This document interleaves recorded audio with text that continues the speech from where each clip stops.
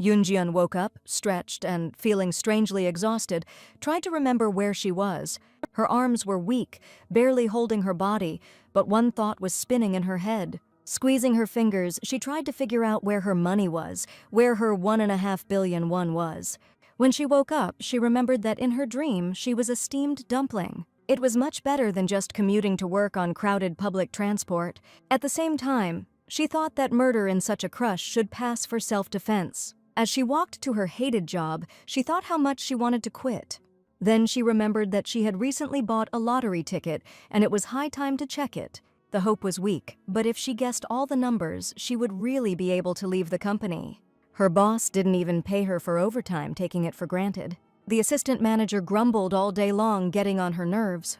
The accountant was his daughter, who humiliated her by asking her why she ate so much every time she sent a check for more expensive food. Holding on with all her might, Yoonjiun decided that if she didn't win the lottery, there was no way out. She would go to work again today. Standing in the middle of the square, she looked up the lottery data. She had already had several hits, but when she continued to check the numbers, it turned out that the impossible had happened. She matched all the numbers, absolutely all of them. She won. Still not daring to believe it, she held the lottery ticket in front of her, checking the results. The maximum winning amount was over 2.5 billion won. Even after taxes were taken into account, her winnings were more than 1.5 billion won. She couldn't believe it. She ran down the street, not understanding whether her life could really be like this. What does she need to do first, now that she is free? She threw open the doors of the office she was supposed to go to, and joyfully shouted that she was leaving. Not seeing the usual sight, she pushed the door again, with the same scream. However, she was not in an office, she was in front of strangers who asked what she meant. Still not understanding what was happening around her, she declared that she was not going to do anything here anymore. At this point, one of the men asked her when she had gone so crazy, did she really think she could do whatever she wanted with this marriage? The pink-haired man pulled the boy up and told him not to talk about his sister like that. Yoonjiun thought that although swearing had become a habit for her, it seemed like she hadn't opened the door to her company at all. Realizing that she was in the wrong place, she apologized and said that she must have taken a wrong turn on the way, after which she noticed her shoes. They were definitely not what she left the house in. The older man said that if Soleil felt unwell, she could go back to bed, and then asked someone to walk her out. A girl approached her and offered to help her, but Yoon Ji-yeon didn't understand what was going on. The company did not have such a handsome middle-aged man and such tall employees. She began to wonder where she was, but obediently followed the girl who showed her the way. She called her lady and asked her to be calmer. It was already starting to drive her crazy. Yoon Ji-yoon thought she had run into some kind of movie set, so she decided to ask a question. However, the girl did not understand what she was talking about and asked her again. Yoon Ji-yoon didn't give up and asked what was going on here. The girl replied that her name was Annie and she was her maid. Then more women came running towards them and said that Mrs. Soleil had suddenly gotten out of bed and run away somewhere.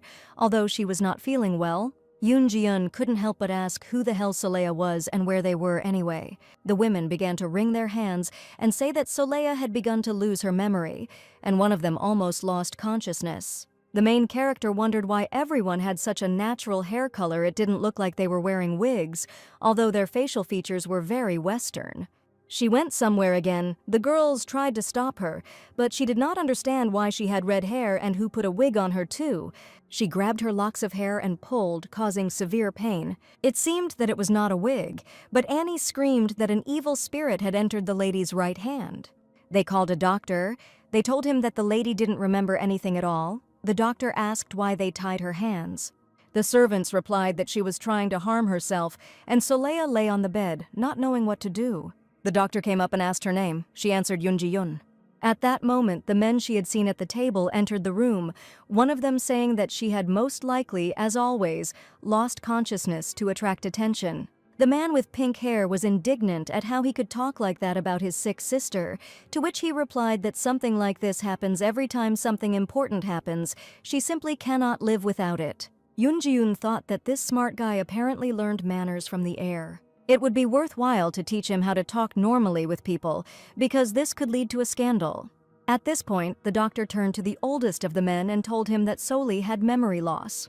She lay tied up and had a feeling as if she had forgotten something important. Memories came back. and she remembered the joy she felt when she found out she had won 1.5 billion won. She started to panic again, screaming where her money was, where the winnings had gone. If someone takes her phone, he will be able to use it, and then her comfortable life and happiness that she had counted on will disappear. During this hysteria, everyone tried to bring her to her senses, although they did not understand what was happening to her. However, Yoon Ji-yoon continued to shout that she needed to go home, that her 1.5 billion won was waiting for her. The adult man wanted to approach her, but the pink-haired man asked him to stay put, after which he looked strangely at his hand and addressed her again by the name Soleya. He asked her for forgiveness, but said that he would put her to sleep for a moment. And she kept repeating where the money went, which in Korean sounded like dawn, but her mind began to go cloudy. It was as if she was being carried away into the darkness, where bubbles of water occasionally appeared. She walked further and further away, her thoughts becoming confused and mixed up. When she opened her eyes, she felt like she was back in her office. However, as her vision began to clear, she saw that she was reaching her hand towards a large, expensive chandelier. Yoon Ji-yeon kept cursing to herself, wondering where those bastards had put her money. Even after the tax deduction, there was still a lot left, enough to change my whole life. They could have used it to pay off their debts and buy a nice house with the rest. She couldn't understand why this door to another dimension didn't open when she wanted it to as a teenager, but at that time the maid called her again. The girl said that perhaps she didn't remember her, but she would help her gradually restore her memories. Then she asked if Soleya wanted her to bring her a glass of water. She answered positively, after which she thought that it would be nice if she also brought her 1.5 billion won. She stood up and headed towards the exit, wanting to look around as she realized that this did not look like Korea. However, the maid said that it was cold there and that she needed a cape, after which she offered tea and buns instead of water. Such care made Yoon Ji-yoon suddenly remember what her beloved mother's kind eyes looked like. One day, she asked if Yoon Ji-yoon wanted to go play with her mother. The girl was transported back to her old memories when she was still a little girl. She asked where they were going to play, and was told it was quite far away. The little girl asked why her mother had chosen this particular place, to which she received a vague answer. They sat together on a bench. The girl was busy with her thoughts, not suspecting that a decisive moment in her life was about to happen. Mom was silent. Everything was peaceful and calm, as if it was an ordinary walk between two loving people. Even the pigeons near the bench calmly pecked at the crumbs, paying no attention to them. After a while, her mother sat down in front of her and said that she would go to the restroom for a while and that Yoon Ji-yeon should wait for her here. As she left, birds took flight, as if foreshadowing trouble, but the girl did not think about it. She looked after her, and at some point the thought flashed through her mind that she would never see her again. Someone called the police, who brought in her drunken father, who was furious after he found out his wife had left his daughter alone. The little girl couldn't even cry in front of the police and her drunk father, trying to hold back her tears.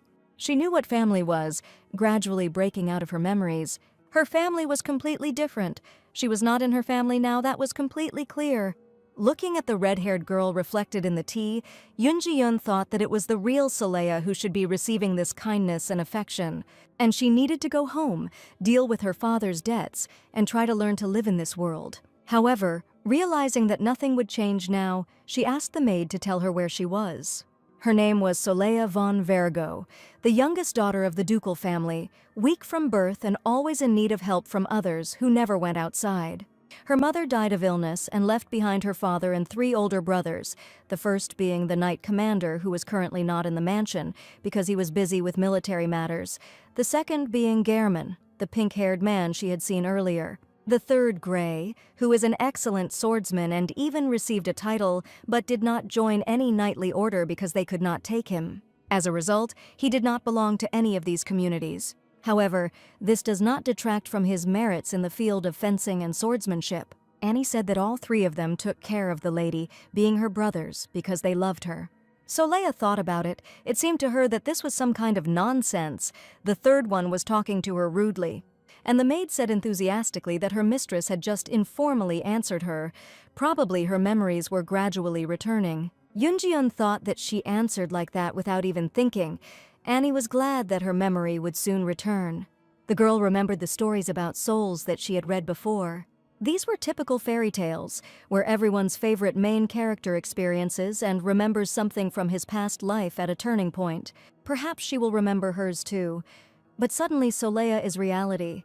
At that moment, Annie said that she found something in the corridor. She handed the item to her mistress. It turned out to be a lottery ticket. New Soleil remembered everything again, remembered her 1.5 billion won that were supposed to save her. She screamed again. This was her money. This was what was supposed to change her life. Yoonji-yoon screamed again about her winnings, trying to get back there, but she became hysterical again. The maid called the doctor again, and as a result of his treatment, Soleil lost consciousness and took a long time to come to her senses. When she tried to eat the next day, she couldn't even hold a fork. It fell to the floor with a clang, but Soleil didn't pay any attention to it. She completely lost her appetite and lay lost in her sad thoughts. She even decided that she was sent here because she didn't want to work. In her mind, she asked to be brought back because big money and a comfortable life awaited her, which could finally bring happiness. Annie tried unsuccessfully to get her to eat something, reminding her that she had a very weak body. Yoon-ji-yoon wondered how weak her body was if even one day without food could disable her. She tried to get up and realized that she had low blood pressure and was feeling dizzy. She felt exhausted, worn out, and very tired. Then she asked if there was rice instead of bread. It would give her strength. However, she was definitely not in Korea, yet she did not lose hope of returning. So she grabbed her lottery ticket, trying not to part with it because at any moment she could go back. She was mad inside, but just when she found hope, she found herself in a strange fantasy world where they couldn't even offer rice. Now she really needed to temporarily throw away thoughts about winning and at least eat. Annie ran after her, asking for permission to put on her outerwear, but Yoon-ji-yoon still couldn't get used to this body. Nevertheless, she made her way through the castle, hoping to find a kitchen and have a snack to restore her strength. At this time, Gray looked out from behind the door and said that it seemed that Soli had gained strength for a walk. She got angry. Could it really be him again? His arrogant manner of communication irritated her. He asked why she was hanging around here. She should be in bed. She decided it would be best to ignore him, but she still asked the maid a question in his presence. She asked if this man always spoke like that, in such an unpleasant manner. Annie was shocked by her question and didn't know what to answer. Gray grabbed her hand and asked if she really didn't remember anything. Soleil jerked her hand away from him, looking at him angrily. He asked why she had lost so much weight. Was she not eating anything again? Yoon-ji-yoon built a barbed wire wall around herself and told him not to touch her so casually. This behavior apparently confused the brother, but he quickly came to his senses. He chuckled and said that she should have reacted like that a long time ago, better than wandering around like a ghost, constantly apologizing. After which, he said that she needed to take care of her precious body and eat well, regardless of how she felt, to which she replied that it was none of his business. He said that he was quite pleased with him because he would soon become her personal knight. Soleil wondered if this piece of shit would really be her knight, but said something else out loud. She wondered if there was anyone better around Soli, hoping that this guy would leave her alone. However, he noted that she spoke about herself in the third person. This made him laugh uncontrollably, and she said what a good knight he would make. It would be a miracle if she wasn't stabbed to death. Gray, who heard this, said that he felt sad from her words. Did Soleil really hate Gray so much? She became furious and asked him again, demanding that he answer what he meant. He laughed and said that these were her words. Was there really no one better around Soli? She noticed that he spoke about himself in the third person, as if imitating and mimicking her. He said that Soleil may hate Gray, but he must become her knight. She yelled at him not to follow her, but her brother noted that Gray should probably take care of her and feed her. She told him again to shut up. He pointed out that Soleil shouldn't eat fatty foods. She needed something light. Then he said again that it was the first time he saw her so energetic. He would like it if she stopped lying down. Finally, Soleil reached the dining room, hoping that she could regain her strength. She told her maid to bring something to eat, as she felt that she would not last long. A cup of soup was placed in front of her, and Gray noted that if she ate it all at once, she would get a stomachache. He told her to drink milk first to prepare her stomach. Soleil said that she didn't want to, and then asked when he managed to show up there. He sniffed cartoonishly, saying that Gray was sad, after which he said that he also wanted to eat, which is why he was in the canteen. Soleil told him to eat somewhere else. He was annoying her too much. He looked at her carefully, trying to figure out whether she was lying or not. After that, he sprawled in a chair and asked if she really didn't remember anything, noting that it was nice to see. She asked him again, because she didn't understand what the catch was. He noticed that she was behaving so strangely, like a sharpened blade, after which he said that someone outside would think that she grew up in the wild, to which Soleya simply chuckled. She thought to herself that perhaps even if she was in a different body, nothing would change. She remembered her father, who would have been better off not even existing. He was an alcoholic. When his mother left, he fought with a policeman and yelled throughout the entire block. She looked at him with confused eyes and did not understand what she could have done wrong. One day he left the house and returned 3 days later. While she was gone, he destroyed the whole house. Everything was in such a terrible and deplorable state that she simply gave up. She wanted to get out of there as soon as possible, grow up and become independent, and in one moment her life changed completely. She was able to take revenge on him. She just pushed him. He was dead drunk, so he couldn't stay on his feet and fell. Yoonjiun remembered how she felt when she did this, how all her anger was directed. She did it with such force that she could have knocked down a bison, but her father was very weak. He didn't get up. She was so scared that she just ran away. Without thinking about anything, she tried to leave this place, without thinking about calling the police or an ambulance. Her legs carried her away from this place where she experienced only negative emotions. And yet, she was still afraid of him and wondered what she would do if her dad caught up with her. So she ran as fast as she could, despite her fatigue, despite her own powerlessness. She covered her eyes with her hands, trying to hold back her tears, although she didn't think that she would be very upset if he died. But it was precisely this ignorance that was now driving her crazy. She ran with skinned knees, and she never returned to her home again, trying to arrange her own life. However, there was no peace after several months. Strange people found her near the restaurant where she lived. They told her that her father had left debts in her name. Now she had to pay. Changing her last name would not help her. Unfortunately, he turned out to be alive after all. Despite her fear, she asked them, that's all they wanted to tell her. Noticing her distant look, they realized that she had nowhere to go. She took any job she could get, working 12-hour shifts at the factory. She went to various interviews, but failed them all, so she had to look further. The factory staff said they would recommend her to the company, which would become her family. Although they were rather strange people, they hardly considered her a member of the family. They simply took advantage of her shamelessly. And her idea of family was completely negative, because if everyone had it like that, then she didn't need it for free. And what kind of family could she possibly have, given her past? And then salvation came. This lottery win was supposed to change her whole life. However, there was a ringing sound. It was Gray trying to get her attention by tapping his glass with a spoon. She returned to the present because she had no other choice. She had to somehow resolve matters here. Her brother looked at her angrily and said that she needed to eat soup. Why was she daydreaming? Was it too hot? Soleya thought to herself, why is he suddenly so nice and trying to take care of her? Looking down, she discovered that there was indeed a bowl of soup in front of her she needed to eat. However, she was in no hurry, which is why a rather strange situation did not arise. She saw another spoon reaching for her soup and Gray reaching into the plate. He said he had never seen her eat anything. She should finish it and go.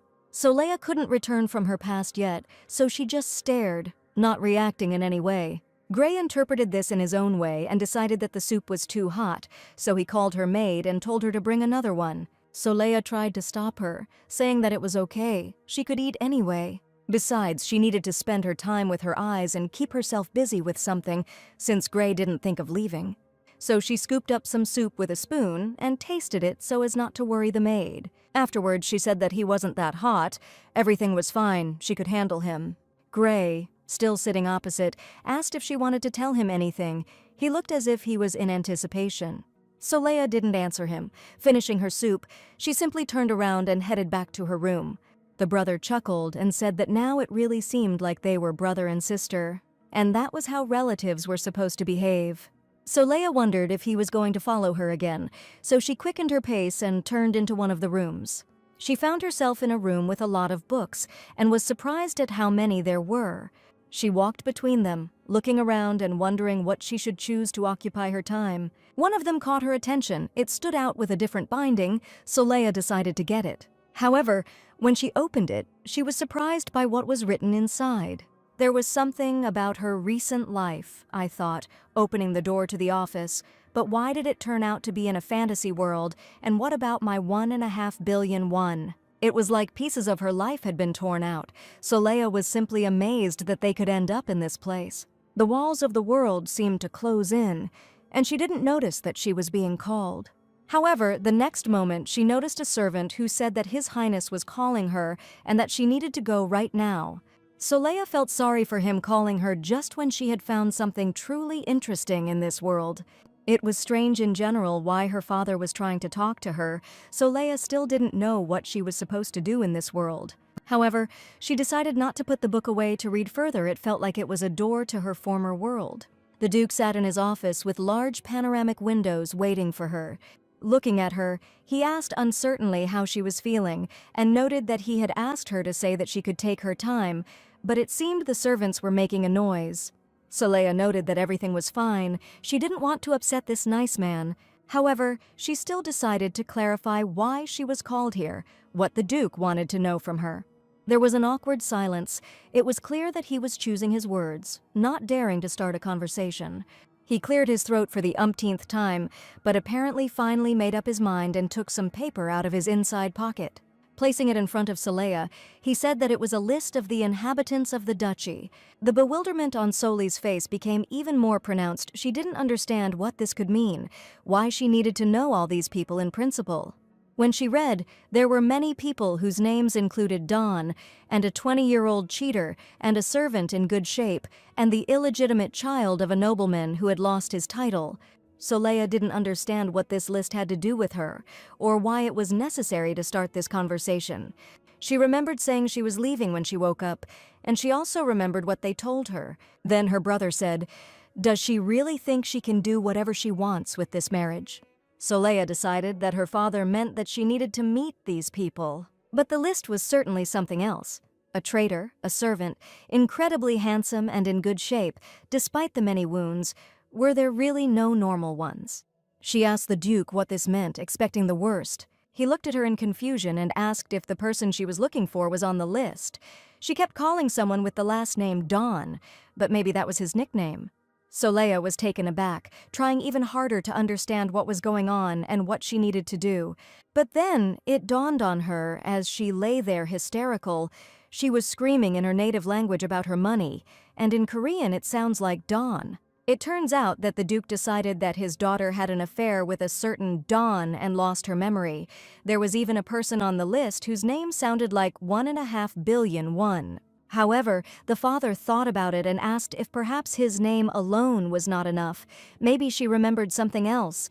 Because even with memory loss, love can work miracles. He would bring anyone she wanted, if only she would recover.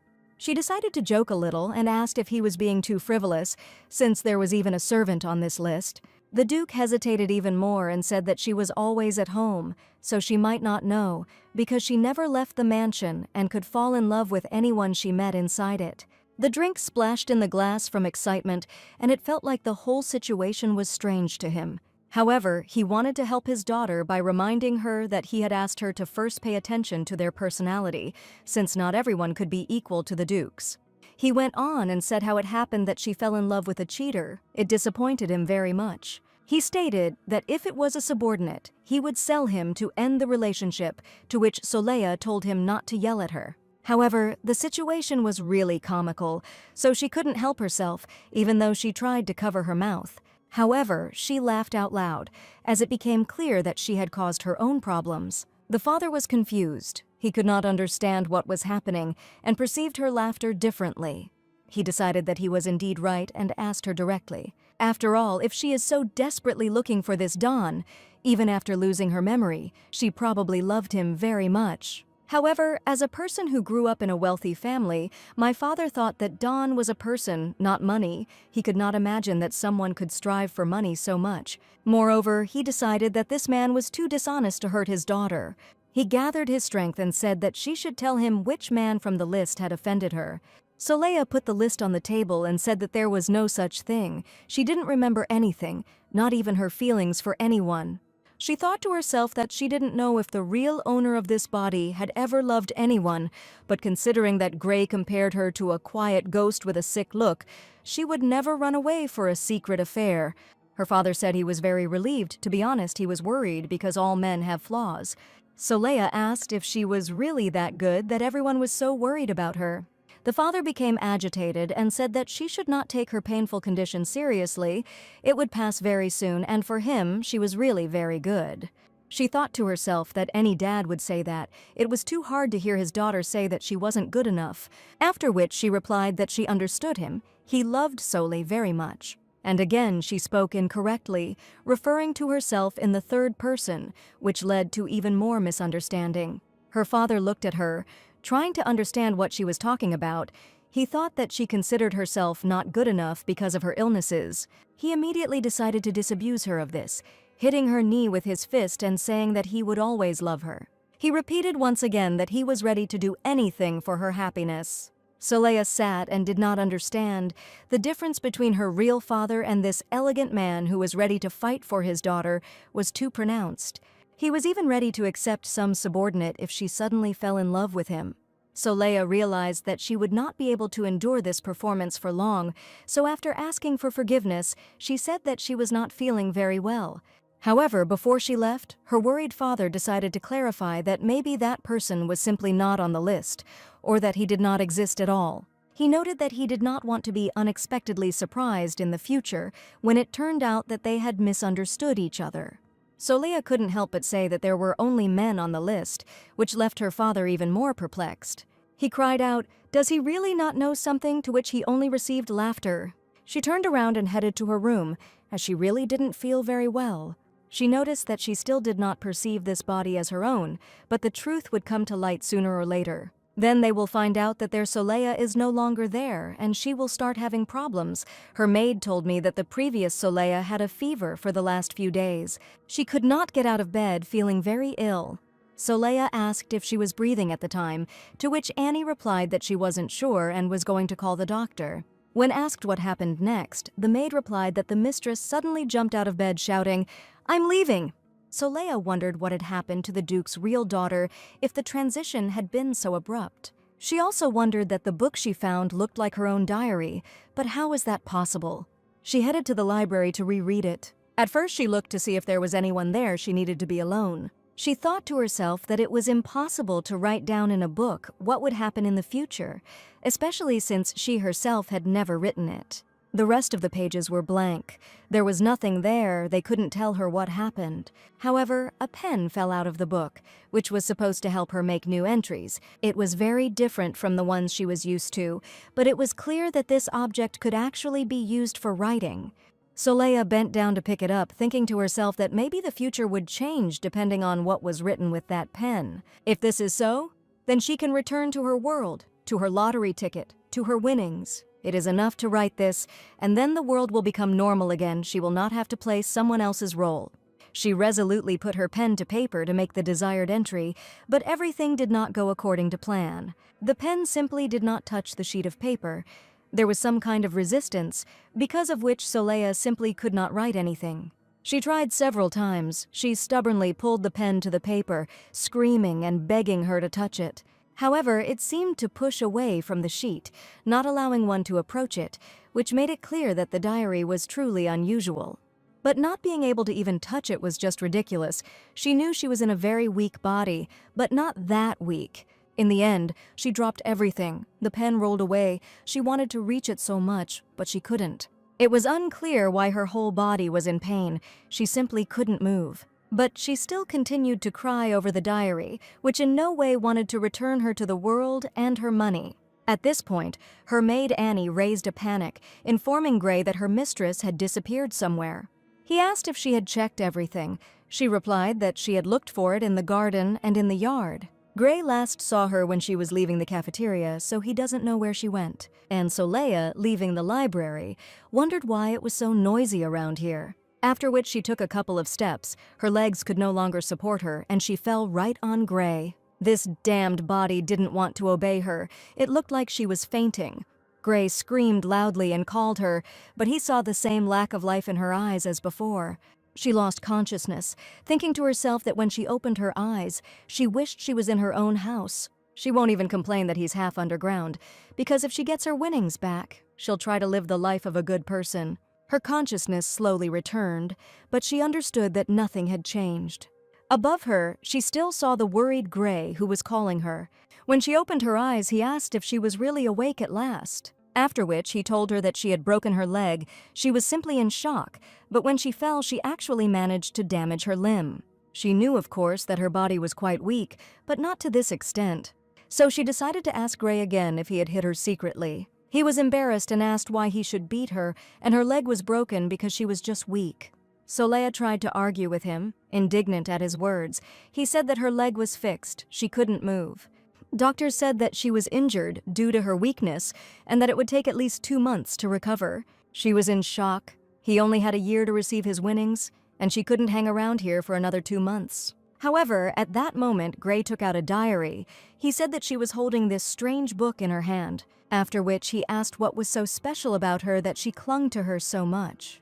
Soleil said it was important to her, and then asked if he had read it. He fell silent in a strange way, and she understood perfectly well that even if he had read it, he would not have understood anything. However, he noted that he had seen it, but did not want to read it in any way, as he thought it was not appropriate for a young girl. Soleil was a little shocked, because there really was a simple set of words that he probably wouldn't even understand. However, his reaction confused her. What could he see in this book? Gray blushed and asked if she really liked reading things like that. He didn't even know they had such books in the library. After which he said that he knew that she was already an adult, and since she didn't leave the house, she might be interested in this, but even this was too much. Soleil still didn't understand what the reaction was, as she thought it was just her diary. However, Gray noticed the cover, which featured a rather explicit scene. The woman kept her subordinate on a chain. The content of the book was apparently quite piquant. The brother cleared his throat again, trying to find words, but apparently they were talking about different things.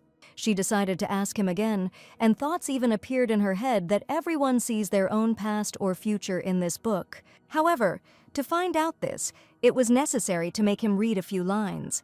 She handed the book to him and told him to read her the beginning of the chapter. He became even more furious and asked why she was pretending not to know anything. However, she continued to demand. He said in a strange tone that he had already apologized for her leg. This was no reason to force him to read such a thing. But Soleil was furious and told him in a loud voice to read it immediately. Gray looked so funny in his absent-mindedness, wondering why she was doing this to him. It was clear that he was becoming more and more confused, but then he gathered his courage and decided to give in. He said that he would read it to her, just so that she wouldn't go around telling everyone that she reads stuff like that. She made her promise and waited for him to begin to pronounce the written words out loud. Despite his apparent determination, he still hesitated, which irritated her to no end. He began to read. The book wrote that Madame Remshaw began to take it off her subordinate with her teeth, after which he asked if he should continue. Having received a positive answer, he began to continue, where the conversation was about how Madame spoke with Eraste on rather frank topics. It was said that her interlocutor was very excited and hot. It seemed to be a description of some kind of sexual intimacy, which is quite difficult for a brother to read to his sister. Soleil was shocked because she read something completely different there, so she listened in complete surprise. Gray lost his temper again, and how he should read it. He told her to read it herself. She replied that she was his younger sister and he should fulfill her request. He replied that she doesn't even call him her older brother, so it turns out that she is his younger sister only when it's convenient for her. She calmed down and said that no, that was not true, but asked if that was really what was written in the book, after which she thought about why her book of the future turned into some kind of novel, and what was wrong with her brother. At that moment, there was a knock on the door and a servant announced that the mistress's friends had come to visit her. She asked if Soli had any friends, to which she received an affirmative answer from Gray. They always came to her. At this point, Gray himself turned around and said that he was leaving, since Soleil didn't like him being around during her friends' visits. However, he immediately turned around and told her to let him know if anything happened to her. At this point, her maid tried to cover the bruise from the fall with powder to tidy up her mistress. She thought indignantly to herself, what kind of people are they if they think that Soleil should accept them even in such a state? At that moment, A girl in an elegant shoe and, apparently, with an intact leg, stepped into the room. 3 girls entered, showing great surprise, worried about her condition, asking what had happened to her. They said that she had been lying around for weeks with a fever. They were very worried about her. Soleil listened to this skeptically, wondering if they were really that close. After which she said that she had an injury, but the illness had subsided and thanked me for the concern. However, then she heard whispering. It was very indecent, considering that she could hear everything. So, trying not to be too harsh, she asked why they were whispering in her presence, to which she received a surprised negative answer. One of the girls said that apparently she really had lost her memory because even her manner of speech had changed. Soleil asked how she used to talk. They noticed that she used to treat them with great respect and was always so timid. The Duke's daughter was surprised, but she experienced some strange feeling that she did not like very much. The girls continued to say that every time they visited her, she addressed them formally, which made them very uncomfortable. And after that, they noticed that since she had lost her memory, they needed to reintroduce themselves. The girls began to get to know her and immediately listed the characteristics of their families. The first was the daughter of Viscount Revienne, who owned large agricultural estates, and she invited Soleil to visit when she could get out of bed. The second, Julia, daughter of Viscount Kane, was engaged in the servant trade. She said that Soleil could apply if a new servant was needed. And the most lively Emelian is the daughter of Count Leandrigo.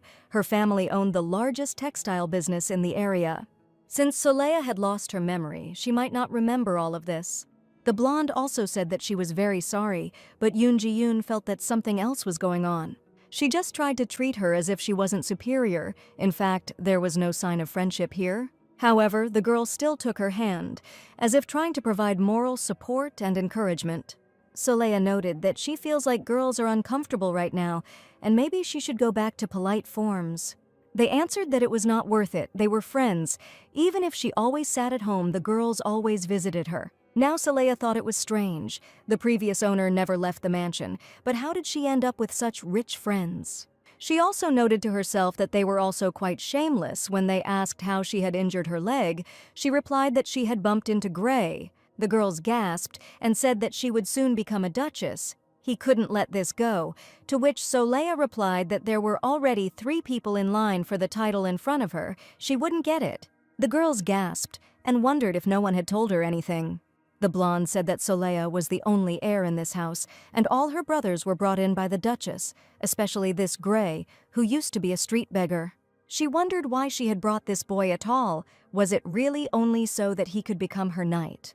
Then she added that the other brothers were also mongrels, who were picked up only for menial work, after which she added that apparently Soleil did not know about this, but if she forgot, then last time they discussed something important.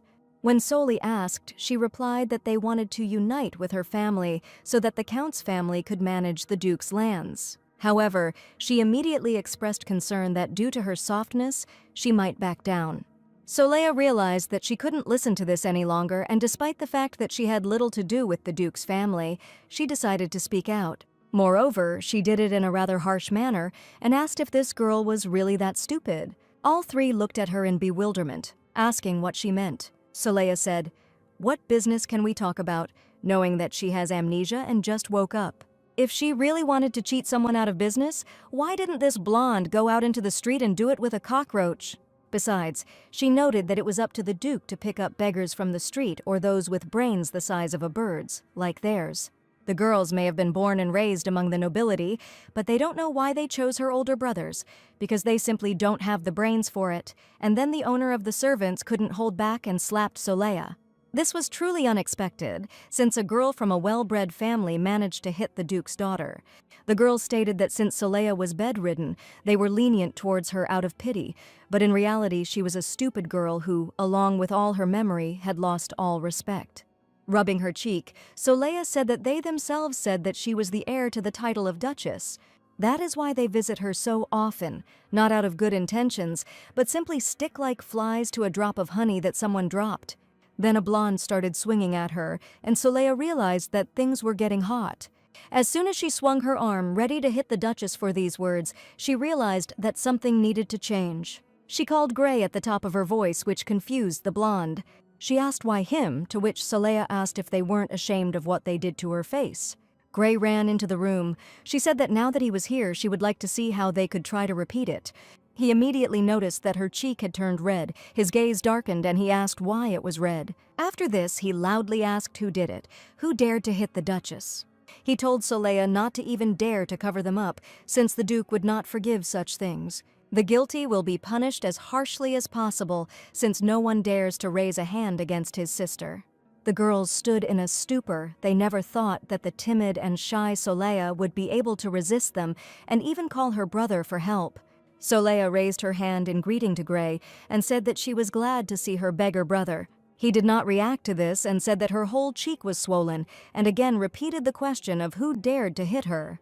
She noticed that these people said that he had been a street beggar as a child, and she in turn asked if they had paid their visit for the sake of begging, for which she received a slap in the face. Gray became gloomier than a cloud. The girls tried to explain, stating that everything happened wrong. Soleil misunderstood everything. They said there was a misunderstanding. They just came to visit their friend. Gray picked up his sister in his arms and then told the servants to show the guests out. Then he said that he would personally inform the Duke about what had happened. He would not leave it like that. His gaze was threatening. The girls realized that this could not be fixed. They didn't have time to react, but they began to ask them to listen, stating that this was not quite what they meant. They all continued to beg as Gray carried his sister to a safer place. However, their whining did not stop him. He understood that his main task was to protect his sister. Soleil was in a very good mood and said that it must have been a very good request for alms, since rumors about it were still circulating. Gray noticed that she was quite sociable when she had a cheek like a hamster, and she only called him brother. Soleil noted that she was definitely better than a hamster, to which Gray only smirked skeptically. He said that everyone he met belonged to one of two categories of people, those who were cautious and tried to please him, and those who only pretended to please him, but in reality mocked him behind his back. He always felt like he was walking on thin ice laid by someone else. However, recently everything changed, and she was the reason for it. He saw his sister, who had lost her memory, who needed his help. His younger sister, meanwhile, was gliding across the same thin ice, risking making a mistake. He looked at her and felt that she needed his support now more than ever. He didn't want her to suffer, to go through what he had to go through. In a conversation with her maid, Soleil said that someone as weak and useless as she should never have been born in this house. After all, before her appearance they were probably very happy, much happier than after. And now, because of her, they are being bullied. They say that the young lady is their only legitimate heir. They are just a bunch of beggars. And everyone is guessing who will ultimately become the heir, only because there is a legal one. Annie tried to calm her down, but she had little success. And Gray, standing behind the door, heard this conversation and understood the direction of his sister's thoughts. He came to visit her because it was already quite late, and she needed to wake up much earlier. Gray caught up with her on the way and asked why she fainted every time she saw him. She apologized, but Gray thought to himself that it would be cool if she got angry just once. At that moment, Soleil noticed that it wasn't that cold. Why did she need all those clothes? Gray wanted to break down the wall around her heart, but her sister lost her memory, and now she is breaking down that wall herself. And in a rather interesting way, although he only wanted to shake her a little to wake her up. His thoughts were completely confused. He didn't know how to proceed with her. However, he wanted the girl he had cared for since birth to become stronger. But what was happening left him stupefied, as she had either a lifeless look or excessive assertiveness. When he picked her up in his arms, she grumbled at him with displeasure that she was the only one here who had been slapped. What was wrong with him? To his silent question, she replied that he had a strange expression on his face. It couldn't be that he had any feelings for her, just because she wasn't his biological sister. Gray was shocked by this suggestion and yelled at her, saying that she was going crazy. She miraculously did not fall. He was barely able to hold her up, but she no longer moved. Her brother grumbled that she could have at least struggled if she felt like she was about to fall, but she said that her leg was broken, there was a slap mark on her face, and hitting her bottom was nothing to her. Gray noted that she shouldn't have been beaten after all. She stated that even once would be enough to receive compensation. To Gray's puzzled question, she asked if there really was no such thing in this world, then it would not be possible to direct the law against them. although she thought to target their families. She thought to herself that it was all okay. Sometimes it was good to get hit. She had been alone all her life after her mother abandoned her. However, she asked if they couldn't get money or something from them since they had endangered the Duke's daughter. Gray did not answer, as he did not understand what was being discussed, but he knew that punishment was inevitable. So he asked her if she really thought they would give him enough money, but he decided to first deal with that damn hand that had hit her. He still asked again why she allowed herself to be hit. She didn't need to sacrifice her body to get something more, so Leia thought, why not? It was the easiest and most effective way to take advantage of their weakness. The brother noted that it didn't seem like she didn't have someone to protect her, so why would she do this? After all, she always has him, the one who is ready to stand up for her at any moment. She only needs to call him and he will solve all the problems, and in the best possible way. The best thing for the family and for her, he asked not to do this again. For the first time, someone who wasn't a blood relative stood up for her, and Leia was once again impressed. She said she wouldn't have left them like that if she had been healthy. My sister said she would grab them by the hair and twirl them one by one, and then use their hair as dental floss. Gray didn't understand what she meant, but he found it quite funny. So Leia knew she couldn't stand to hear anyone called a homeless beggar, no matter who said it. There was some noise, and the brother and sister looked at each other in bewilderment.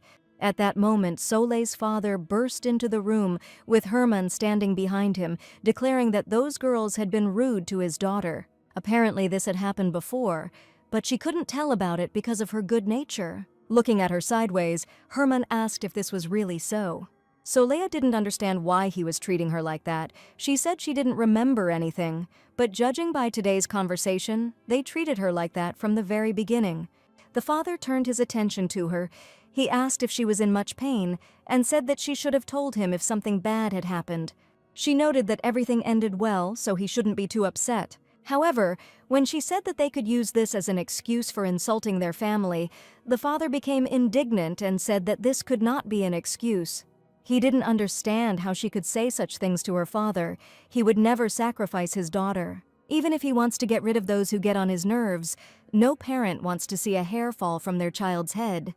So Leia had never seen this nice gentleman so indignant, so she was surprised. He looked at her indignantly, causing her hands to tremble. When he started yelling, she suddenly felt like that little girl who was constantly yelled at by her drunken father. Helplessly, she folded her hands on her knees, afraid to look him in the eyes. However, she still raised her gaze, which frightened the Duke, and he realized that he should not have worried so loudly. He addressed her by her shortened name, Leah, and became worried. She lowered her head and asked for forgiveness, saying that she would not do it again, that she had made a mistake. The daughter continued to babble, and the Duke became seriously worried as he realized that he had crossed the line. He leaned towards her and asked her to look up at him, wanting to make sure everything was okay. However, she kept repeating that she was guilty, asked for forgiveness, and he tried to stop her. When she finally looked up at him, full of confusion and horror, he was able to tell that she was very upset. However, he could not know what was going on in her soul, since she had been his child all her life. It was amazing to him that she was so embarrassed. Looking at her, he asked why she was crying because he didn't want to offend her in any way. He stroked her cheek and asked why she was so scared. So Leia tried to hide her condition, but it was difficult for her to do so, but she understood that he was not guilty of anything. However, he looked even more frightened by her reaction. He repeated that he shouldn't have yelled at her, even if he was upset, and then asked for forgiveness. He then told her to rest before turning around and heading towards the exit. But along the way, he continued to reproach himself for his behavior, because her reaction was too eloquent.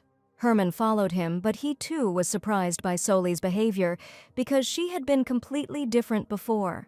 He wanted to ask a question, but he couldn't formulate it, so he decided to put it off. The door finally slammed behind them, leaving Gray and Soleil alone. He asked how she was feeling. He too was discouraged by her behavior. She replied that everything was fine. The tears started flowing because she suddenly heard screams, but now everything is fine. Gray was as surprised as his brother and father. He decided that he would get the information, but later. Soleil tugged at his arm by the sleeve, but she did it so weakly that it seemed to him that she was losing her strength completely. He looked at her, trying to understand what was going on, because just recently she was screaming at him. After that, he said that he would hold her hand so that she would not be scared. She asked why exactly by the hand, but nevertheless extended it to him. He grabbed her hand with his strong hands, trying to pour all his strength into her so that she would become calmer. He held her tighter and tighter, squeezing her, and answered her question by saying that it was just like that. That's how they spent their time in silence, but through his handshake, she felt the strength coming from him and it became easier. And Gray himself returned to his memories. He believed that time spent together, shared memories are what create a family, and not someone's past. Because that's how his late mother, who took care of him, taught him. That's why he wanted to tell Saleya that she didn't have to force herself to hide behind a mask, and that it was okay to not be okay. They are a family. You need to live through your feelings and give your loved ones the opportunity to help you. Saleya had never heard such words before, so it was a bit surprising to her. She sat and watched as this large man held her hand, and she looked so dejected, but then she came to her senses. The sister addressed him using the word sir, and said that she had told him before that he could not flirt with his younger sister, to which he again yelled at her. He asked if her brain had gone sideways after her illness. She asked why he had tried to hold her hand then, and in general he had read strange books. He replied that he read only at her request, and that he did not take her hand for that purpose. Saleya, who never had any brothers or sisters, couldn't understand how a grown man could try to hold his little sister's hand. Then he continued to shout at her that she was interpreting everything incorrectly. She stuck to her guns and was indignant, suspecting something bad about it. However, it was even fun to quarrel. Gray clearly understood that the wall of ice between them had already been broken. Saleya also laughed because the situation was quite comical. The maids peeping through the door said that they got along so well, although sometimes you wouldn't know it. However, before going to bed, Saleya was tormented by one question that required an answer. It was truly absurd, but she froze in one place only because the Duke shouted at her. But he's not even her real dad, that's what happened. Turning on her side, she thought that soon she should return home, and she would have her own money there. She can't stay here forever. She's Yoon Ji-yeon, not Saleya. She has her own name and her own destiny. At that moment, she heard a knock on the door and rose up in bed.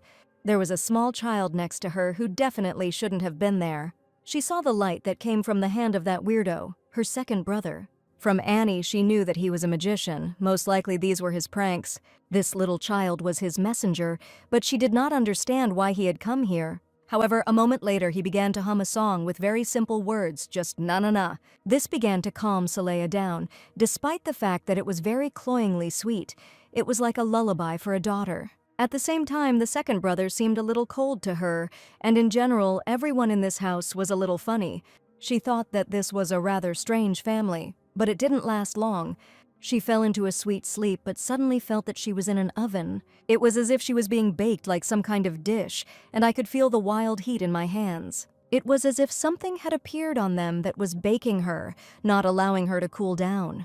She asked who was there, trying to look around her. However, no one was visible nearby, but there was a feeling that she could not see something. Saleya tried to scream, to get out of this heat, but she couldn't. But then she heard a word, some voice or whisper. She screamed, asking if there was anyone there who could see her. But the picture still didn't come together. It was as if she was feeling worse and worse. It was incredibly hot, something was going wrong. But then she saw a dark-haired girl who reminded her strongly of someone. When she looked up, she realized that it was her in the past. But why did she begin to see herself from afar, and what was that supposed to mean? The picture quickly dissolved. She was unable to follow the events and again plunged into oblivion. Yoon-jeon looked at her so beautifully, but she was crying. Saleya asked why tears were flowing from her eyes, what she should do. She thought that she probably needed to appease her past self in order to go back. However, she did not know how to do this. Everything around was mixed into fire. There was no way out. The picture of her face finally disappeared. At that moment, she heard a crash. She apparently tossed and turned so much, trying to escape the heat, that she fell out of bed. However, she did not yet realize this, as she was in some kind of coma. Yoon-jeon looked around. Something had clearly changed. The next morning, she had reason to rejoice. Her leg was completely healed. Because of that idiot Gray, who was too strong, it took her bones a long time to recover. But thanks to the healer that Herman invited, she will be able to walk again. Magic is indeed very good. Well, now she had other tasks. She needed to find a way to get back home where a huge wind was waiting for her. She carefully kept the lottery ticket on the shelf, in the same place as the diary. So far, she had not managed to write a word in it, but she knew that the way home lay through it. She tried her best to touch the paper, but it wouldn't budge. It probably took a lot of strength to accomplish this task. Was the old Saleha really that weak? But at least she figured out one thing: the book is updated at the end of each day. She saw there such records as how friends visited me to start a conflict, so I had to deal with them. There was a description of how she called one of the high-ranking girls of society stupid. And apparently, that girl will never set foot in their house again, which is already good in principle. Then there was a recording that she made a terrible mistake by going numb because her dad yelled at her. Even though he wasn't even her real dad, she couldn't control her reaction. After that incident, Saleha constantly received letters from the Duke. There was already a huge pile of them. It was simply impossible to count them, but nevertheless they came again with regularity. In them, he asked how she felt, how her leg was, and asked for forgiveness for his behavior. He apologized for allowing himself to get angry and raise his voice at me. He wrote endless letters, trying to make amends to his daughter. It was quite strange for her, but her father wrote that it must be difficult for her after losing her memory. After which he asked if she was feeling better, maybe they could have a cup of tea like before. But each time he added that he would wait and would not rush her into making a decision. Every time, before giving her a letter, her father wondered if it had turned out well enough. One of the letters said that she had endured this pain for so long, but he destroyed 3 noble families who had abused her, and Gray testified and confirmed her words. And even the fact that one of the girls said that she didn't mean it didn't help her. They will no longer be able to set foot on the Duke's land. They are forbidden entry. In the letter, he also thanked her for standing up for her brothers in front of noble families. He noticed that she did something that he hadn't noticed. As I read, Saleha thought that she had only refuted those harsh words. Knowing that she spent a lot of time with Gray, her father asked him how his sister was doing, to which the bastard replied that she was a beautiful nobody. He then made him run 100 laps around the training ground for his words, after which he said that Saleha had been completely reborn as a beautiful nothing. So my father just wanted to ask if he and Gray were arguing. Reading this, Saleha thought with warmth that Gray was a crazy bastard. How could he say such a thing to the Duke? It was still pretty funny though. It was like she had a real family. At that moment, a flower fell out of one of the letters. The letter said that the Duke would not be at home, so she could feel free to walk around the mansion, noting that it was also nice to spend time with Herman. They could have tea on the terrace since the weather was nice, and her father had sent her favorite tea just in case. And this flower blossomed near his window. He hoped that she would be happy when she saw it. Saleha thought, what's wrong with him? He's too good-looking for a man who spent his entire youth at war. Then I decided that maybe all this is because this is a completely different world, and all the adults here are like sugar. However, the flower was quite beautiful. He was right. Saleha was happy. She called her maid and said that she wanted to have tea on the terrace. Moreover, in the place where these flowers grow, the maid was delighted and asked if she could make the tea that the Duke had sent, to which she received a positive answer. After that, she happily ran to organize everything. Saleha was in shock, not understanding why she was so happy, because she had only been lying with the injury for a couple of days. However, it was still pleasant to be on the terrace. She slowly sipped her tea. At that moment, footsteps were heard. Someone was heading in her direction. She heard the question of how she felt. It was a soft, velvety voice. Behind her stood Herman, her second brother, asking if she was okay. He looked quite interesting, pink-haired and with a cold-blooded face. Saleha thanked him and said that if she just walked, nothing hurt.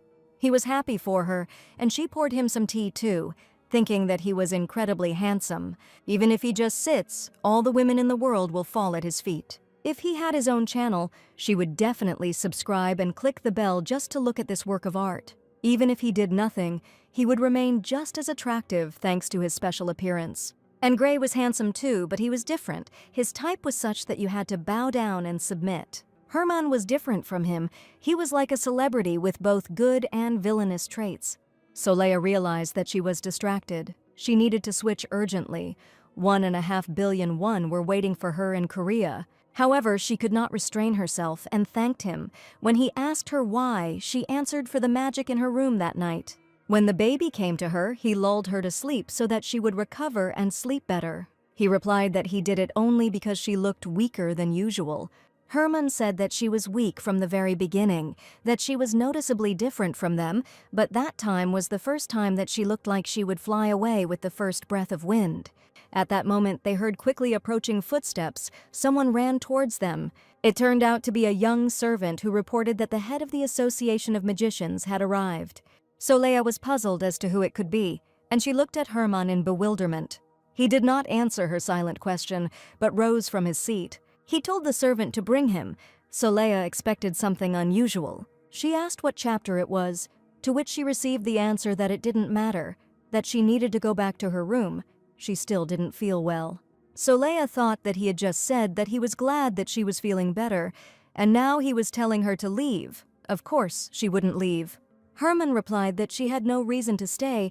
It was obvious that he was against her meeting with this magician. She retorted by saying that the Duke had said to be with Herman today, so she would be with him. He seemed to explode and said that if she was told to leave, she needed to go. Soleil thought he was being rude again. Who was this boss if he didn't even want to show her? Herman insisted on his own, and she again decided that his cuteness was worth nothing. Today, she's just holding back for her father, but he really is an idiot. However, here her head began to spin. She even had to hold on to the table. So it was decided to go back anyway and try again to write something in the book. However, as soon as she turned around, she heard someone's voice. At the table where she had just been sitting, there was a man drinking tea, remarking on how delicious it was. She didn't understand how long someone had been sitting there, since she had only turned away. Nevertheless, she moved towards him to take a closer look. He stood up and turned out to be a long-haired, dark-haired man who said that he had been waiting to meet her. Soleil decided that he had made too much of an appearance for that. However, she wanted to listen to him. It was at least curious. He noted that she probably didn't know how much he wanted to meet her, but there was a reason for it. As he said, in simple terms, he feels some kind of divine energy in her. She froze in a stupor. He especially emphasized the word divine, but she reacted as usual. She immediately stated that she would not buy anything from him. He was shocked and asked again, but she decided to be nice and added that she was asking for forgiveness.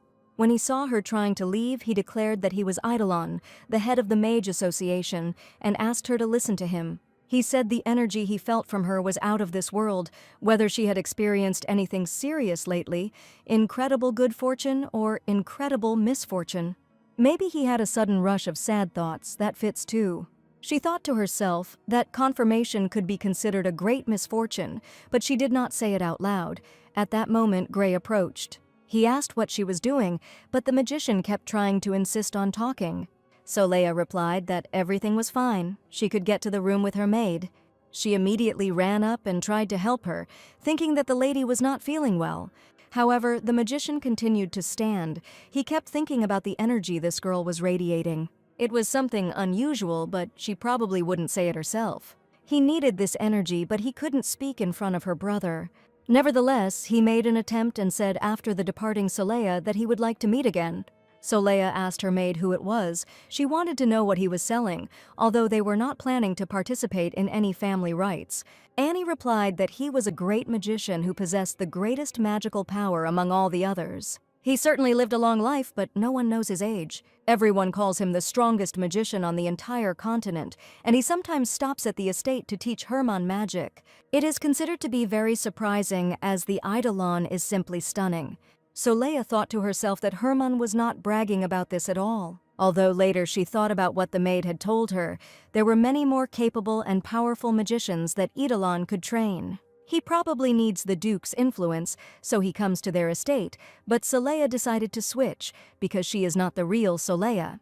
She's a completely different girl who needs to go home, but she was not ready to reveal your secrets, even to the most powerful magician. Now her only clue was this diary of hers. Maybe the future changes depending on what is written in pen. No matter how hard she tried, no matter how much effort she put in, the pen did not touch the paper. Then she immediately made a new decision. Since this body doesn't have enough strength, she will make sure that there is enough. She rolled up her sleeves and decided that she needed to get some exercise. Soleil lay down on the floor and began doing push-ups. It was very difficult for her, but in the wake of her anger, she still managed to achieve something. However, after some time, she was simply smeared across the floor. There was no strength left at all. But she had desperate persistence in her blood, so she decided to continue. She simply started doing push-ups not from the floor, but from the table, and she managed to do 25. After that, she was able to bring it up to 26 and decided that this was her maximum. Nothing could stop her now as she was at the limit of her abilities. Yoonjeon decided to try writing again, but the pen still didn't touch the paper. But now it felt no longer like an insurmountable wall, but like a counteracting force. However, it was not possible to touch it. This weak body was not capable of such feats. At that moment, her maid ran into the room worried. Looking at the lady sitting on the floor, she asked what had happened to her. She thought it might be fainting again, but she looked more closely. The lady was breathing heavily, all sweaty, and there was a novel lying next to her. It was a forbidden novel, Madame Remshi's contract. He asked if this was the second volume. Soleil didn't understand, but asked if there really was a first one. She saw something completely different. Annie became embarrassed and said that she had not thought that her mistress had such hobbies, after which she became embarrassed and asked for forgiveness for disturbing her. Soleil didn't know exactly what was written there, but she knew the maid had drawn the wrong conclusions.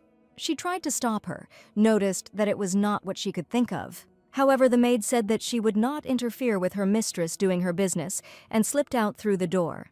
Soleil was furious, but she thought that she would still defeat this diary. Whatever, she will still write in it what is needed, because she simply needs to return home. However, no matter how much effort she put in, she was unable to achieve what she had planned. Her whole body ached terribly and night fell. She lay helpless in bed, mentally calling for help from her maid. It was impossible to even move my head.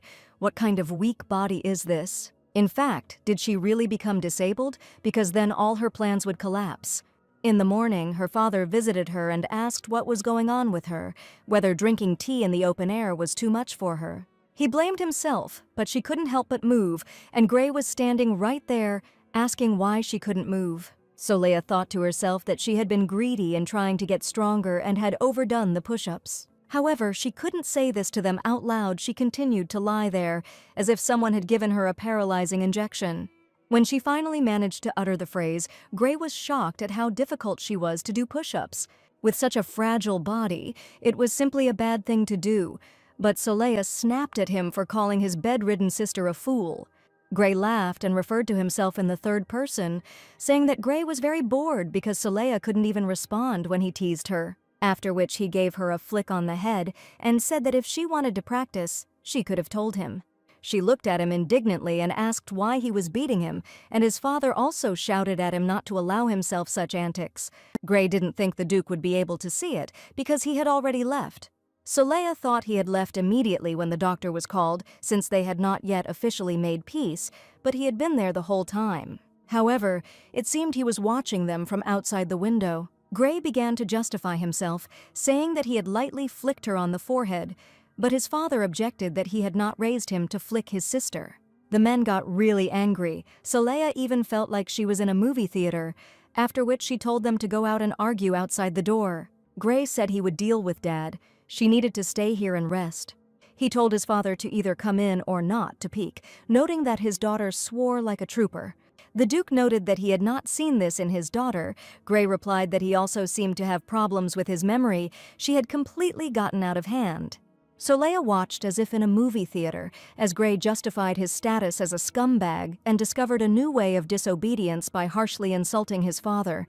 However, I immediately received a punch to the head from him. This was unexpected. Soleil thought that they had something serious going on here, a real massacre. If those gossips had witnessed this scene, they would never have believed that Gray was adopted. At that moment, a maid looked into the room and called out to her mistress. She said that she had been wondering why her mistress had suddenly fallen ill, so she decided to do something. She came closer to her. Soleil was somewhat excited about the upcoming action, and there was reason for it. Her maid lifted her skirts, noticing that she had what her mistress wanted. Soleil waited with horror for what would happen next, because she couldn't even move her head to escape this sight. However, the maid brought her some book under her skirt, asking if this was what she was looking for. In front of her was the book, Why the Duchess Gave Beef to the Groom, Unexpectedly. Even looking at the cover, Soleil felt disgust rising within her. She was really sick from the title itself, but then the maid said that she had a weak body, so she got sick because she read all night. She couldn't find Madame Remshi's third book, but she heard that the one she bought was also popular. Therefore, from today on, she will read to her herself, but in secret, of course. Soleya tried to tell her that she had misunderstood, but the maid was determined. She read about a starless night, about how the book's heroes lay among the dry hay and secretly did something, and of course the hero was a very sexy groom. Looking at her, Soleya wondered why she was trying so hard, since she had done nothing to deserve such treatment. She wasn't worth all the effort that was put into her because she didn't do anything good. Soleya tried to understand why the maid cared about her so much and even decided to buy such a book. Is she really so worried about Soli that she said out loud that she was even somewhat envious? Annie asked her again, but then thought the comments were referring to a scene from the book. Soleya said that it is because of her life that the whole family is worried. She receives so much love that she envies not the Duchess from the book, but herself. The girl thought that she would spoil the family's idea of the real Soli. She was ashamed, but at that moment Gray burst into the room. He said that when she was sick, she needed to eat soup, and then stated that he could feed her himself. Annie managed to hide the book under her skirts and left the room, and Gray handed his sister a spoonful of soup, trying to feed her. Soleya thought he looked a little threatening again, but why was he acting so caring? She didn't understand where Herman was. He was certainly strange, but he was nowhere to be seen. Gray answered her question that after magic lessons he locked himself in his room for the whole day, although he could not understand why. After that, I asked her why she decided to do push-ups. There are certain steps that need to be followed when training. Next time she just needs to tell him he will help her create a plan. Soleya replied that after scolding her father he cannot touch her, he noticed that he is actually feeding her now. The next day she felt better, as a doctor was sent from the capital who cured her. To repay her father, Soleya told the maid that she wanted to have breakfast with the Duke. She was so happy that she immediately rushed to tell his lordship about it. In the corridor, the adult maid stopped her and told her that she was not allowed to run around the mansion. Annie only had time to shout that Mrs. Soleya wanted to have breakfast with his lordship, after which the maids told her to run faster. Hearing all this, Soleya thought that the previous owner of this body was truly loved here. The table was beautifully set with rich dishes, and her father gently inquired about her health. Soleya decided to apologize for the fact that he constantly had to spend money on her treatment. The father put the device aside and said that he had a lot of money and was ready to bring a whole carload of doctors. He was so outraged that Soleya thought she was again undermining the reputation of the body's previous owner. The father continued that there was no need to worry about money and that she should take care of herself, calling her his sweet daughter. She was so worried after she got here, she felt more and more how she was getting warmer. She really hoped that his lordship had not seen the expression on her face, but she thought that she needed to somehow repay him for his kindness. After all, she had never felt so good. All her life she had not had a real family. When she saw the beautiful flowers in the garden, she thought that he would probably be pleased. So I decided to bring one of them to my father, trying to please him at least in this way. She headed towards the mansion, feeling gratitude and love for these people. However, already on the way in the corridor, she heard someone's voices, as well as the voice of his lordship.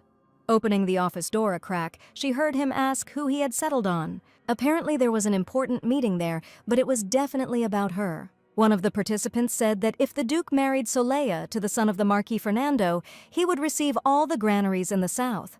Soleya remembered that conversation when Gray asked if she could do whatever she wanted with this marriage. The conversation continued, and someone said that if Soleya married the son of the Marquis of Calaten, the Duke would receive the Western Canal.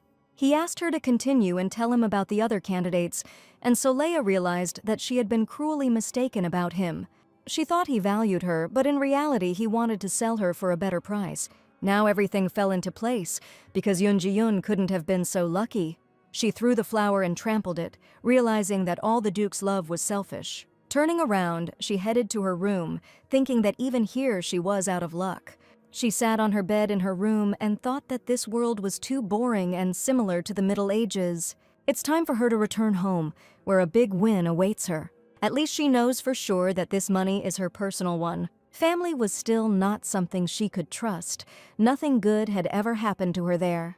She decided to think logically whether she could write about the future in her diary. To put it bluntly, she's returning home. After that, she wondered if she even had enough time to become stronger for this. And after that, the thought came to mind that maybe she didn't need to become stronger. Maybe there was some other way to write in the diary. No one else has ever tried to even pick up a fountain pen. Maybe if everyone sees this book as a novel, there is magic involved. Whoever possessed her might see something different in her, so she decided to head to the only maid she knew. Herman was in his room sitting on a chair. He looked extremely exhausted. Now it became clear why he always stayed in his room after classes. She decided not to delay and asked if he really was studying magic. Herman became wary and asked what she wanted. She thought that his behavior was rather strange because she was not going to steal his abilities. Nevertheless, she handed him a pen and then a book. She silently hoped that this diary wouldn't turn back into that novel, otherwise she would have a hell of a time getting out of it. She prayed to God that this would not happen, because this was the only person with knowledge of magic that she could turn to. When Herman said it was a diary, her heart was relieved. She said she was so glad that he actually saw the diary there, after which she excitedly screamed for him to look. She wrote everything there. He read the title, The Secret Diary of Madame Remshi, and then asked if she had really written it all herself. Soleil blushed and realized that her plan had failed. After that, she said that this is not so. And why does this lady publish these books? Does she really not have more important things to do? Then she tried to take this book away from Herman and said that she brought the wrong thing. It was not hers. He asked if she hadn't said herself that she had written all this. Soleil tried to evade it, trying to say that she had mixed up the books. Herman stated that she became strange, like she lost her memory. For example, she even forgot the rules of etiquette, which require not to disturb other people. After that, he demanded that she take her book and leave. He had enough worries without her. Soleil thought he was a crazy grumbler and tried to take the book from him to leave. However, as soon as she touched him, the book fell out of his hands. Something unexpected happened. Turning over in the air, she fell to the floor. Herman suddenly screamed. The book seemed to have a life of its own, but only when Soleil touched it. Herman stood up from his seat and asked what just happened. The pen jumped in the air as if the book was surrounded by a magical barrier. Soleil said that she didn't know anything. She was just getting ready to leave so as not to disturb Herman.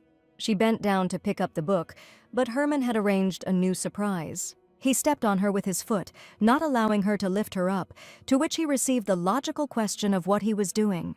Her brother asked why she used magic on the book. Soleil thought to herself, as if she would tell him. He noticed that she probably didn't want anyone to read the erotic novel she wrote, so she apparently cast a spell on him. Afterwards, he stated that this was not the best hobby, and what would people think of the von Virgo family if they found out about everything? What would happen to the family's reputation if it turned out that the only legitimate heir was involved in such obscenity?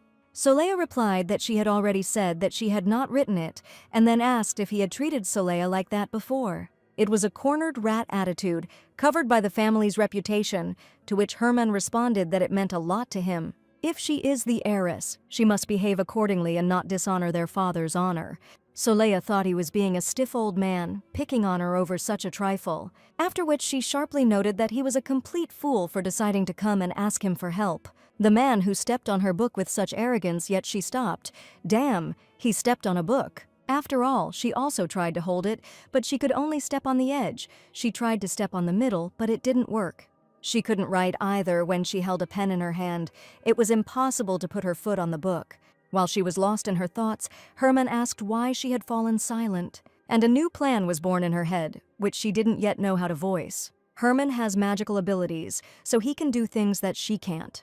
Then maybe she can make her do all the work for herself since she has a brother who is a magician. Everything that happened after that will be remembered by the whole family for a long time. Soleil simply pounced on her brother with a terrible demand. She wanted him to show her his legs, which left him in complete shock. She grabbed his boot. He resisted as best he could, but she did not let up. His sister wanted to push a pen between his toes so he could try writing in a book. He felt ticklish and confused, but she was stronger, and even after he threatened to kick her, she didn't back down. They struggled, but she knew that even if he was furious, he would not be able to hit a weak child like her. This meant that he was in her power, and he even tried not to hurt her. At some point, he even laughed so sincerely that all his composure disappeared somewhere. Soleil didn't expect him to be such a cutie, but she continued her demand. She tried to push the pen between his toes, demanding that he write in the book. He asked what he should write. She insisted that he at least write his name. Of course, she would have liked to write that she had returned home to Korea to her winnings, but that was too much for now. He was outraged and said that she wanted to ruin his reputation completely by forcing him to sign her erotic novel. After this, she apparently wants to force him to confess to something he did not do. He was not prepared to put his name on some dubious, vulgar novel so that no one would recognize his authorship. However, Saleha suddenly realized that she needed to act in a different way. It was almost impossible to force him, they were in different weight classes. But she had Saleha's charm, and since she was his favorite little sister, everything could be done much easier. She looked at him with sweet eyes and said that she wanted to no longer be sick, lie in bed, and avoid her brothers out of guilt. She wants to embrace her brother's past and preserve her family's history. Herman asked what his legs had to do with it, to which Saleha couldn't find an answer, and simply said that they were beautiful. The brother was amazed and said he had lived most of his life without the opportunity to wear real shoes. It's been almost 10 years since he became part of this family, but the scars are still there, and even so, Saleha thinks they are beautiful. I had to continue to push my point and develop this idea. She said that his legs are a sign of how hard he worked to get where he is now. He achieved all this because he overcame all these difficulties on his way. He did not give up, and now he represents the face of their family, being one of its best representatives. Herman was embarrassed, but still asked why she wanted him to write his name. Was she really forcing everyone to sign this book? She thought she had been caught, but asked her to listen, saying it was an exercise for his toes. Saleha heard that Herman had been lying down all day before this, so she was worried, and besides, this exercise was not difficult, and she added again that his legs were really beautiful, just like his face, and her eyes reflected madness. Herman asked her not to talk about it anymore. She replied that he might need some time and apologized for attacking him like that. After that, she turned around and said that she would probably go to her room.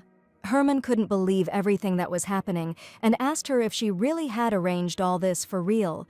However, she left, leaving him almost completely bewildered. The next day was bright, sunny, and beautiful. It was very warm. Soli's plan had reached its absurdity, but she wasn't ready to stop. Since Herman stubbornly refused to show his legs, she decided to approach from a different angle.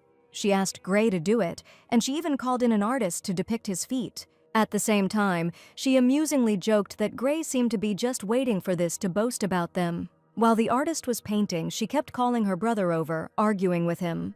He said that he didn't want to show her his feet, but she noticed that he took off his shoes as soon as she asked. The artist did not pay attention as he was accustomed to the whims of the rich. Word had spread throughout the castle that Saleha was now obsessed with her feet, but this was too much. Herman saw Gray posing for an artist, showing off his legs.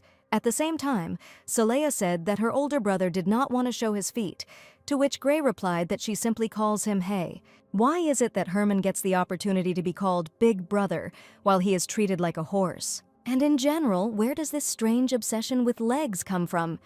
After losing her memory, Saleha became completely different. This is already more like madness, Gray yelled at Herman to show her his legs already, so that she would leave everyone behind. She had to persist in her line, but the two brothers and sister argued quite amusingly. While walking the next day, Herman saw a completely unimaginable picture. Now their father posed for the artist, showing his feet. He didn't know why Saleha needed this, but here the child would have fun with anything.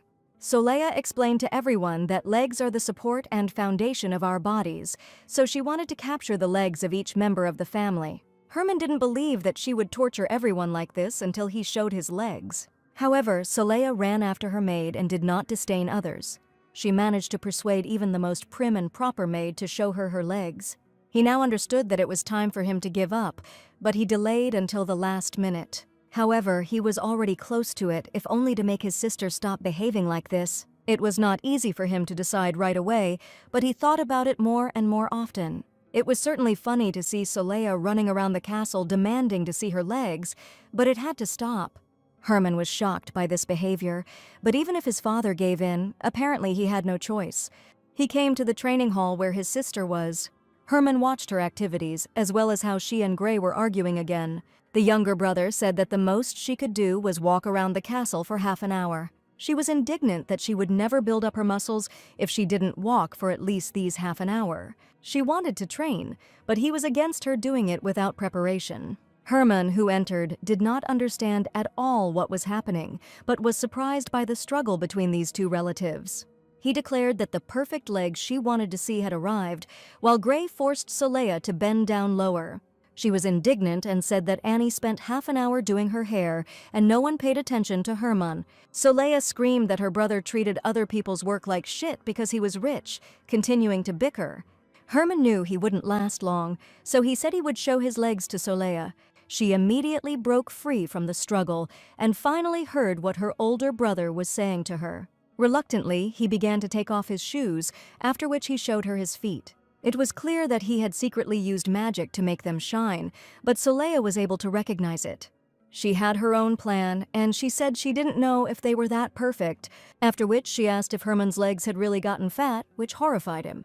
She also said that the leg she saw last had more veins, more defined curves, and a sharper shape. Thus, she dealt 3 blows to her older brother's pride at once.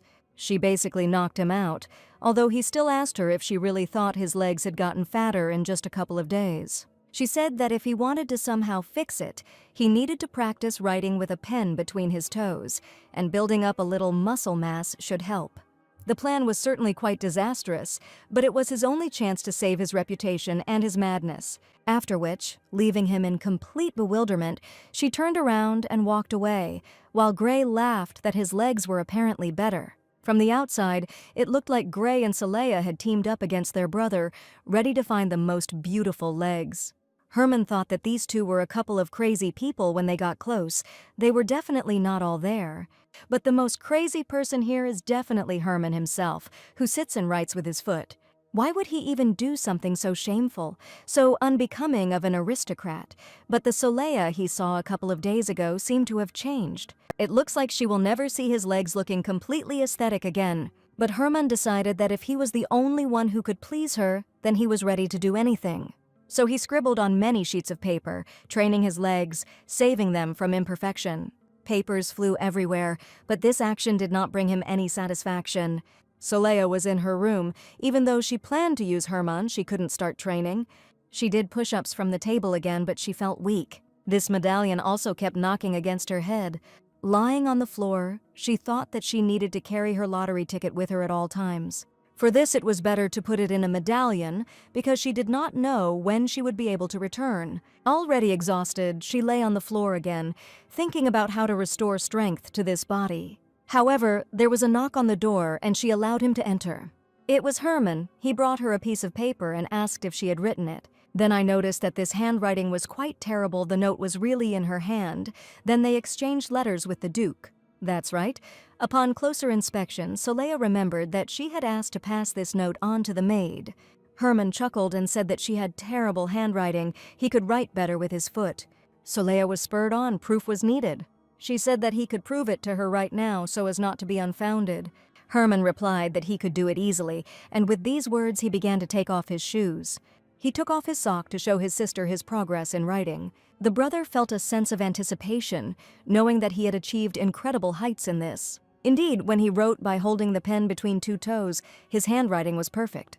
Soleil looked at him and couldn't believe how much he practiced to achieve such a result.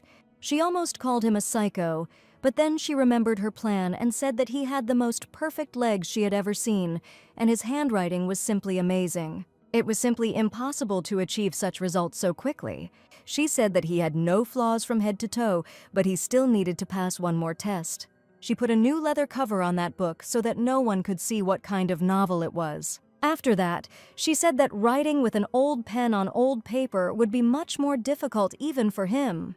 So she handed him the diary in which she wanted to make notes. When she opened it, it seemed to him that it was something familiar. However, he decided that he was just imagining things, so he easily agreed. However, at the very first attempt to touch the sheet with a pen, he was defeated. Although the pen went easily at first, he felt like it would work, as he was able to get much closer than Soleil. She was already looking forward to returning home, because very soon she would be able to ask Herman to write the words she needed.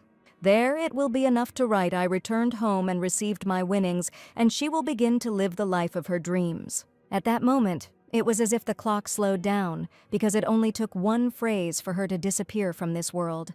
She even began to feel the cycle of time, and that her fate was about to be decided. Just a little bit more, Herman will write, and then she will wake up at her own home. But then something strange began to happen no matter how hard he tried. The brother could not touch the paper. He indignantly said that he was able to do this on other paper. He lost weight, trained a lot. As persistent as she was, he tried again and again. He knew he was capable of this. It was not for nothing that he tried so hard to achieve perfection in his legs. However, the stubborn old pen did not want to do anything. Due to excessive effort, Herman simply broke it and it spread as ink onto the paper. Soli almost went into shock. She burst into tears and said that it was impossible. She just wanted to go home. She didn't ask for much. Herman began to calm him down, but it seemed to him that he had heard this somewhere before. He couldn't remember where, but he told Solia that she was already home. And after that he remembered where he heard these words. They were spoken by Duchess von Virgo. Her name was Eileen Eden von Virgo, and she was the best woman in the world. He was afraid that her kindness would not last forever. He was afraid that he would have to go back. And then he will stop being a happy child, a person that everyone cares about. A month had passed since he had been accepted into this huge estate, but he still could not sleep. He couldn't even eat the food that was brought to him. Herman was afraid that the food was poisoned, and if he touched it, he would simply die. He was afraid that he would eat the soup and again feel his body being torn apart. The boy was sure that they were conducting an experiment to see how a family member would awaken his magic.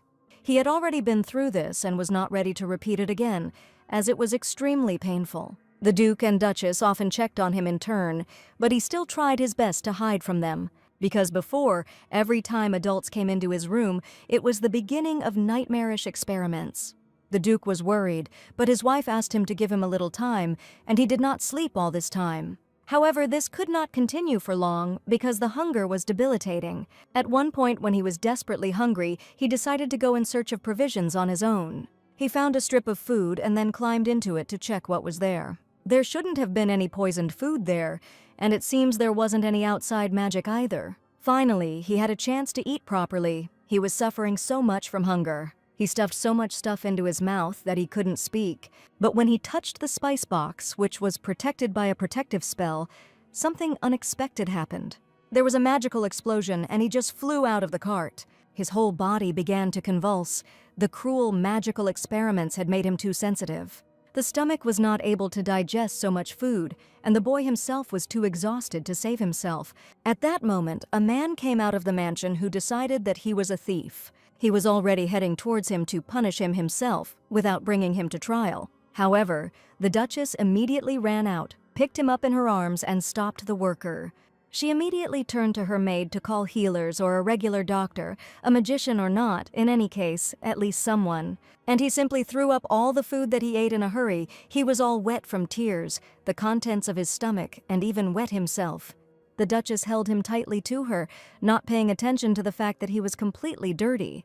She tried to console him as best she could, saying that things wouldn't work like this, that he needed to learn to trust. The servants insisted that her dress would get dirty and that they would take care of the child themselves. However, the Duchess angrily replied that he was her child, so only she would keep him. And after that, she carried him in her arms towards the mansion, constantly asking along the way how he was feeling. He was vomiting uncontrollably, he felt weak, and he was also ashamed. However, he could do nothing about it. He was either choking or stuttering. The sight was not for the faint of heart. The Duchess kept calling his name and asking him to hold on as long as he could. He seemed to have lost consciousness, could not realize where he was, so he did not know what happened next. Apparently, I was asking for quite a lot of time when he began to come to his senses. When Herman opened his eyes again, he saw the Duchess next to him. He didn't expect that she would hold him in her arms the whole time, not allowing anyone to touch him. The wind was blowing through her hair and the sun was shining through it. She bent over him tenderly and asked if he was awake. If so, then it was time for him to go. He needed to return to his house. Herman could not say a word. He knew that he had done something terrible. Now an unknown fate awaited him. He looked at her, expecting her to start cursing and screaming, but nothing happened. She hugged him, called him her little son, and affectionately repeated his name, saying that he was already home. He couldn't even dare look into those eyes, but something made him look up. When he looked at her, he saw something completely unexpected. Looking at him, she cried. Her tears flowed onto his cheeks. She wiped them away with a gentle hand. After that, she went home with him in her arms, and he expected that he would now be expelled and he would have to look for a new refuge. It was always like this. Whenever he broke some rules, he was thrown out every time. He waited for the punishment to come, but he remembered how his mother tenderly told him that this was his home. But he couldn't believe it, so he just waited to be thrown out again. While he was lying in bed, the Duke came to see him and inquired about his health. He said that Herman had scared them badly with his sudden escape, and that the next time he wanted to play hide and seek, he should just let them know. Herman wondered why he said this, why he turned a blind eye to what he did, because he knew everything. He stole food from the cart like a real rat because he didn't trust any of them. He expected to hear words like fucking rat, idiot, devoid of real magic. All his life he heard that he was a useless creature who was not capable of anything, but then the Duke's hand reached out to him and he placed it on the boy's head. He heard neither these words nor the nicknames, only one thing that caused him the greatest surprise. The Duke asked him if he was okay and if he felt well. He answered with a trembling voice that he was fine, but the child's heart could not withstand such participation. He threw himself into the Duke's arms, shook his whole body and said that he was all right, his whole little being ablaze with shame. Yes, it happened exactly when he was covered in mud, and the Duchess told him that this was his house.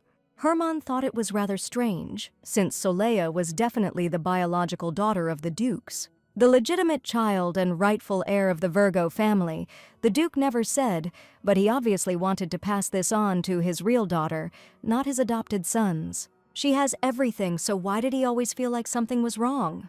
Herman simply felt, on a physical level and on a magical level, that something strange was happening. The first time he thought of it was when Solea was afraid of the Duke. Her appearance bothered him, so he used a time spell in her room. Then he sent a child to her so that he could lull her to sleep. After all, he himself knew very well what it was like to spend the night in horror. He didn't want his little sister to experience that. This happened to him more than once, but he was always helped. That's why he didn't want his beloved Solea to experience this, because she was the Duke's real daughter. And at that moment he did the same thing that the Duke and Duchess had once done for him. Looking at the sobbing Solea, he extended his hand. Herman put it on his sister's head to calm her down so that she could come to her senses, after which he said that everything is fine, Solea. This is your home, and I am your family. He told her that everything would be fine, but she continued to cry and repeat about her money. However, Herman did not understand what was happening to her. If she really needed a pair of perfect legs, he would definitely get them for her, if only she would stop crying. He made this shameful promise to himself while he was comforting Solea. He wanted her to be happy. The next day, Solea was determined, her last hope gone. The only thing I could do now was rely on my muscles, since the plan with Herman had failed. Waking up early, she immediately set out to achieve her goal by any means necessary. She pulled her long hair back into a ponytail because it would get in the way while she worked out. And she went for a run, since this weak body needed at least some kind of exercise.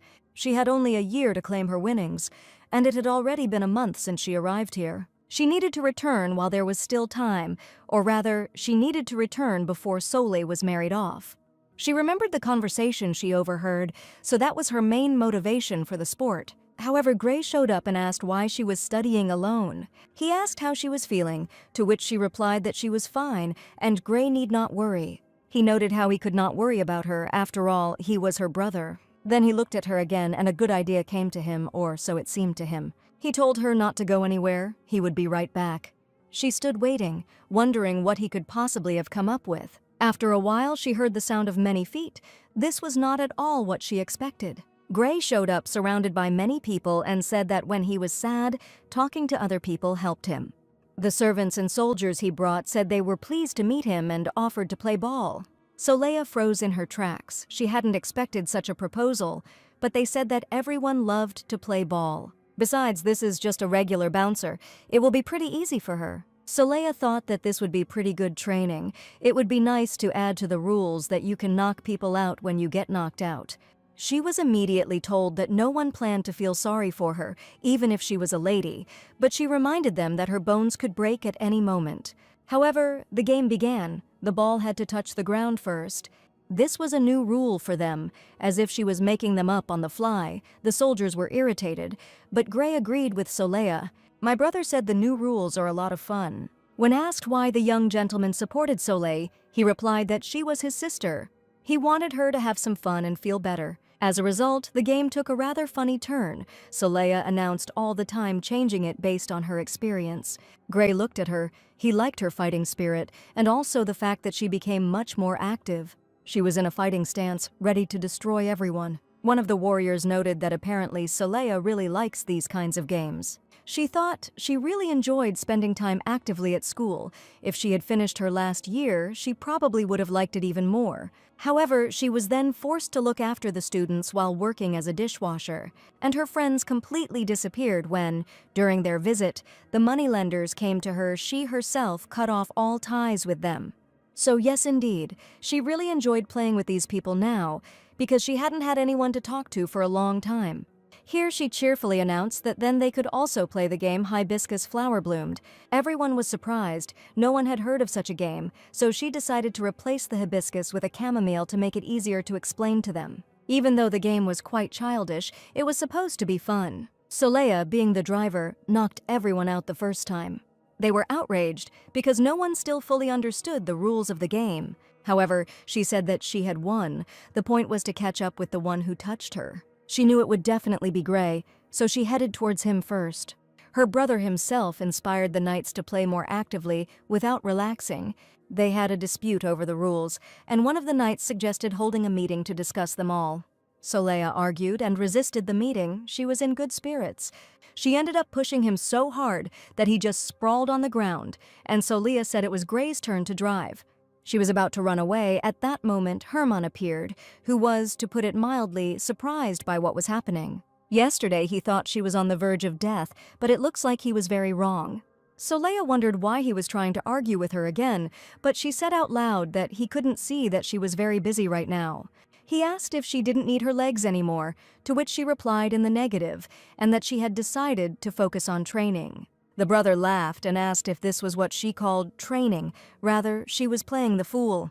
Gray stopped him and told him to stop talking like that. Soleil looked at Herman with indignation, and his fate was sealed. Now he became the new driver. So he stood with his eyes closed, and just as the chamomile flower blossomed, he felt like a complete idiot. He asked again why him, but Soleil shouted at him to be more active, otherwise the knights would lose their fighting spirit. He said again. The chamomile flower blossomed, waiting for what would happen next. Soleil slapped him on the head from behind, as the rules of the game required, although she might have overdone it. However, he was unable to catch up with her, so he ended up being the driver again. Despite this, it seemed to him that he finally understood the rules of the game, which meant that now he could cope with it.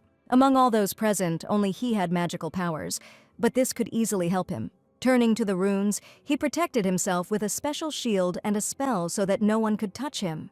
Everyone felt the movement of magic, but immediately began to resent it. They said it was unfair. They couldn't even get close to him to hit him. The distance between them increased tenfold, which meant that the game could not continue. Everyone started saying that the young master was cheating, but he noted that the prohibition of magic should have been mentioned at the very beginning. Soleil then simply went and threw the dodgeball ball they were playing with at him. He turned around in surprise, not expecting such agility from his little sister. He asked who it was, and shouts of argument and heated discussions were heard. At that moment, the Duke looked out of his office window onto the street and saw lively movement. His children played with the dodgeball knights while Gray himself had to train. The daughter was ready to throw the ball. One of the knights shouted that it was open, so she should send it to him. The Duke was genuinely surprised, because Herman had never spent time with other people as a mage. However, it seems that his children had a lot of fun, even though everything was done in a playful manner. The Duke was glad to see his loved ones laughing with a sincere, ringing laugh. He thought that they should tidy up the living room so that on rainy days they could play inside. At that moment, Soleil turned around and saw her father watching them. They met eyes. Although they had not yet officially made peace, it was unclear how to behave with him. She recalled how he presented her with a flower that had blossomed near his window. How furious he was when he found out that someone had hit his daughter. And also, as he told her not to worry about money and to take care of herself, calling her his sweet daughter. But she saw how he listened with approval to the fact that if she married the Marquis, he would have the Western Canal. She felt like she had a bone in her throat. Why did this happiness have to collapse like this? The next morning, she woke up to the screams of her maid before she had even had time to drink her morning tea. It was a wonderful day, but because of the maid, it started off rather stormy. She ran to her screaming why she bought a new servant. Did she really not need her maid anymore? Soleil was shocked. She had just woken up and hadn't even gotten up yet, and she had absolutely no idea which subordinate was being talked about, but the maid kept interrupting. She asked if she was really tired of her, why the lady decided to make such a decision. Soleil thought about her remarks. What was she talking about? What servants? After changing, she went downstairs and saw two men, one in a raincoat.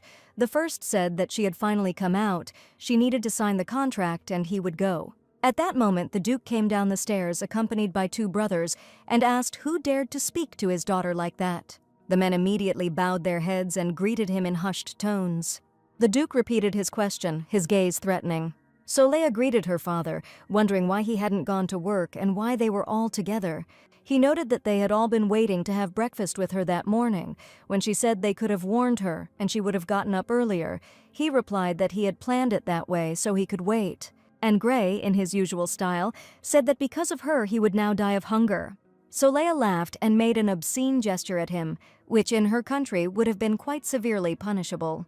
Gray, seeing the middle finger for the first time, quickly realized that she was cursing him, although he didn't know the exact meaning of the gesture. However, he immediately responded in kind. He had no shortage of resourcefulness.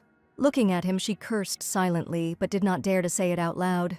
The father said that it couldn't be that his daughter had bought a subordinate, and Herman asked what his name was. They answered him that his name was Don, Herman said, so then it was he who bought him.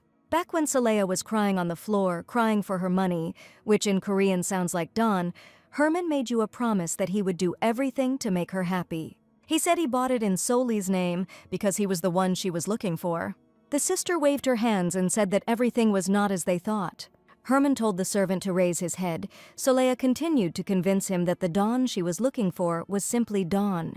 Then his father ordered that the chains be removed from him so that his legs could be seen. Soleil realized that she was in deep trouble, and now her legs too. With the help of a key, the overseer freed the legs of the young man who had been brought in. He stood with his head down, not uttering a sound, behaving like an exemplary servant. However, after his legs were freed, he raised his sad eyes to them. He was still a very young guy. Soleil said, "Well, thank you, older brother Herman." Father said that he would sign the contract and free him. Soleil kept following him, trying to convince him that this was not what she needed.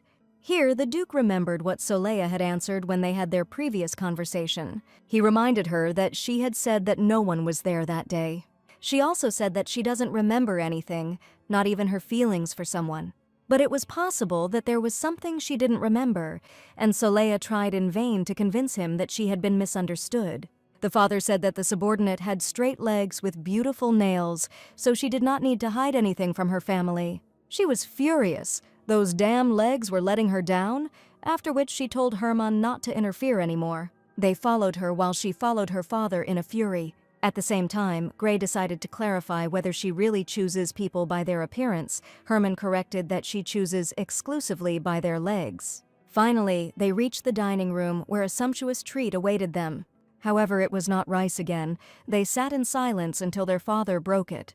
Soleil was wondering at that moment why this was continuing to bother her, because he was not important to her. He was someone who saw his daughter as an exchangeable asset, an old-fashioned, outdated grandfather. Why did his attitude towards her bother her so much?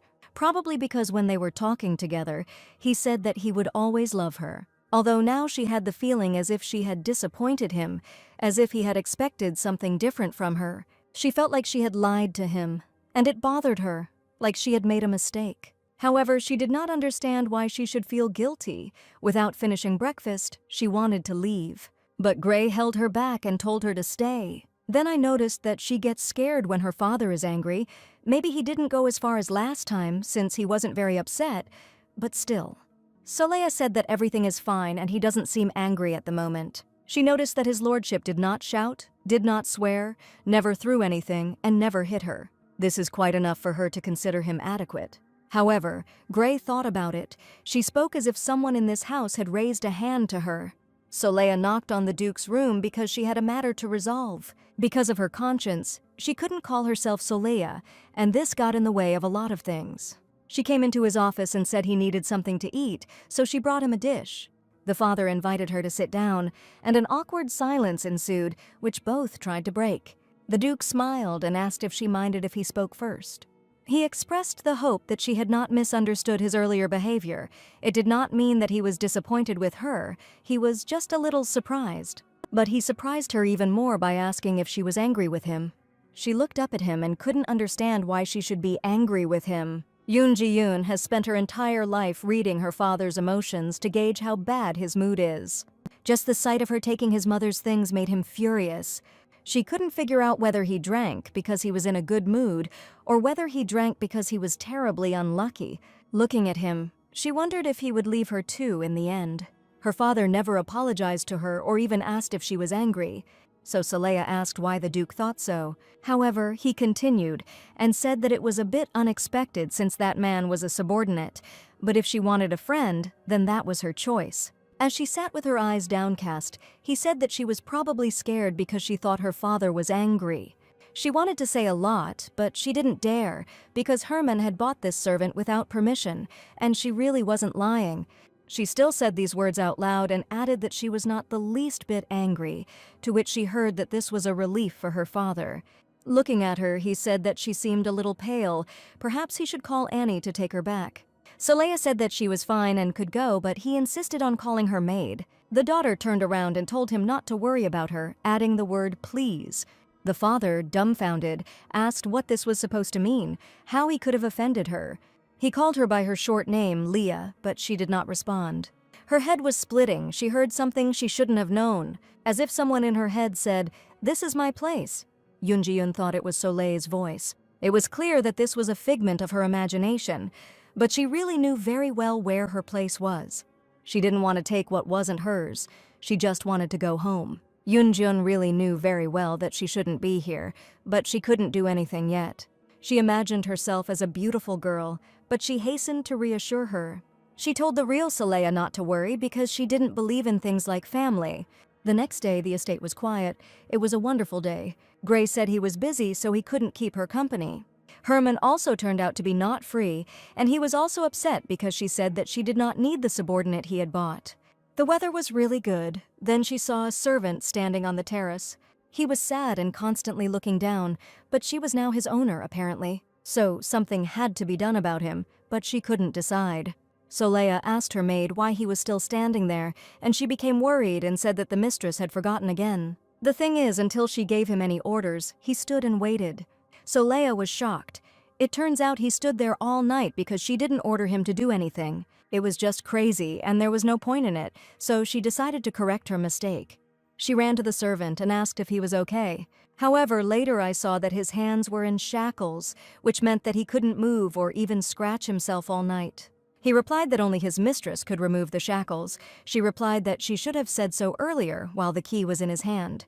Then the subordinate noticed that he smelled of sweat. She shouldn't get too close to him. She waved him off and said that everyone was sweating and called him to come over to her. It was some kind of nonsense. She became one of those evil employers you see in the news. She tried to free him so that they could enter the house together, but the key wouldn't fit. Perhaps it was too old. Her maid was impressed by her kindness and remarked that it was a beautiful scene. Soleya turned around and told her to stop talking nonsense. The key wouldn't fit in the lock, so there was no way they could free the servant. In the end, Soleya twisted herself and broke him completely, meaning it would be more difficult to free him. The subordinate asked her for forgiveness. She noted that he had nothing to do with it. Because of him, she felt terribly guilty.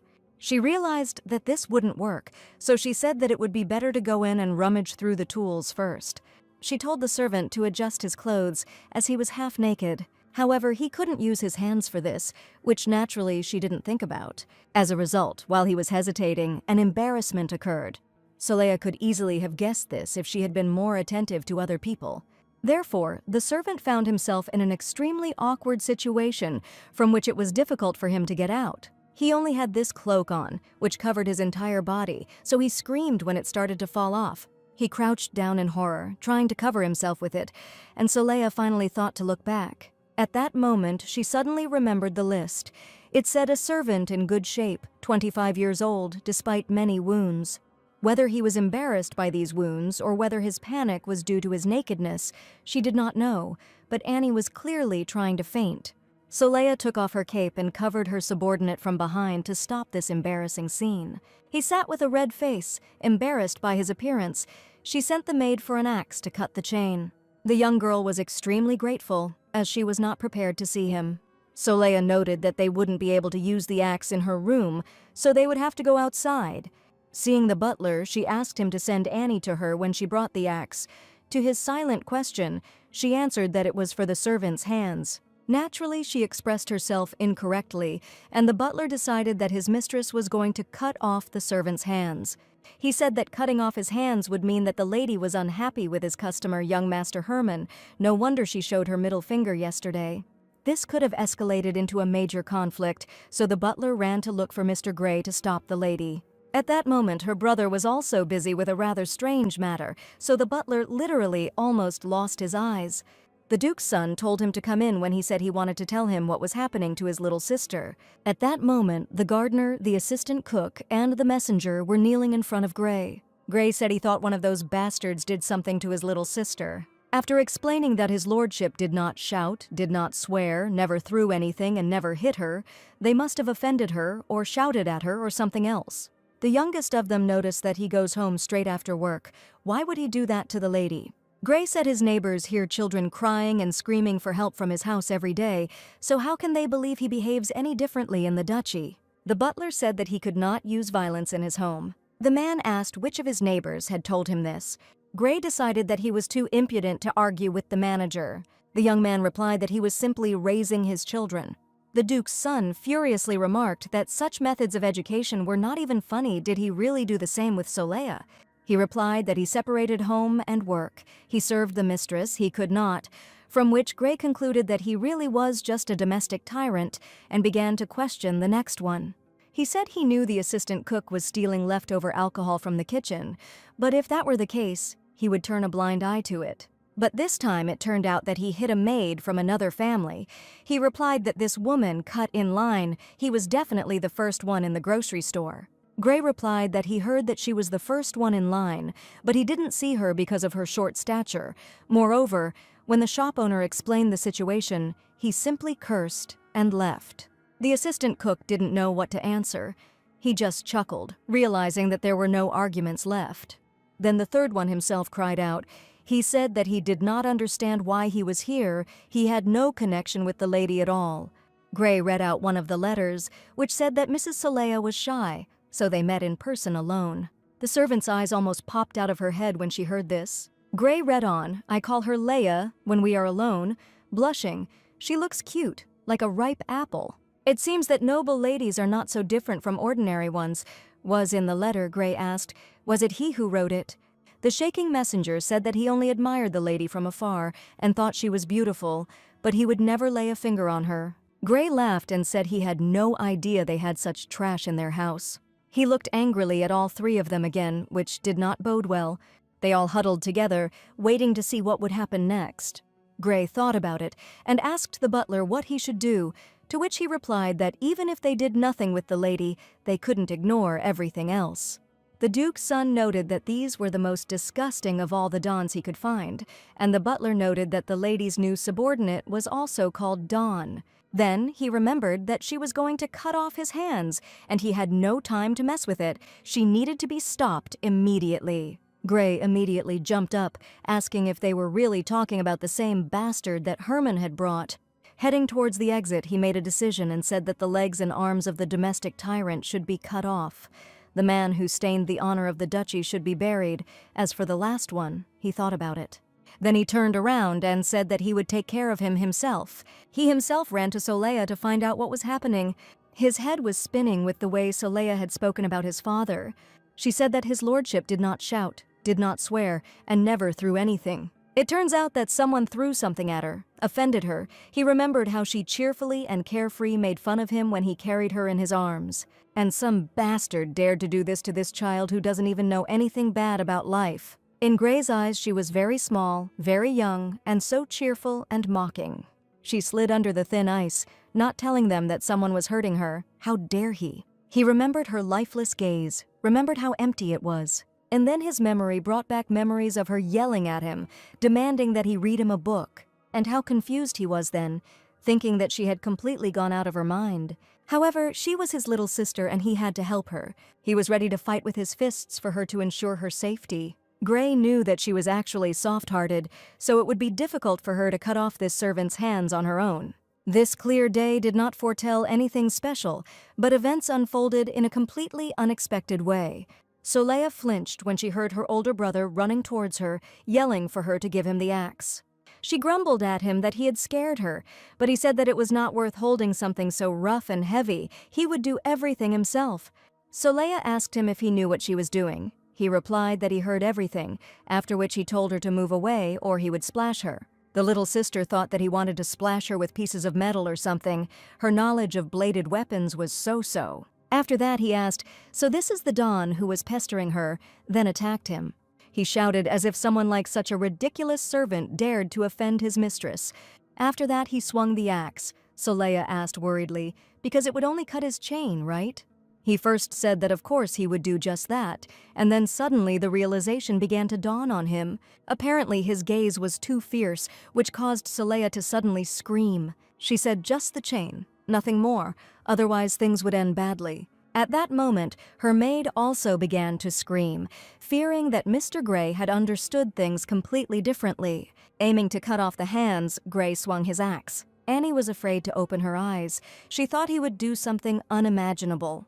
Soleil couldn't take it anymore and immediately started yelling at him, asking why Gray was trying to cut off the servant's hands. The brother did not expect such an attack on himself, so he was somewhat shocked, because he intended to do everything necessary only for her. Gray asked why she needed an axe when she had a key. Soleil turned to her subordinate. He was in shock, being sure that his hands were cut off. He thought that there was no pain because it was done quickly, but the lady calmed him down. Gray still didn't understand. Okay, her key broke. Why did she decide to get rid of the chains with an axe? Oh my God. Afterwards, he said that he thought she was trying to cut off the servant's hands. On the other hand, it was good that this was not the case. He gave his hand to the servant to help him up. The servant thanked him, and Gray said that he apologized for frightening him. Then I looked and thought, is this subordinate sick or something? Why is he completely without pants? Soleil yelled at him and said that he was sold that way, so it wasn't like he had a choice. Gray noted that she could put his pants on first and then try to free him. Soleil replied that she wanted to take the chains off him first, but it just so happened that she saw the chains first before she saw him naked. Her maid, as always, tried to find the most unusual way out and asked why not just let the servant not wear pants. The option was downright unusual, so Gray asked her again why she thought so. Soleil decided to stop the discussion and said that her maid had problems in her family, so she was talking nonsense so that he would not pay attention to it. After which, she called her brother into the house and quietly told the maid to stop reading strange books. And just like that, her family grew again, this time completely by accident. They all headed into the house, the maid trying to keep up with her so that her place would not be taken by a new subordinate. The next day, Soleil was exercising again under the guidance of a new coach. She asked the servant to watch her back to make sure it was straight, to be sure that the exercises were doing her good. He replied that everything was fine and continued counting. There were already 14 repetitions. When the count reached 29, Soleil said that was all. For today it was very convenient that the servant counted for her. The butler remembered how Soleil, lying in bed, screamed, my Don, give me back my Don." He wondered if the lady was so desperate to get her dream man just for this reason. However, from the outside, they looked quite happy. When it was all over, Soleil told the servant to give her a high five and that it was very good that he was there. He didn't expect such an approach and was quite embarrassed. He looked at his palm and thought that for the first time he felt useful. And Soleil, enjoying her position, suddenly realized that being a servant had its advantages. It was damn convenient. He was like a happy puppy. I'll have to continue taking him to training. It's better than if he just stands there. After that, she looked at her muscles, which seemed to have begun to appear after all. Regular training was bearing fruit. Then she decided it was time to try writing in her diary again, now that she had more strength. She took hold of the pen with both hands and determined that she would succeed today, no matter what. But she had to hold the diary with her feet so that he wouldn't throw her away again and gave her the opportunity to at least draw something. She stubbornly reached out to him, thinking that if she tried a little more, she would definitely reach him. Her efforts were rewarded, and she was eventually able to touch the page. She was already very close, just a little more, and she would have succeeded. However, here she felt that she was starting to lose her strength. Something was just distracting her. It was a pendant that contained her lottery ticket, the most valuable thing in her life. Looking at him, she said that his mother was already coming. Very soon, he too would become useful. After trying a little more, she was finally able to draw some scribbles on the page. Her joy knew no bounds. She was right. If she became a bodybuilder, she would be able to return home and collect her winnings. The pen slipped, but she managed to write the number 1. Next time she will try again and write the entire amount of her winnings. Soleya couldn't get enough of herself, thinking that she would first buy a new smartphone, a car. Then she decided that she would just rent it so as not to pay taxes and go on vacation. Who would she take with her? She decided that Herman was too picky, so she would go with Gray. She would have fun with him, even though he grumbled a lot. The girl already imagined how he would tell her that if she continued to drive like crazy, they would crash. He probably still has a lot to say, because it was his brother's job. She sat there for some time and dreamed about it until she came to. This wasn't her home, this was Soli's home, and these guys weren't her family. She'd completely forgotten about that lately. She silently asked Soli for forgiveness because she had gotten confused for a second. And then she realized that she would be alone again when she returned home. But she still decided not to be sad, because she had always been alone. She was fine alone. Isn't that why she wants to come back?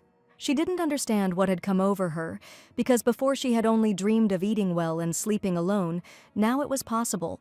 All she had to do was not show that she was a fake, live a normal life, and then come back, and that would be enough. She repeated this over and over again, trying to convince herself because everything was changing. Soleya looked at the objects around her. She felt a painful pang in her chest, some kind of incomprehensible feeling that was just beginning to be born. She firmly pushed him away from herself and decided that she needed to eat. She shouldn't lose her muscle mass, so it was time to have dinner. Gray was already in the dining room and greeted her. Soleya asked why he was alone again today, whether his father was skipping meals again, but Herman was not there either.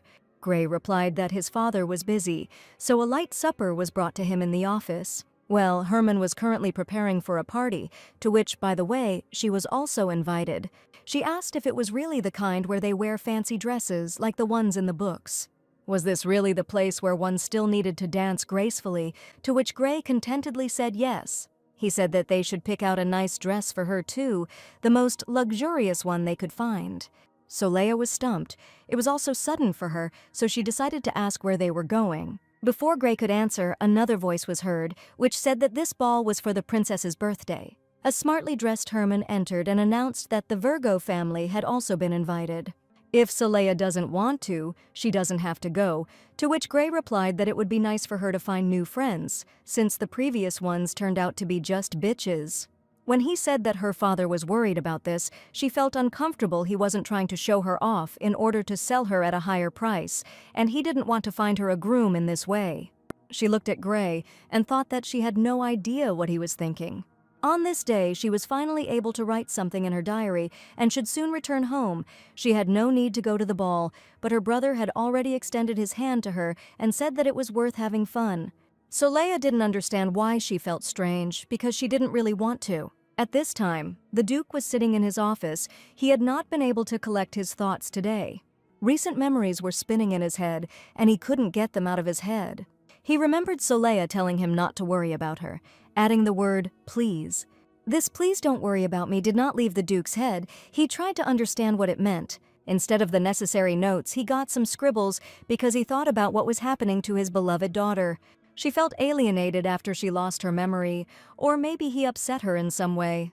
She never spoke like that before. She acted differently. Now the distance between them was much greater than it had ever been.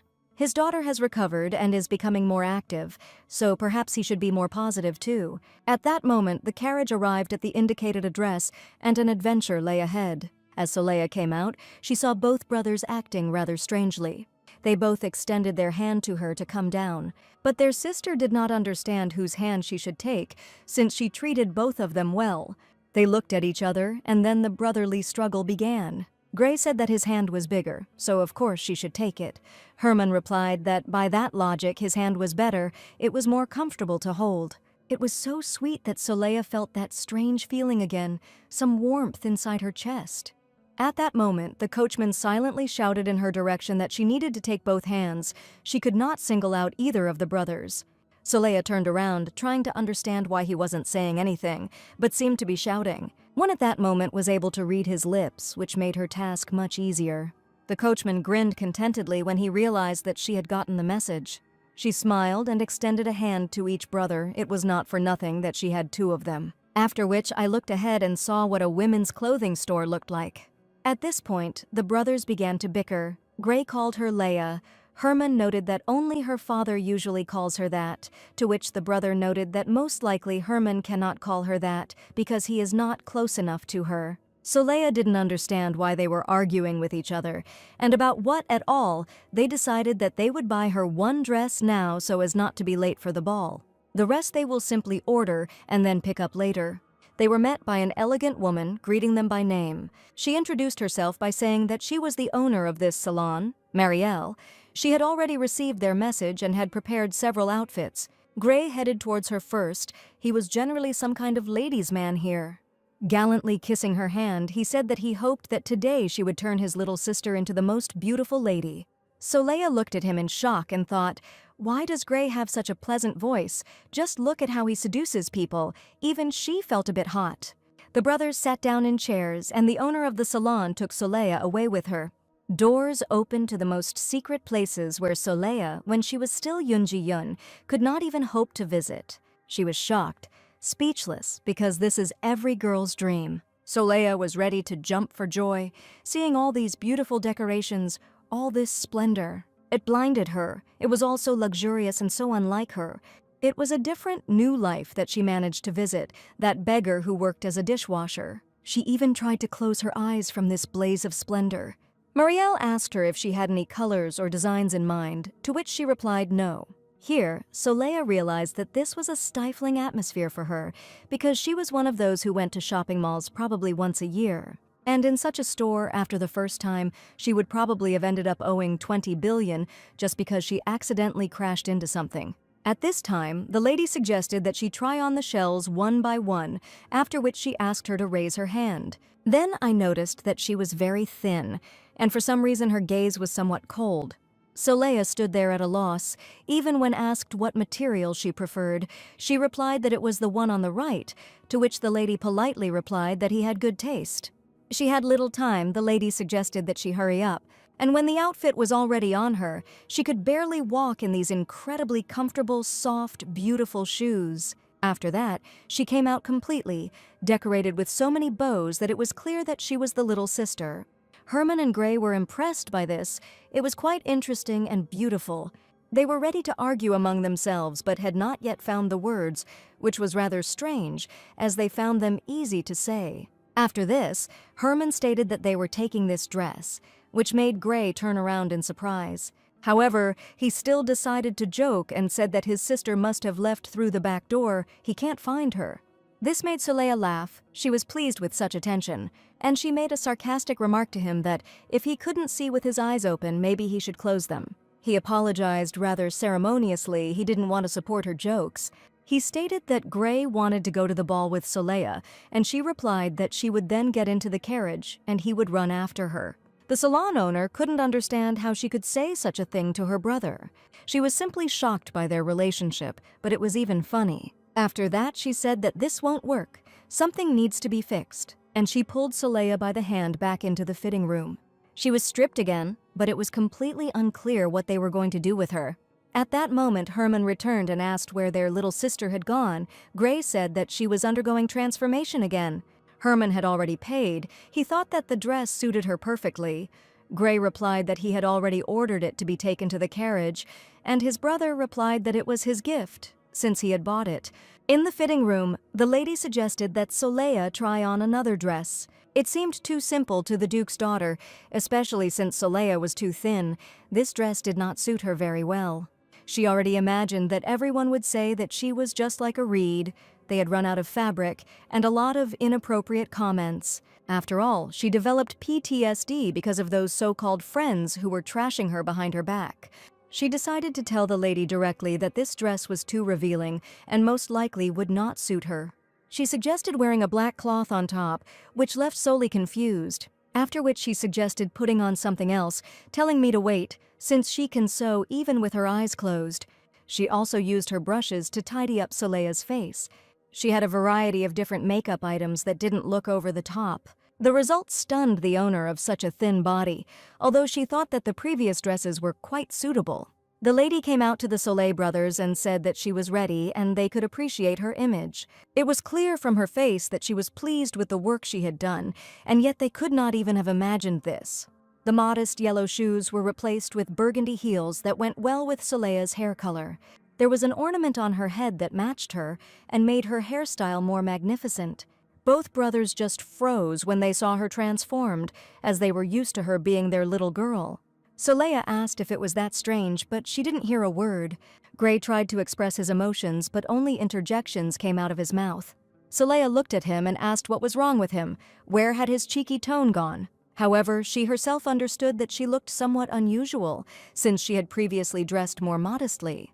The brother noticed that she still looked like his sister, but this image changed her greatly. With her palms folded in front of her and her arms tucked in, Soleya asked how unlike herself she was. Gray replied that no other dress would suit her so well. It was decided to take this one and set off on their journey. The brother wanted to pay with his watch. Marielle refused to accept them, but apparently Gray had nothing else to pay with. Herman said he was ready to pay in gold, but the lady still refused to take the money, although she picked up the dress. Soleya said that Herman shouldn't spend so much money on her, and he wondered what she was talking about. She looked down, saying that he shouldn't do this for her. She wasn't used to being treated like that. But her brother pointed his finger at her and told her not to make that face. The doubt on it doesn't match her new dress at all. Soleya stood there, agitated and restless, not daring to answer. The brothers said that to complete the look, she needed a brooch like theirs, so everyone would know they were family. This touched Lady Marielle, who liked the fact that the Duke's family, as it turned out, were very friendly with each other. The owner of this body thought that Soleya had always been part of the family. The royal palace was brightly lit from within, and this light even illuminated the street. It was a ball in honor of the princess's birthday, which made Soleya a little nervous. She decided to think of it as a tour of the imperial palace. As they entered, the butler introduced them as representatives of the Virgo Duchy, and all eyes were on Soleya. She walked through the whispers. Many heard that she was ill. Others said that his lordship had finally decided to show the heiress instead of the picked-up mongrels. Soleya heard everything, so she barely restrained herself from getting into a verbal altercation. Gray laughed and said that her face and clothes really matched now. It looked like she had a nasty personality. Soleya replied that whispering behind a person's back was no joke.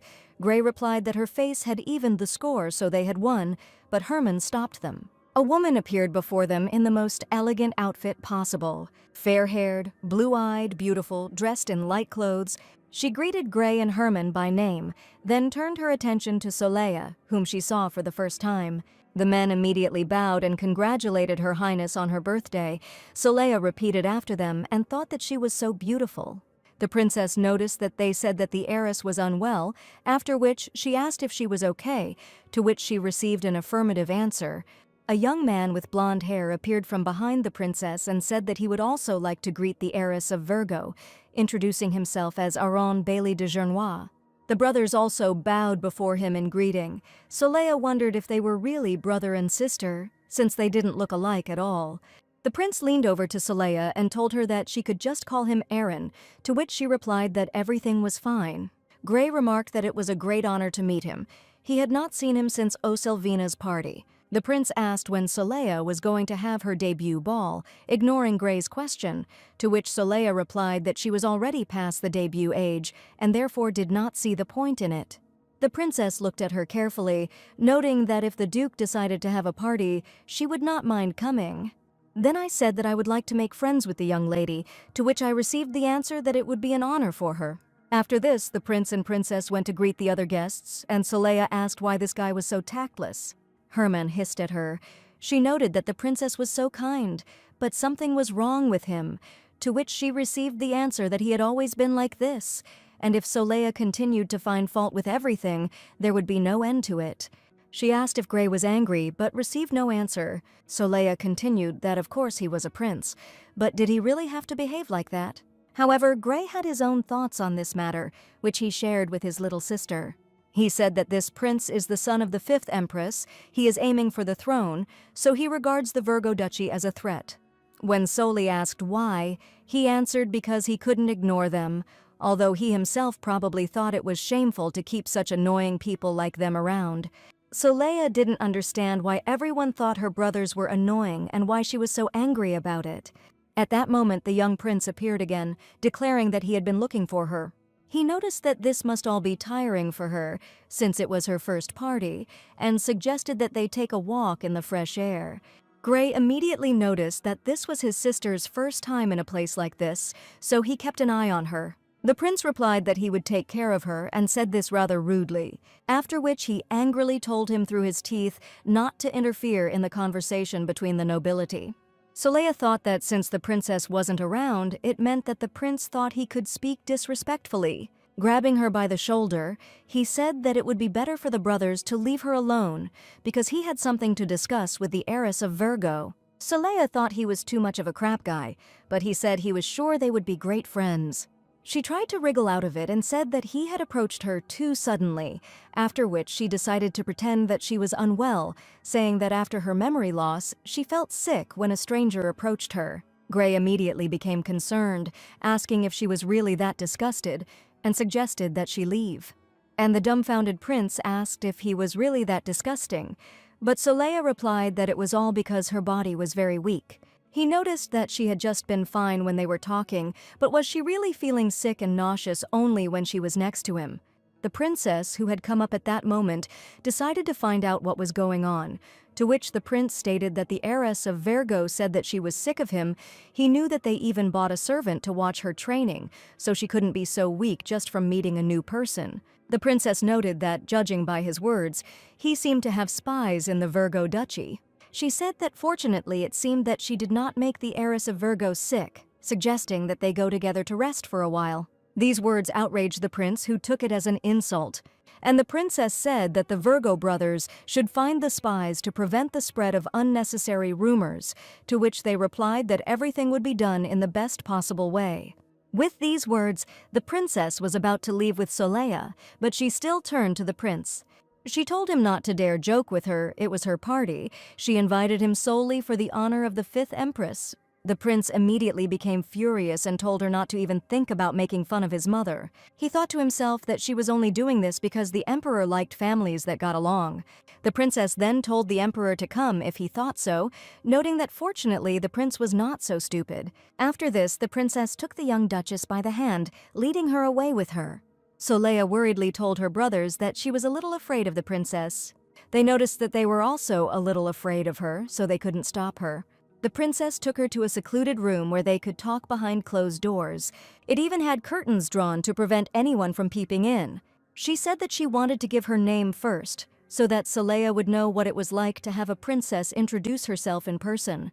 She replied that she would be fine without this knowledge. However, the princess said that her name was Carachapelle Rosa von Zapatode de Gernois, after which she added that the Lady Duchess could call her Racha. Then, looking into her eyes intently, she said that she wanted to possess her, after which she added that the Duchess in the same world will own a princess. All Soleya could say to this proposal was the word pardon. The princess continued her thought and said that she could make her the Duchess of Virgo if she became her sword.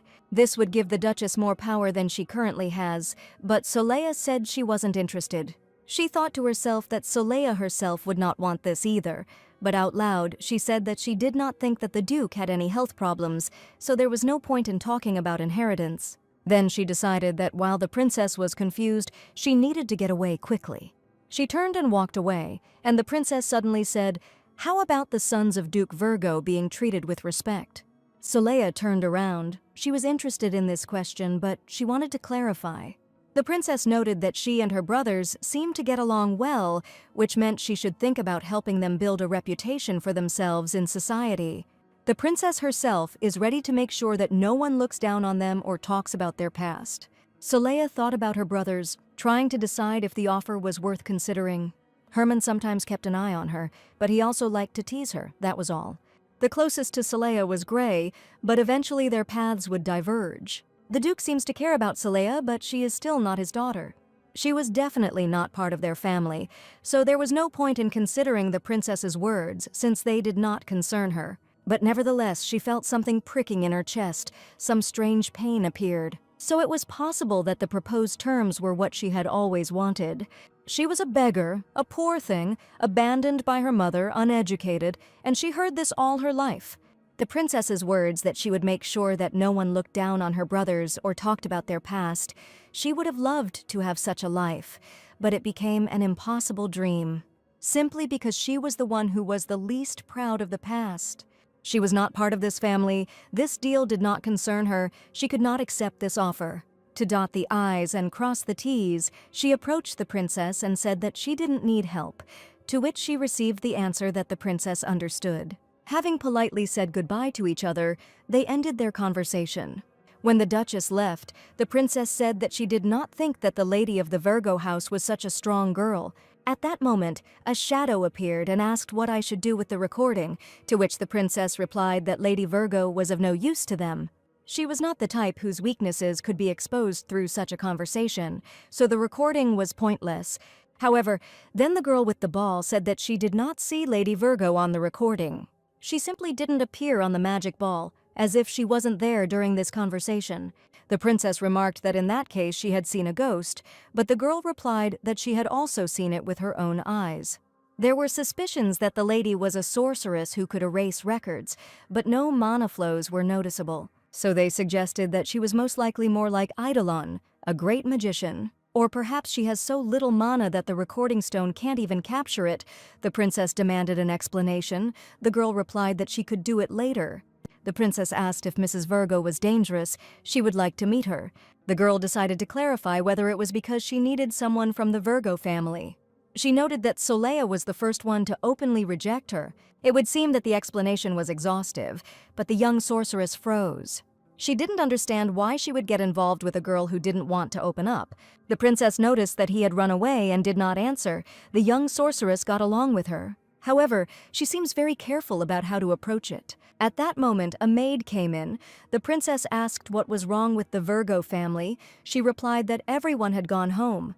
When asked if she was in a good mood, the maid replied that the mistress had gotten into a fight and left angry. But her brothers were smiling without the Duchess. There was no one to teach her manners, just like her other relatives. The princess responded with a short phrase, but made a note in her mind. It seemed that this maid had no place in the courtyard, considering that she spoke so freely about the princess's guests. She was sure that they would never meet again, since spreading such rumors was unacceptable. In the ballroom 10 minutes earlier, Soleya was thinking about how she needed to run. She looked for her brothers, and after some time she finally found them. However, they were not alone. There was a man standing next to them in the company. She wondered if they really had friends. When she was around, no one approached them. However, judging by the conversation and the way their interlocutor spat on the floor, it became clear that this was not a friend. The man asked if Gray wasn't ashamed to come every time just to humiliate himself. Were they really used to begging, or was this some kind of magical experiment in shamelessness? Herman told his brother not to let him touch him. They were leaving soon anyway. The interlocutor stated why Lady Virgo was included in their total number, since when were lower people allowed to unite themselves with true aristocrats? Soleya realized that these were not friends at all, but she was already starting to boil. She had seen many like him. She was refused payment for her work in a restaurant. The owner considered her a simpleton, a lonely child. When she quit, he threw her out like she was a pathetic little dog. She went home hungry and empty-handed. She didn't even have anything to buy food with. Although the owner only had to pay her a measly 100,000 won for the work. She didn't want to do it, but she had no choice. Trembling and shaking, she nevertheless returned back, lay down on the ground and began to scream for money. The owner screamed that she was crazy and that he would sue her for obstructing business. She scared away visitors with her behavior, but she was determined to fight for herself. Yoon Ji-yoon said she would sue him for forcing a 13-year-old to work 12 hours a shift for only 100,000 won. He wanted to throw her out by force, but she resisted. She stated that she was not asking for $1,000,000 severance pay, she just wanted her unpaid salary. Eventually, the owner threw money at her and told her to take it and leave. Afterwards, he called her a crazy mad girl, and she remembered these words for a long time. At this point, the conversation continued. Her brothers were told that they should be ashamed that Mrs. Virgo would have to come to every ball with such useless partners. As a result, she will be humiliated and her reputation in society will suffer significantly. Soleil couldn't stand this any longer. She stamped her feet loudly, heading towards this scoundrel, and asked what humiliated meant. After which, like a thundercloud, turning to him, she asked if he could repeat this to her face.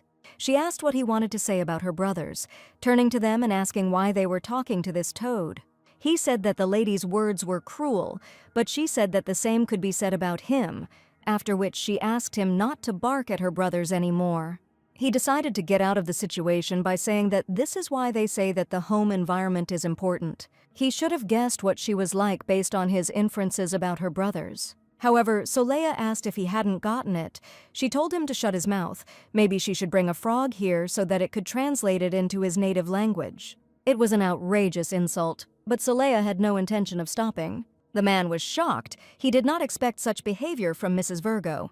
Herman tried to stop her, but Gray hugged her from behind and called her to leave. However, Soleil was still not ready to leave the room. She said that she remembered this man. Both brothers tried to calm her down, although it was clear that Gray was deeply amused by the situation. Soleil continued to threaten their interlocutor, telling him not to dare show his face to her. She said that if she saw him again, she would show him how her bad home environment could affect his life. The man could not find the words to give a worthy answer. Seeing that his sister was calming down, Gray picked her up in his arms and carried her to the exit, but she continued to threaten. Laughing madly to himself, Gray decided that this evening had become one of the best in his time attending balls. When they came out, Soleil rushed at them screaming and asked why they had stood there listening to all this. Herman said that she had made a mistake, because there were many aristocrats there. Soleil replied that she had not waved her fists, but had simply had a little argument. Gray, trying to keep a straight face, said that it wasn't a little. She gave him such a dressing down that the dust rose. Herman grinned but tried to restrain himself. After all, he was the older brother. After that, he said that she had been too careless after all. Soleil was immediately indignant. Wasn't it careless to insult the Duke's sons? The brothers replied that her reputation could reach rock bottom because it didn't matter what happened to them. Soon she would have to continue the family business, but Soleil was confused. Weren't they Virgo themselves? She put the brothers in a dumbfounded position with this question, noting that even if others say all sorts of things, they should not treat themselves the same way. Gray and Herman are the same young gentleman of Virgo, as is Soleil, whom they constantly babysat. Gray decided it was time to finish and agreed with her, then put his arm around her shoulders. However, Soleil sensed the trick and said that then why did he stand there and endure it, since that man was not fit to hold a candle to him. She stated that it upset her greatly, but Gray tried to stop her again. He looked closely into her eyes. Soleil already felt some kind of catch, because he loved to make fun of her. He asked her if she was upset, if she really was upset that they were being insulted. Soleil got mad and said, "Isn't it obvious since she sees them more than anyone else?" The brother laughed and said that Gray was pleased that Soleil was upset because of him. She was outraged and told him to stop talking about himself in the third person. Her brother told her to stop doing it herself, and to her indignation, he told her to ask Herman, to which he said that Herman actually liked it too. Gray almost fell over laughing, and Soleil asked why they were both so crazy. Finally, they got into the carriage and headed, as Soleil thought, home. However, the brothers did not stop teasing her. Gray said that he felt so good that he even felt sorry to go home. Herman agreed and suggested going for a walk. The older brother noted that this might be a problem tomorrow, but today he felt fine, and at that moment, the phone rang. The butterfly that appeared on the glass, turned into a screen where the image of the Duke appeared. He asked if they had a good time. Soleil was shocked that there were video calls here too. The brothers looked at their confused little sister and said that they were going to take a little walk and then go home. The Duke smiled and remarked that they seemed to have had a good time, which was a relief to him. Soleil noticed that he wanted to marry her off to make money. However, on the marriage market, her chances were zero. The Duke asked again what she was talking about. After this, he indignantly asked who was getting married, to which Soleil noted that he was going to marry her off. The Duke asked who was talking such nonsense. Soleil replied that she had heard it all herself. Father became furious and said that this was an emergency family meeting to reject the ridiculous proposals that were made to Soleil after she fainted. As for the grain storage facilities that her father was supposed to receive, she simply misunderstood. The Duke had good reason to ask about other candidates. He wanted to hear the opinions of family members. They began to express it, but he only waited to see who would show the worst. At the same time, I agreed with them to encourage them to continue telling their story. After this, he declared that now he clearly sees who dares to regard his daughter as a thing. He noted that he would never again allow these merchants to set foot on the territory of the duchy. Soli's brothers said that their father was angry for a long time and wanted her to never know what happened. He wanted to make sure none of this reached her ears. After this, he asked her for forgiveness, but Soleil could not utter a word. Herman asked her who dared to force marriage on her and why she even started this conversation. However, the Duke noted that she would only marry after his death, and the brothers noted that her opinion on this matter was a priority. Soleil tried to interrupt, but was told that she should listen to other people until the very end and not make up stories for herself. Besides, she got it for calling him brother in front of strangers. You can't do that unofficially. She chuckled and asked if she really had to call him a bastard like she did at home, after which she realized that Soleil was actually loved. At this point, they arrived at the place the brothers had chosen, which was called the Falls of the Union. There was a legend that you could be reunited with someone you had lost on this hill. Although it was just a fairy tale, Herman said he would take Soleil's hand in case she was surprised and fell. Gray immediately noticed why his brother was holding his little sister without him and joined in from the other side. Herman said some kind of spell, after which everything began to change magically. Fireflies appeared around and the brothers and sister looked at them with bated breath. Soleil was delighted, and her brothers looked at her with affection. For them, she was still so little. Fireflies surrounded the entire space. There were more and more of them, which made the glow stronger. The beauty of this place was amazing. It was truly magical and unforgettable. Soleil, as if we had all the wind that caressed her hair, leaves a feeling of admiration in the soul. And after some time, Soleil suddenly felt changes in her soul. Everything seemed so far away. The palace and the party where she had done such a mischief. Even Soleil's family, who stood next to her, seemed far away. Her past life, which she thought she would not be able to live to the end. Everything became unreal, but delightful, and began to be seen in a different light. The girl raised her eyes and whispered words of forgiveness to the real owner of this body. She begged him for stealing the happiness she was supposed to feel, but she thought maybe this time she wouldn't pay attention. Yoon decided that she would think of it as a dream until she returned back. But for now, just once, she wanted to feel that warmth. When she wakes up, she will never want you again. But now these feelings will be the foundation on which she can live the rest of her life. Afterwards, they returned in the carriage. Soleil was in a thoughtful mood. However, she still continued to ask why her brothers tolerated such behavior, because when those fools who called themselves her friends came and started to mock her, they immediately threw them out. Soleil clearly remembered how calm and firm Gray had been, despite the fact that all these girls were from wealthy, famous families. Herman replied that the aristocracy in this country is inextricably linked. Any little thing can isolate the duchy. Soleil said that the Duke had a lot of money. She was convinced of it. Herman replied that money was not everything. If they wanted to properly manage the duchy, capital alone was not enough. They had to take into account the means of production and trade in goods, as well as labor management. He decided to give her an example. Since the three of them were punished last time, the amount of produce coming into the estate had sharply decreased. The price of goods also increased, and this was reflected in other areas. Viscount Kane made money from the slave trade, and their capital was immediately withdrawn, and the well-being of the entire duchy took a huge blow. Soleil was shocked. She didn't know that her fight with the girls led to these consequences. However, Gray was quick to reassure her and said that their father was an exceptional person, and everything would soon be fine. Soleil was babbling something, but the brothers told her to try to control herself now. They would take care of themselves. She thought to herself that not everything in life goes as smoothly as she would like. How could she forget about this, since she herself had experienced it more than once? She began to think about it and realized that it was for her sake and for the sake of the duchy that they allowed themselves to be insulted. Unlike her, they held back so as not to harm their family and future. However, she immediately thought, shouldn't the same thing apply to the other side by the same logic? Soleil began to explain that the others did not want to send invitations to the duchy, but they did anyway. The brothers did not want to accept them, but they did, so it was a one-to-one deal. Neither of them like it, but they do it anyway because they benefit each other. Wouldn't it be better for them not to provoke them? That little frog actually started it. Why are her brothers the only ones getting bullied? Should they just accept it? Herman didn't know what to answer. He said that it wasn't that simple, but Soleil noted that the more complicated it was, the simpler it was to think about it. Gray was thinking to himself at that moment that she was so upset that it was really funny to see her like that. Soleil continued to explain why they didn't humiliate the toad in response. Gray replied that the more he listened to her, the more he agreed with her. Herman tried to stop him, telling him not to agree with her. The brother asked if she was not telling the truth, since that was how things really were. Soleil thought to herself that her younger brother seemed to be not only handsome, but also smart.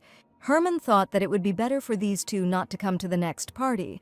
Most likely, it would not do without disaster again. Upon returning, Soleil answered the maid's questions inappropriately, and she asked her to bring her information about the duchy.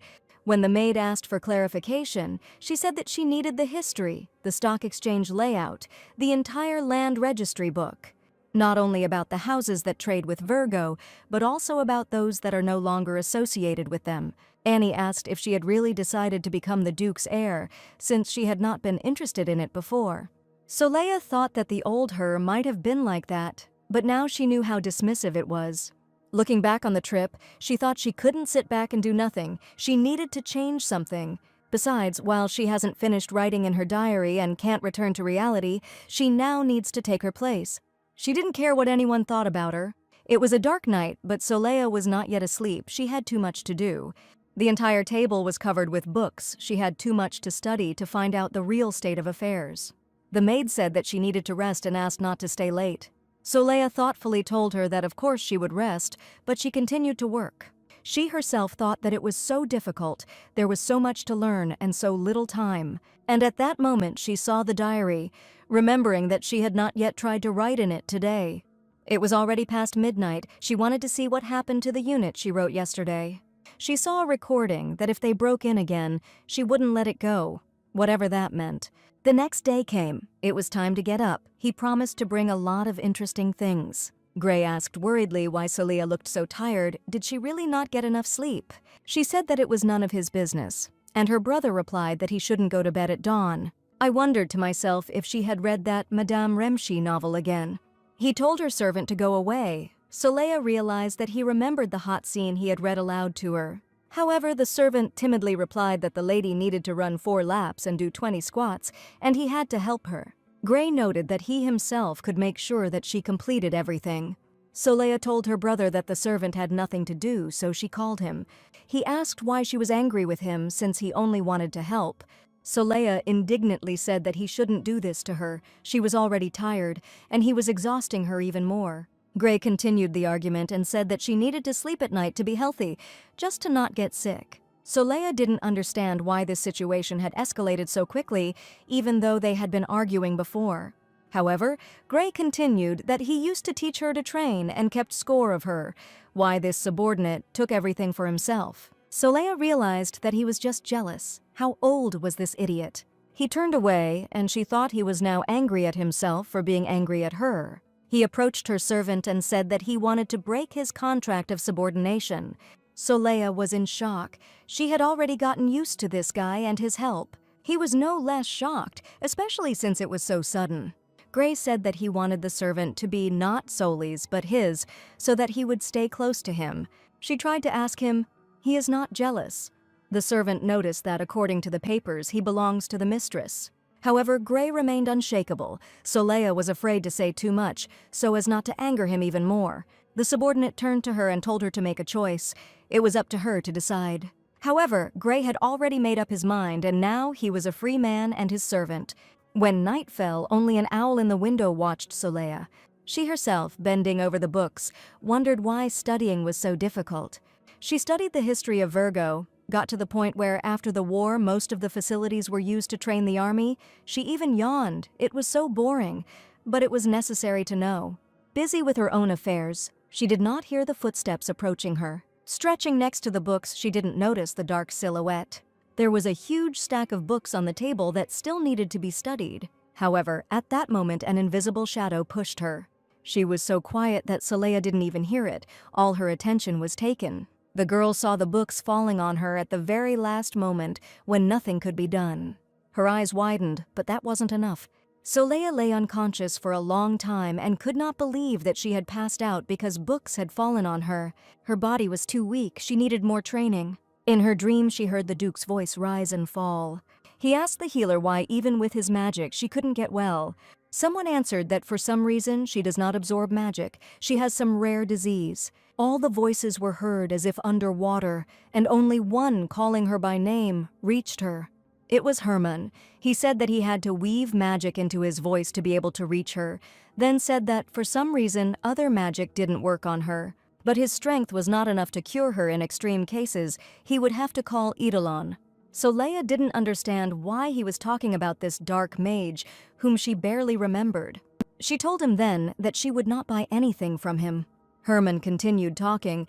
He said that he didn't think he could come to her again, so he had a favor to ask. She must use her own power to open her eyes. Through vague sensations, Soleil felt that her hand was wet. She seemed to see her father bending over her, begging her to get well. He held her hand, drenching her with his tears. It was clear that he was very worried. Soleil thought his tears weren't for her, but for some reason she felt very sad that he was crying. She thought to herself that he should stop being upset. She wanted to get up, but she couldn't. Suddenly, Gray's words when they started training came to her mind. He explained that it all starts with the abs. She uses her muscles as if pushing them from the inside up, like when she speaks. Soleil tried to ask Herman, who was in her mind, if she needed to do as Gray said. It turns out that you have to tense your buttocks and stomach to be able to rise. The voices still sounded like they were coming from underwater, but Soleil wanted to calm her father down.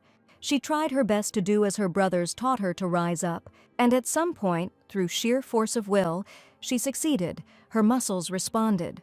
And at that moment the Duke fainted. He was shocked that Soleil had come to her senses so suddenly. However, he immediately came to his senses. He called her by her name, Leah. Looking at her, he tried to understand if everything was okay with her. He asked her a lot of questions. Soleil tried her best to reassure him that everything was okay. Her father said that the healer's magic didn't work on her, so they were terribly worried. She was surprised when she first came here and injured her leg, but the magic worked. Then she quickly recovered precisely thanks to the power of the healers. And now she didn't understand whether her soul had completely united with Soleil's body. She asked, suddenly remembering where Herman was. He had not yet woken up, to which she received a negative answer. Soleil remembered him saying that his powers were not enough to heal her and went to look for him. But no matter how hard Soleil tried, she couldn't wake him up. The father asked what she was screaming when she woke up. He couldn't hear. Soleil remembered. It was a cry of "please don't cry." She didn't want her father to be upset. Then it was like being underwater, but she remembered her feelings and emotions. They were alive. Realizing that she would have to answer, she tried to decide whether to tell the truth or lie. Afterwards, looking into the Duke's eyes, she said that these were words asking him not to cry anymore. The father was shocked. He had been preparing for this conversation for quite a long time and realized that he needed to start now. He said that after she lost her memory, everything became alien to her. To her, he is just an old man, so she probably felt uncomfortable and asked for forgiveness.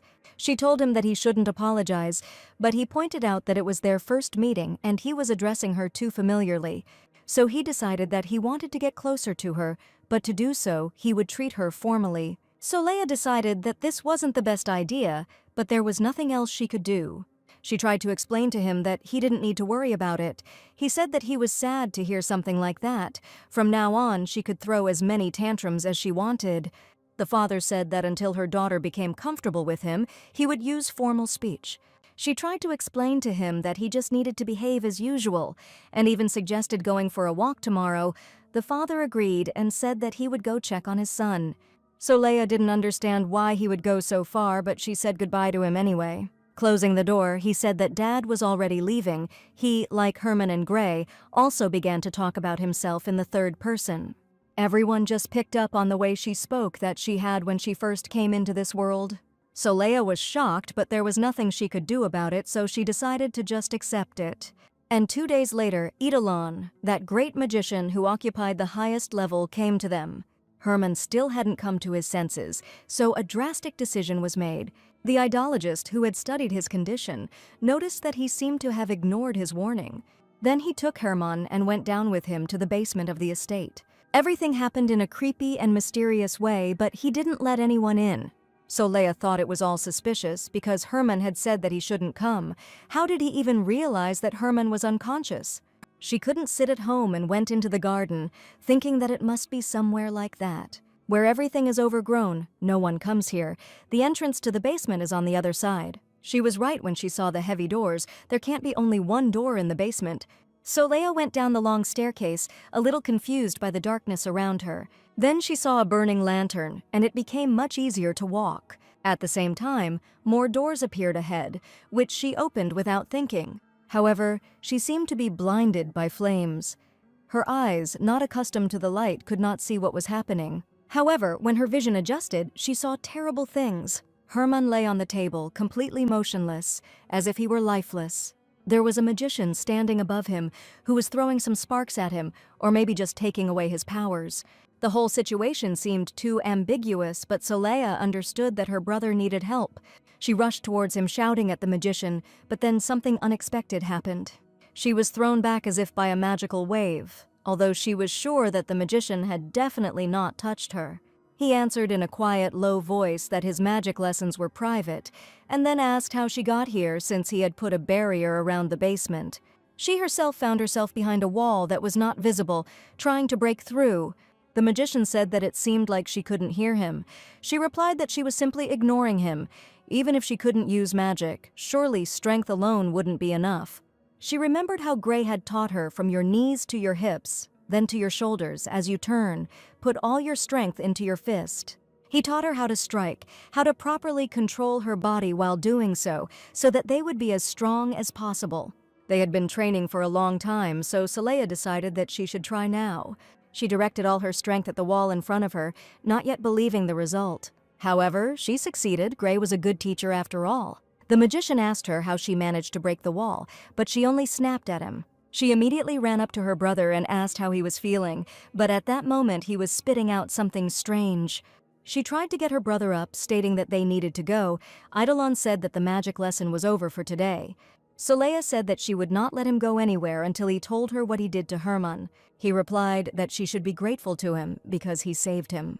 Soleil, who thought he was killing him, was a little shocked. At that moment, Herman came to his senses and stopped her with his weak voice. He said that Eidolon had helped him, but Soleil immediately told him not to lie to her. If he had really helped him, he wouldn't have that face now. Herman said she was right. He lied, but his next words made her go cold. He also shoved magic into Herman's dead body to save him like a doll. Soleil was shocked and asked what kind of nonsense he was talking about. Herman said that the magician found it thrown away and saved it because he wanted to and used it like this. Soleil said that they needed to tell the Duke everything immediately, but Herman replied that it was impossible. Eidolon was the only one who could save this body. However, here Herman raised his hand to her and said that as soon as she left, he would forget everything. After which he put his hand to her head, and all thoughts flew out of her. All she saw in front of her were her fingers, behind which was Herman's face. And she heard a voice that thanked her for coming to look for him. Her consciousness became more and more cloudy. She seemed to hear a voice that no one would save him anyway. Herman carried her to bed and laid her down carefully, grateful that she was so worried about him. The next day, the bright sun was shining through the windows, but Soleil had not yet gotten up. Gray was sitting next to her bed, reading a book that was lying next to her bed. The words "hot body of Arastu approached me" made him furious. He wondered what was wrong with her. Why would his sister read something that she lacks in her life? Soleil stood up and asked why he was scolding a sleeping man. Gray asked why she was sleeping for so long. Soleil asked if it had really been that long. Having received an affirmative answer, she asked why she was taking other people's books. He replied that he simply wanted to know what was in this book, since she was holding it in her dream. She said she didn't remember what happened. Gray asked if she was really that upset. Soleil started to leaf through the book and saw 4 words: Herman, magic, this, month. She didn't understand what this meant, but she thought hard about it. She was pulled out of her thoughts by Gray, who said that it was enough to look at the book and that she needed to go eat. The whole family was at the table. The father said that she must be very tired because she slept for a long time. Soleil didn't remember at all when she fell asleep, but she told her father that everything was fine, and then Herman turned to her. He said that if she had digestive problems, he could order lighter dishes. At the same time, his hand lay strangely on the table as if he was completely exhausted. Soleil replied that everything was fine, she could eat normally. She wondered to herself whether he had recently been in bed because he had become ill, but the Duke interrupted her thoughts, saying that they had not dined together for a long time. At the same time, he again formally addressed his daughter, which could not help but irritate. She recalled recent events when she had addressed him in the same formal manner. I couldn't forget how he left after he officially said goodbye to her. I remembered how he said that Dad was already leaving, speaking about himself in the third person. And just as she began to say the word Duke to address him, she stumbled over the first 3 letters and said, Papa. Father was shocked. At this time, Gray decided to laugh and said that the Duke was apparently now a Gerap. Soleil whispered that he was a corpse. Gray mimicked her, but the Duke stopped him. She was told that she had been reading and then fallen asleep, but she clearly remembered going to the basement. And she remembered how she said something to Herman. It seemed like he was lying there on a big stone table. Something was happening. She remembered the magician who either took away his strength or brought it in. Was it really a dream? She also remembered Herman's face, who was looking at her and telling her something important. However, at that moment, something seemed to click in her head, some kind of loud noise that stopped her thoughts. She grabbed it, then thought that it didn't matter now. It was almost midnight. The diary should be updated soon. Holding it in her hands, she waited patiently. A few words had already appeared. More would come soon. While she waited, she did not notice what happened next until her maid came in. Soleil was lying on the bed, with a book in her hands, without even undressing. Annie thought that this happened again after reading this book. And why was she doing all this? However, at that moment, Soleil jumped up. The maid said that she had not seen anything, and the mistress decided that she had passed out because she had eaten her fill and warmed herself up. She looked at the book and thought that there must be another word. There must be a next word. Opposite those 4, symbols began to appear as if out of nowhere, and Soleil read that Herman was still a handsome man, even when he lied. The next phrase was opposite the word magic. It was written that it doesn't work on him. And to the phrase this month, a horoscope was added, where it was written that everything for which you so carefully prepared will be resolved in an unexpected way. The lucky color is black. Soleil couldn't take it anymore and threw the diary. Was he really making fun of her? She tried to calm down and decided that she would simply write that she had returned home to her money. However, at that moment, she remembered Herman, who closed her eyes. She saw his face so clearly, as if it was not really a dream. Soleil saw tears in his eyes as well as universal pain, as if he were a little boy. She wondered if Herman had really been crying when she could see it, if it had been in a dream. However, she decided that for now, she only wanted Gray and Herman to stand proudly in front of the other aristocrats. She had to have more information to gain an advantage, and the advantage was that she could study here, which was not available to her in Korea. When hiring her, while reading her resume, the manager asked if she was a high school graduate. She left school in high school. He handed her a paper and told her to make a copy, but Yoon-jiun had never seen a photocopier before, so she said that she could think of it and use critical thinking. After which he added that even if she was not very smart, she could figure everything out if she put in the effort. She had some unpleasant memories of being in a society full of prejudices, but those who said she wasn't smart enough should have seen her now. Soleil worked hard, studying maps, trying to understand where the commission had gone, why the territory had become larger. I was looking into it when they managed to cede parts of the land under the agreement. She tried to remember who was whose brother-in-law, why he claimed the land, and who he was married to. There was a lot of this information, too much, but she did not give up. She had to understand everything, as it would be very useful to her in the implementation of her plans, but it was already beginning to dawn. Her brain was boiling, the sun was about to rise, it was time to wrap things up and go to bed. She went to bed with pleasure, deciding that she would study tomorrow. However, looking at the ceiling, she realized that some thoughts could not give her peace. She remembered her brothers at that ball. She was offended that they did not stand up for themselves, and she realized that no matter how difficult it was for her, she couldn't give up now. She had to help them. So she sat back down to her lessons, trying to learn all the material that had accumulated over so many years. One day, early in the morning, she was woken up by a maid who said that she needed to get ready for a party. Soleil remembered her first and last appearance in society and decided that her maid had mixed something up again. Yawning, Soleil thought that she didn't seem to have received any invitations after that day. Annie replied that it was the princess's doing, and that after that ball she had taken the necessary measures. She fired the maid who was spreading rumors about her and her family. She didn't even write a letter of recommendation. The maid said that if it were about her, she would burst into tears. Soleil heard footsteps and saw someone enter the room wearing white shoes. It turned out to be Herman. He said that he had received many invitations asking him to appear before Her Highness. After which he added that he called Madame Marielle. She was waiting outside. So Soleil had to hurry to get ready for today's ball. At that moment, Gray looked into the room and announced with a loud cry that there was good news. At first, it seemed out of place and stupid until he informed her that their older brother had won the war. He was coming back soon. Even if she didn't remember him, she would definitely like him. Soleil tried to remember what could have been there. The maid said that their older brother was now on the battlefield. However, she did not think that she would like him.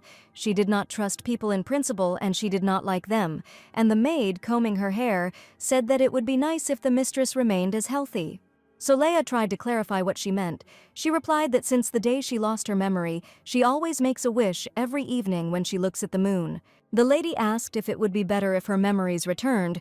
The maid recovered and said that it would be good if she remained healthy. And new memories can be created, but Soleil didn't think so. It didn't work that way. She thought to herself that this family was annoying. It was time for her to go home already. Once they were in the carriage, Soleil decided to ask whose party they were going to. Herman laughed and said that she was asking so early. Gray asked why he was being sarcastic about their little sister. Soleil asked him something in a sarcastic tone. He replied that he would pretend to be dead today, and she would have to fight for him. Then he put on a feigned serious face and said that he trusted Soleil with his safety at this party. Their squabble continued. Herman said that young Master Nathaniel, where they were now heading, lost to Gray in battle 10 years ago. He lost to him again 3 years ago, and even after that he continues to pester Gray with rematches. Soleil asked him if he could not at least once understand and give in to please her. Gray replied that he was not a loser, he couldn't do that, while looking like a helpless hare. Herman reminded that today was his younger sister Sarah's ball, so he asked that there not be such fights this time. Soleil looked down and said that she would certainly behave well. When they arrived, they were met by a blond young man who joyfully greeted Gray, saying that he had been waiting for him. Soleil noticed that he said he had no friends, but this guy seemed to treat him well. However, at that moment he took out his sword. A characteristic sound was heard, and Soleil realized that she had jumped to conclusions. The young man, with a slight smile, holding a weapon in his hands, offered Gray a fight. Soleil immediately wilted and said that he was crazy, and Gray calmly replied that he couldn't today. He said that he came with his little sister today, so sparring in front of her would be a bit too much. The guy immediately apologized and said that Gray never answered his challenges to a duel, so he gave in to emotions. After that, he introduced himself as Bill Nathaniel, and a few seconds later, a young girl ran out of the house, who began to complain about why he was taking out a sword in the garden again. After she saw the guests arrive, she asked for forgiveness and greeted them. Soleil introduced herself and congratulated the girl on her debut in high society. She replied that she was pleased to meet them and was very glad that they had come. At this point, the guys were sorting things out again. Gray said that they ignored challenges to a duel because Bill never threw a gauntlet at him. but it turned out that he was sending them to him in pairs, which was strange, and Soleil wondered why the Count's children were so cheerful. They entered a beautifully decorated hall where pleasant music was already playing. Soleil decided that it was a rather calm event, which was just right. At that moment, Milady Sarah approached her and wanted to address her. She said she had heard that the duchy had completely eliminated the slave trade from their lands, finding it incredible. Soleil replied that it was her father who did it, not her, but at that moment a voice said that there was nothing good about it. The same voice said that because of this, the Duke and the inhabitants of the duchy suffered a great loss.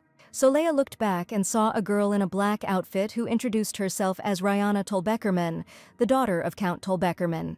The Duke's daughter said that she apparently needed no introduction, since this girl apparently already knew who she was.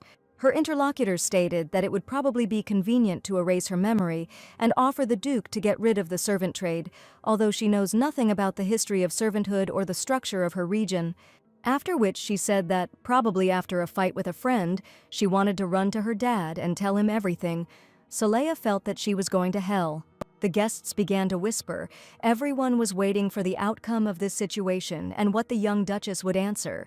However, the owner of the house took her side, unexpectedly for everyone, and there was no squabble. She told Lady Ryan to take back her words immediately, that she would not tolerate such behavior.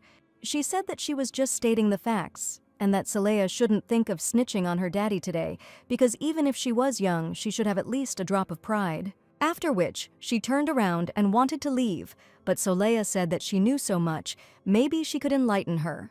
Reina turned and asked what these words meant. Soleil asked what she didn't know, that in the 4th year of Emperor Neumann's reign after the victory in the war with Utovia, he brought prisoners and made them subordinates. This was the first case of servitude in the empire. The official trade of servants in their country began when Cams II, exiled after a political war, returned. He took the throne and granted exclusive rights to the slave trade to Prince Oliver Taladin, the 3rd son of King Argon. After Soleil clarified whether Ryan meant that she did not understand why servitude was flourishing, the interlocutor replied that she thought there was a misunderstanding. Soleil continued that Oliver's trading company used the emperor's maritime trade funds to import more than just servants from other countries. They also imported sugar, tobacco, and various spices, and they resold the servants they bought to work in mines or farms. And this process was often accompanied by brutal murders of subordinates under the pretext of taming them. The girl thought that the Duchess knew too much for her age. However, Soleil continued and said that apparently in Tolbeckerman County they still believed Narcohen's translation of the Bible. Soleil even quoted one of his sayings, "Those who have sinned must live as servants in order to wash away their sins." She then said that this verse was originally used to justify servility, but later the translation was found to be false, and Narcohen spent the rest of his life in prison. If the Countess didn't know this, it seems she wasn't even given a basic education. She replied that she would not tolerate such insults towards her family. Soleil continued her argument and said that even the previous emperor recognized that servitude was inhumane. It is becoming less common practice in other countries, so why shouldn't it affect their empire too? After which she noted that it was probably difficult to answer if she skipped classes. Then she turned around and said that she could snitch on Count Tolbeckerman today. Soleil always welcomes debate. When the conversation ended, Lady Sarah stood in awe of Soleil, asking when she had managed to learn all this. After all, it was simply unbelievable, to which Soleil replied that she had only mentioned what she had had the opportunity to study. In fact, she was worried that they would ask her something else. At that moment, their attention turned to the people looking out the windows of the mansion. They said it was the same every time, but in the end, the guys still got into a fight. Soleil turned around to see what was going on. However, in the window, she saw her brother with some young man. Those present said that trouble was brewing. Soleil couldn't believe that this idiot couldn't control himself. They were told not to fight. Apparently, a crowd had already gathered on the street. Gray's interlocutor told him why he was so sensitive, because he only said that it was nice to see that the two of them were getting along. At the same time, the owner of the house tried to take Soli's brother away by the hand, but it did not help. Gray was furious, it was obvious to the naked eye. However, someone then said that the son of the house, Nathaniel, was deaf. Immediately, whispers began to form in the crowd. People started saying what a pity it was. Maybe that explains everything. Everyone was whispering about why the Count was hiding it, saying that it was no wonder that Bill was constantly screaming and he was already losing the ground from under his feet. After which the man asked if it was really a secret. It was obvious. Bill said that Isaac's behavior was contrary to basic etiquette, but he was willing to overlook the fact that he threw a stone at him. However, for this he needs to stop. But Isaac continued, saying that he should have turned around when he called him. He can't chase him forever. He's not some dirty beggar. Here Solea went berserk again, trying to punish this bastard, but Herman held her back and said that this man was dangerous. At that moment, Gray took off his glove with a sinister look, shocking everyone around him. After that, he bent down and picked up a stone from the ground and turned to Bill. He said he would set a bad example of how to challenge someone to a duel. After this, Gray put the stone in his glove, looked ahead carefully, and did something completely unexpected. He threw the gauntlet at Isaac, barely even aiming. However, it hit him straight in the forehead, and further events were practically predetermined. Isaac turned around and asked what the hell he was doing. Gray replied that it was obvious. He was challenging him to a duel. Immediately, whispers were heard. Those around could not believe that Mr. Gray could throw a stone at someone. Others said that Isaac had provoked him himself, but it was not very noble to respond in kind. Holding his head, Isaac asked how dare he wouldn't let some street rat hurt him. At that moment, loud footsteps were heard, and Solea still couldn't resist. She ran up to the man, only his hair fluttering in the wind. Not expecting anything bad from her, he asked what she wanted from him. Solea swung her arm and slapped him hard, right in front of everyone. After which she asked how he could be so impudent as to mock her brother's past. He snapped and said that Solea would regret this because he was the third son of the Marquis of Schloden. Everyone around was agitated. Everyone understood that this would not end well. She replied that she didn't care who he was. All that mattered was that he had insulted her brother. But at that moment, Herman called out to her. This guy had a very bad reputation for good reason. Apparently, he was ready to attack a woman. In the blink of an eye, he drew his sword and swung it at Solea without thinking at all. That is, literally in an instant. She would have been cut in half right before the eyes of many witnesses. She suddenly realized that she had just been almost hacked to death with a sword, and this could have happened if not for her brother. Herman protected her with his magic, but reminded her that he had warned her that this man was dangerous. However, this was not enough for him, and he said that he accepted Gray's challenge.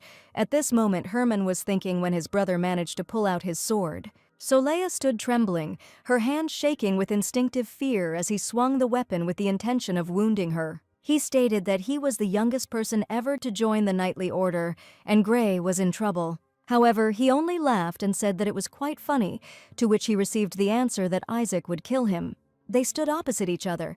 Gray didn't even have his own sword. He had Herman's sword in his hands.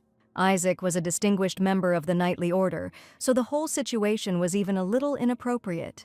No one who was not a member of the knightly order dared to challenge one of its members. Everyone began to whisper, appreciating Isaac's wide stance, but Solea demanded that they be silent. But then a moment passed, and she simply did not understand where her brother was. At that moment, everyone heard the sounds of drops of blood falling to the ground, but everything happened too quickly. However, everyone heard Isaac, who was holding his ear and screaming loudly. He called Gray a crazy bastard, but Gray told him not to make a fuss, as it was nothing compared to his insults. He called him a bastard again, and it was clear from his face that this would not end the matter.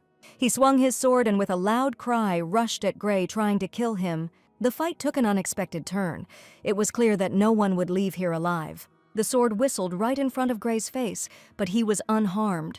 He took a step towards his opponent, accepting the fight, but according to the laws of chivalry, someone had to kill the other. Gray understood this clearly, but he was not a member of a knightly order, and such laws did not apply to him.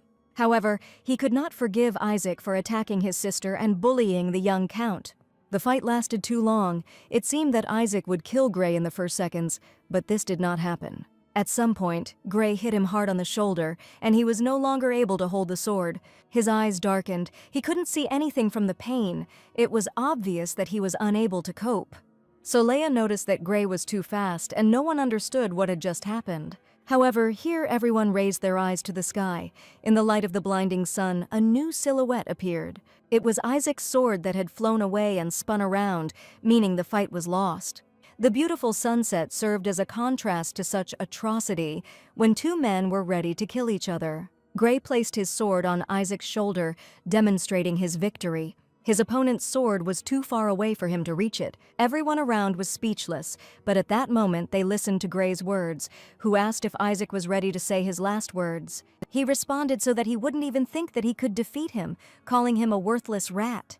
It was an insult again. It seemed like Gray was about to cut his head off, but he remained in his repertoire. Taking the sword by the hilt, he struck his opponent in the neck, knocking him out. After which, he said that it was a great shame for him that he had come across a worthless swordsman. When it was all over, Gray finally looked into the crowd, where he could see familiar eyes. Looking at him was Solea, the one for whom he was ready to kill this man to protect his sister.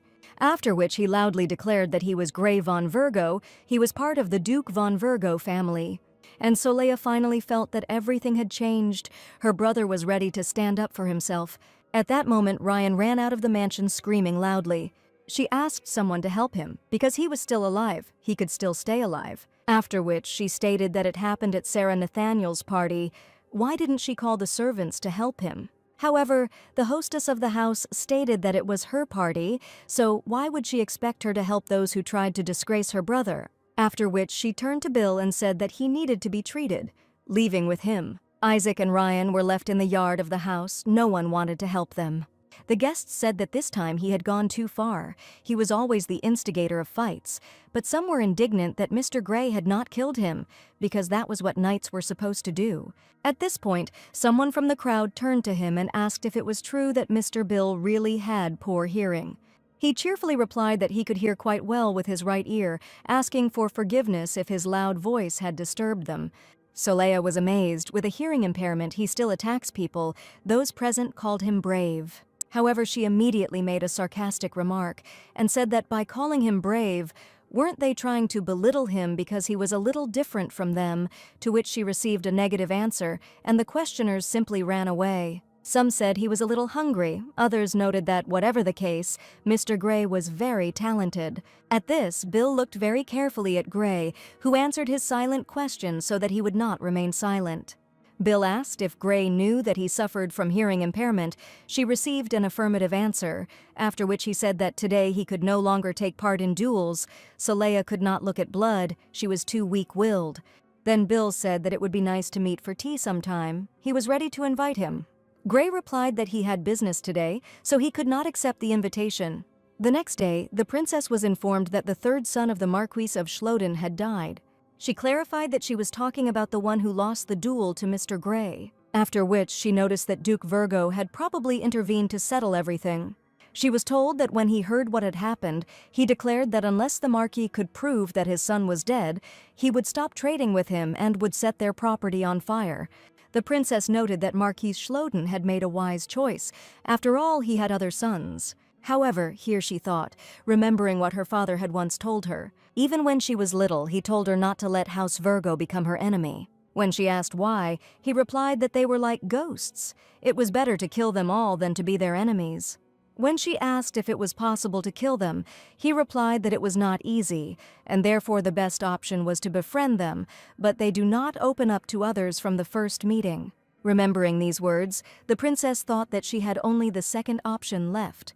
She reminded the maid that she had asked her to study Solea von Virgo. She replied that she had done everything, but her answer might not satisfy the princess. It can be considered that the body of Duchess Solea is practically dead. It doesn't emit any mana at all, so there's a good chance it no longer has any life in it. The maid added that she did not have enough information about the lady herself, but according to ancient magic books, there was a version. The princess impatiently interrupted her and asked if she could befriend Solea, shocking her maid. The purpose of the investigation was to determine whether Solea was dangerous or not. The princess simply wanted her to answer this question. Her servant froze, so the princess repeated her question, asking if the future duchess posed a threat. If that was the case, she would get rid of her immediately, even if it meant ending House Virgo entirely. But if the risks are not so high, the princess would like to keep her close to her. Never before had she been so enchanted by anyone. She hurried the maid with an answer. She was confused, but said that it was possible. The princess was pleased with this answer. Then she asked to tell her in more detail what was wrong with her mana. The maid replied that she would not live more than a year. There is only one documented case of a man without mana in the Forbidden Book, and that was the last principal of Billionaire, who lived 200 years ago. After he died and came back to life again, he lost all his memories and mana. The princess asked if he had really died and been resurrected. Maybe he had been ill, to which she received an affirmative answer, but he died again exactly a year later, although he felt fine even the day before his death. According to the records found, there is a high probability that the same thing will happen to Lady Solea.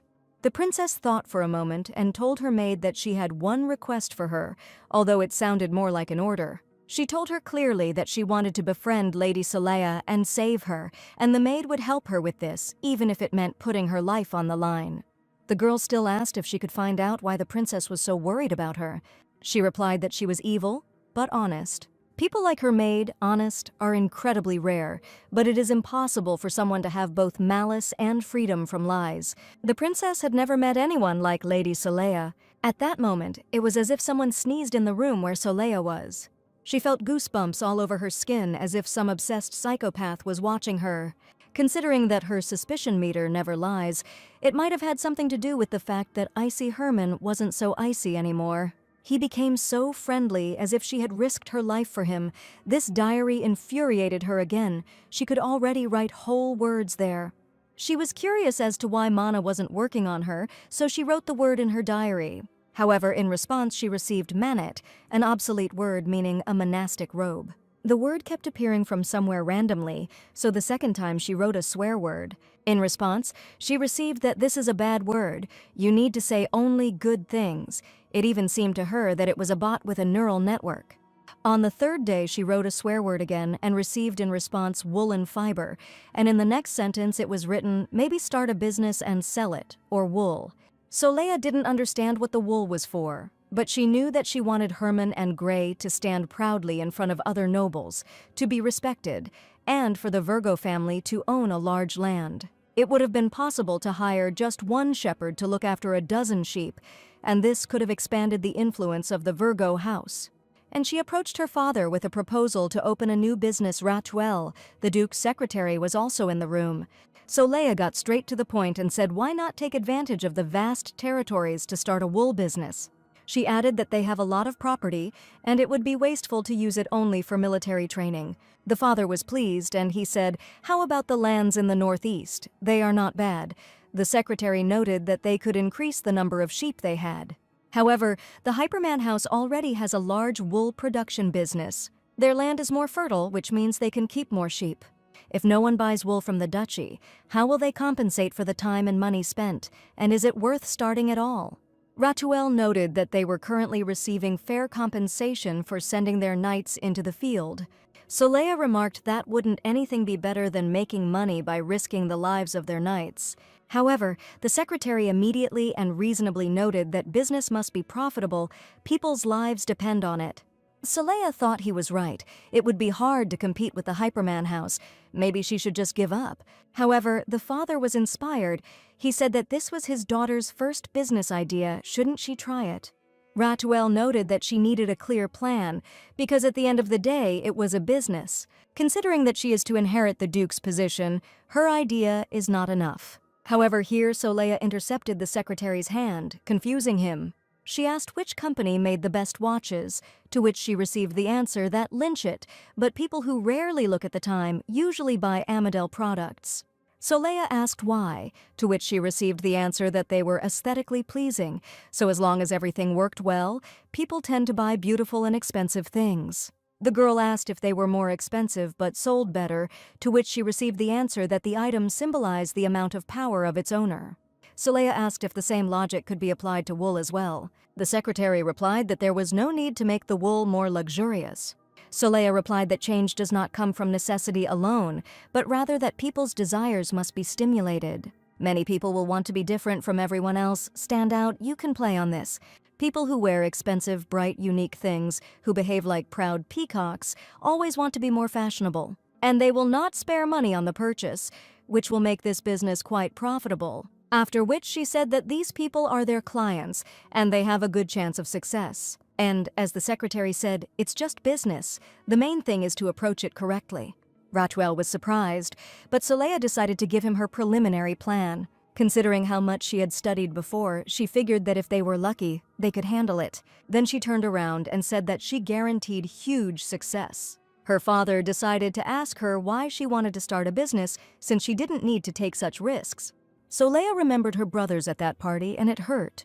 She probably thought it was because she was annoyed that everyone looked down on Herman and Gray. She wanted to fix it before she left. It would make it easier for her, and the family's reputation was ruined because of her.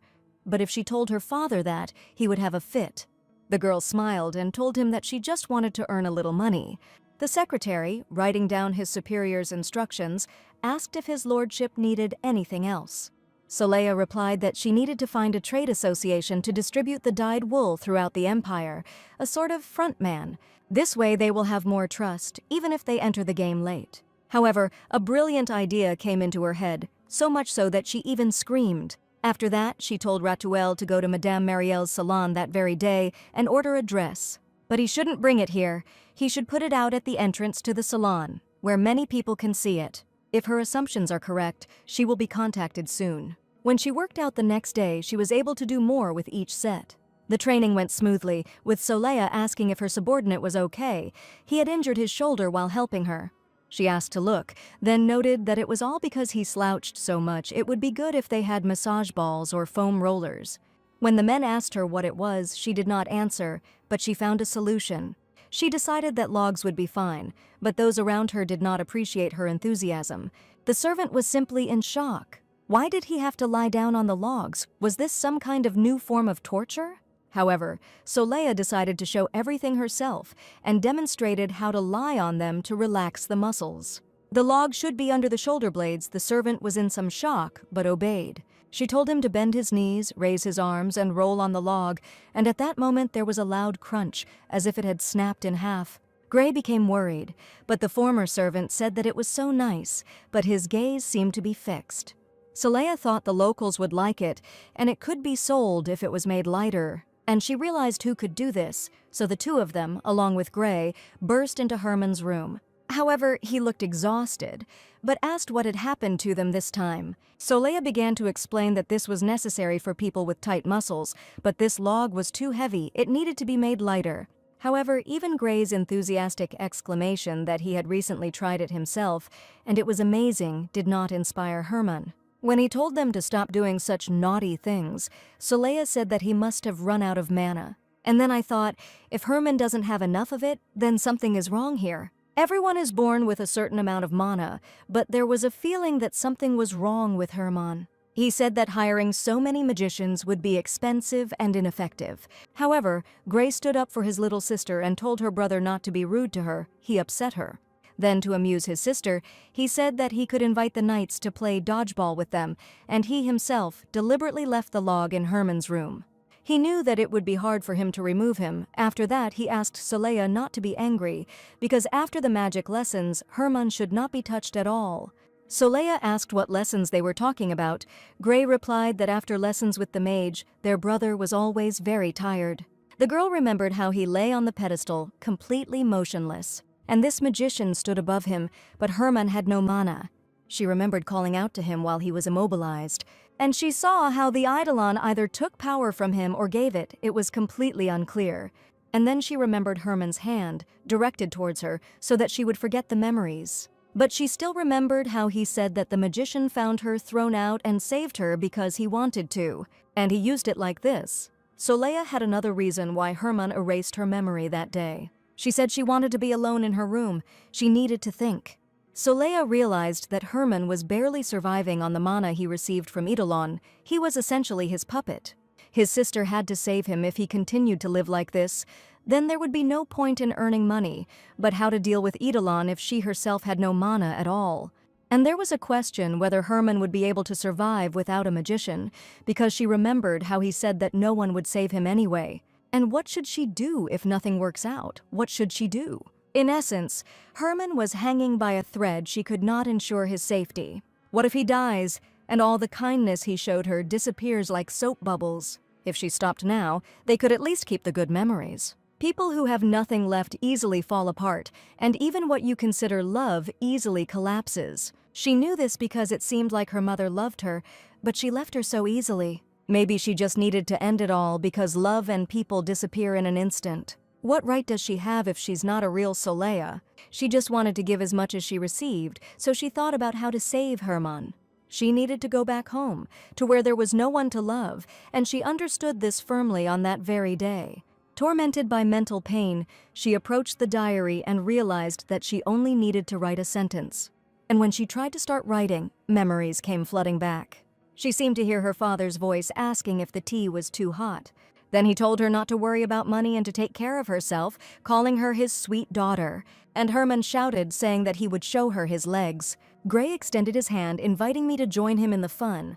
He was especially kind to her, despite the fact that they constantly bickered like real brother and sister, and Herman told her not to make such a face, as if she were a lost child. And then he said he would hold her hand so she wouldn't get scared. Memories swirled, sending her into another life, a life where she was loved.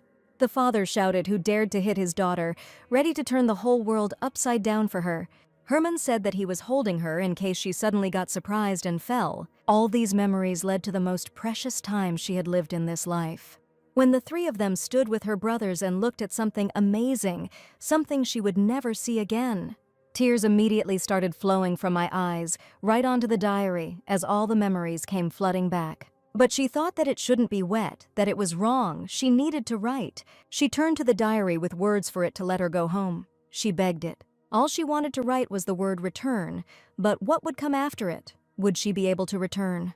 But she did it, it was all over. Sitting on the floor, exhausted, she thought that she would never have to see their disappointed faces again. And at that moment, something unexpected happened, something that tore her heart apart. Herman entered the room and said that he had made the log lighter, and suddenly stopped, seeing her in this position. He dropped the log and ran to her, asking why she was crying, whether he had been too harsh. Herman hugged her, pulled her close, asking why she was upset, because he had done nothing wrong. He asked her for forgiveness. Crying, she simply asked to be left alone because she had already chosen her path. She didn't need their pity, their mercy. It was painful to refuse their love, but she was ready to do it. When he hugged her, he wondered why she had given up. He was afraid that he would be abandoned again. Soleya asked why he used magic on that log if he didn't even have that much mana. He used up all his strength. Herman was surprised and asked what she was talking about because her muscles were sore, so he wanted to do at least one thing for her. She burst into tears even more, and Herman asked how about going for a walk tomorrow. She said that she couldn't. Today was her last day. A walk was out of the question. And then some flickering particles appeared, which she heard, saying that she was already so grown up, but still cried into her brother's shoulder. Soleya wondered who said that. Couldn't they see that she was grieving here? What a bastard to laugh at her. But there was no one there, and didn't Herman hear it? The voices continued, saying that she was so scary. Maybe it was because it was too dark. Maybe make everything a little brighter. Herman said they could take Gray with them if she wanted. The voices all tried to add fire. Soleya screamed enough. The brother understood this differently and said that then they would be alone. Would it be convenient to go out at noon? She agreed and thought that it was necessary to somehow kick Herman out of the room. And he, glad that they had reached an agreement, said that everything would be as she wanted. The voices kept saying that it was probably him who had driven her to this. Then he needed to be taught a lesson. They would punish him when he left. Soleya didn't expect this turn of events, and they kept saying that they would show him what he feared most. Soleya realized that he couldn't be left alone. These voices continued to talk about their plans to punish her brother. She could already clearly see the bright pink lights that were making the sound and that were about to repair the damage to her brother. Some were bigger, some were smaller, but they were clearly there and up to no good. She heard them want to show him a future where he would be locked in an underground laboratory again. Then they will try to make him believe that his family has abandoned him. If he thinks he's alone again, he'll go crazy with grief and then they'll catch him. The voices still did not subside. Herman was already ready to leave, and Soleya needed to wait until the morning to return to her life. Her brother put her to bed, telling her that she needed to rest. He was so kind and caring. As he was leaving, he tripped over the diary and wondered if she was still reading it. The voices immediately picked up that it was an erotic novel. Herman said that he had been wondering why she had suddenly gotten so angry. The little monsters said that this is not a depraved affair. When Herman loses his mana, he begins to understand this. One of the voices said that all his mana needs to be taken.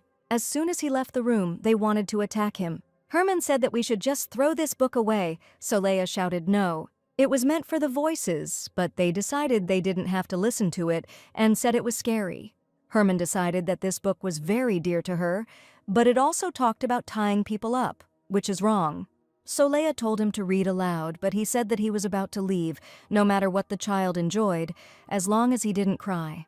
When he almost reached the door, she heard that the monsters were going to give him a terrible night, so Leia could not stand it and stopped him.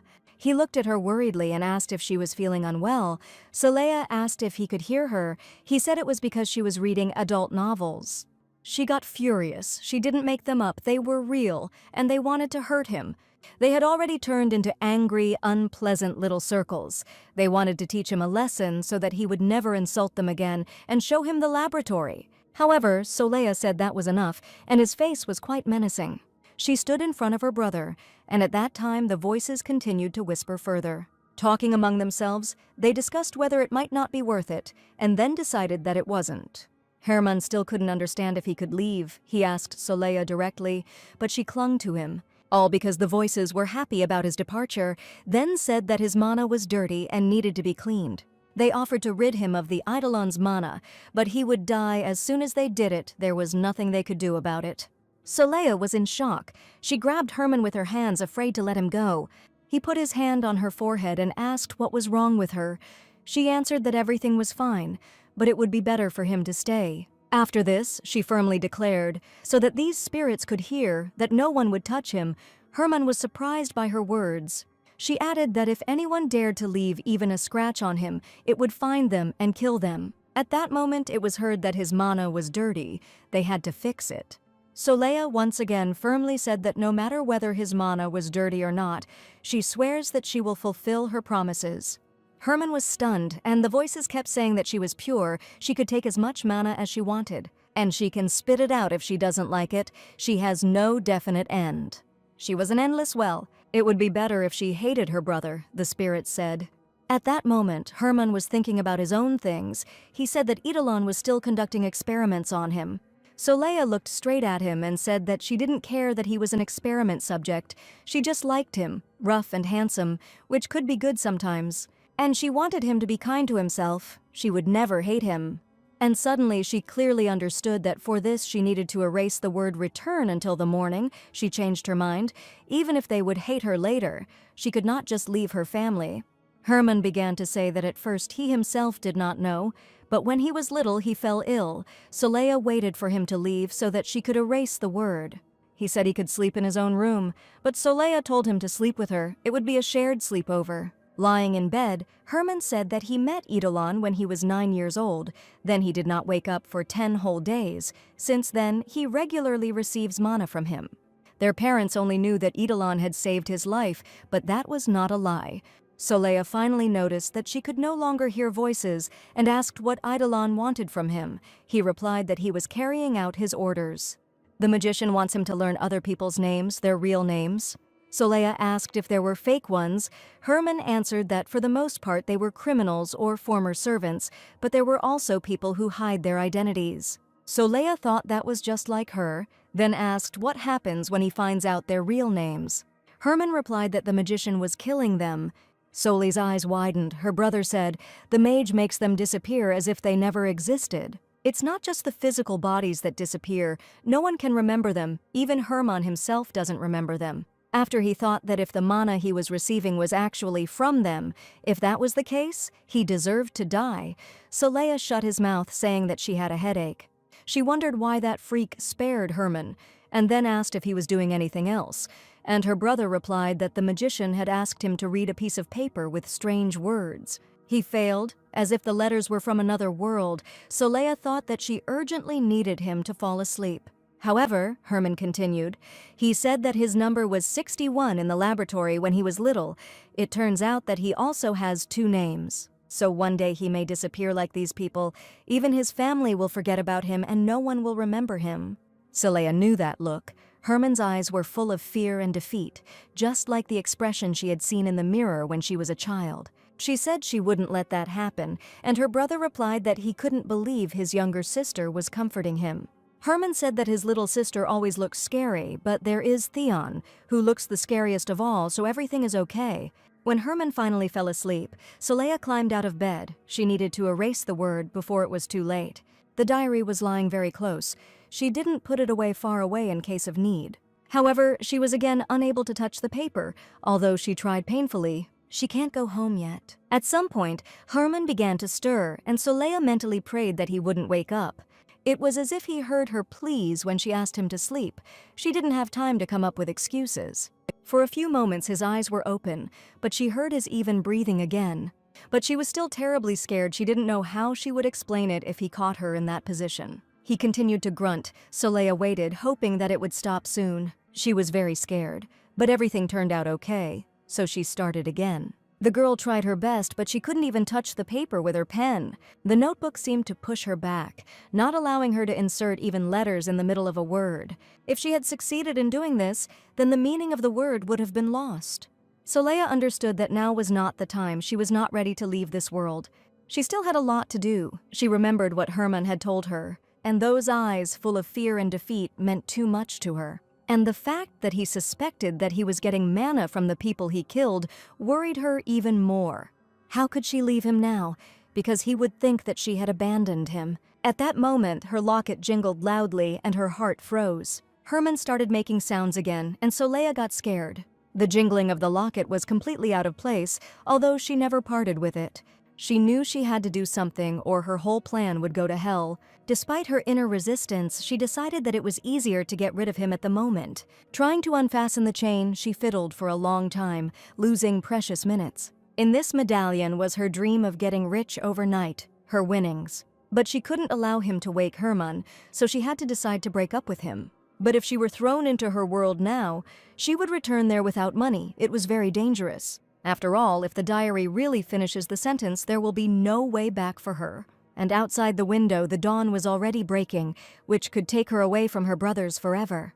Saleya carefully placed the medallion on the floor, not giving up hope that she could fix everything. She wanted to put at least a line, although she herself understood that it was time for the diary to be updated. She thought maybe she needed to pick up the locket again, because if she returned home without it, everything would be worse than before. Not only will she be alone again, she will also be penniless. At that moment, she heard a rooster crowing, and it seemed to her that she was about to be pulled into another world. And then she saw that the inscription in the diary was starting to change. Her heart sank. She didn't make it in time. But the diary simply supplemented her word return. He added, "From the war, my older brother. They say that he is very scary." It was further written that he would also like to arrange a sleepover. And there was also hope that he was as good as Herman. Saleya was shocked. Could this diary have gone crazy? No more overnight stays, and in general, Herman just sleeps. However, here she noticed that new words were appearing. It said that she had a family that she wanted to protect. Saleya suddenly breathed a sigh of relief. She wouldn't have to return to her world, but that was just ridiculous. She experienced extreme stress, but strangely enough, everything turned out well. This usually didn't happen in her life. The next day, Herman was waiting for her with a basket of fruit and wine to go for a walk.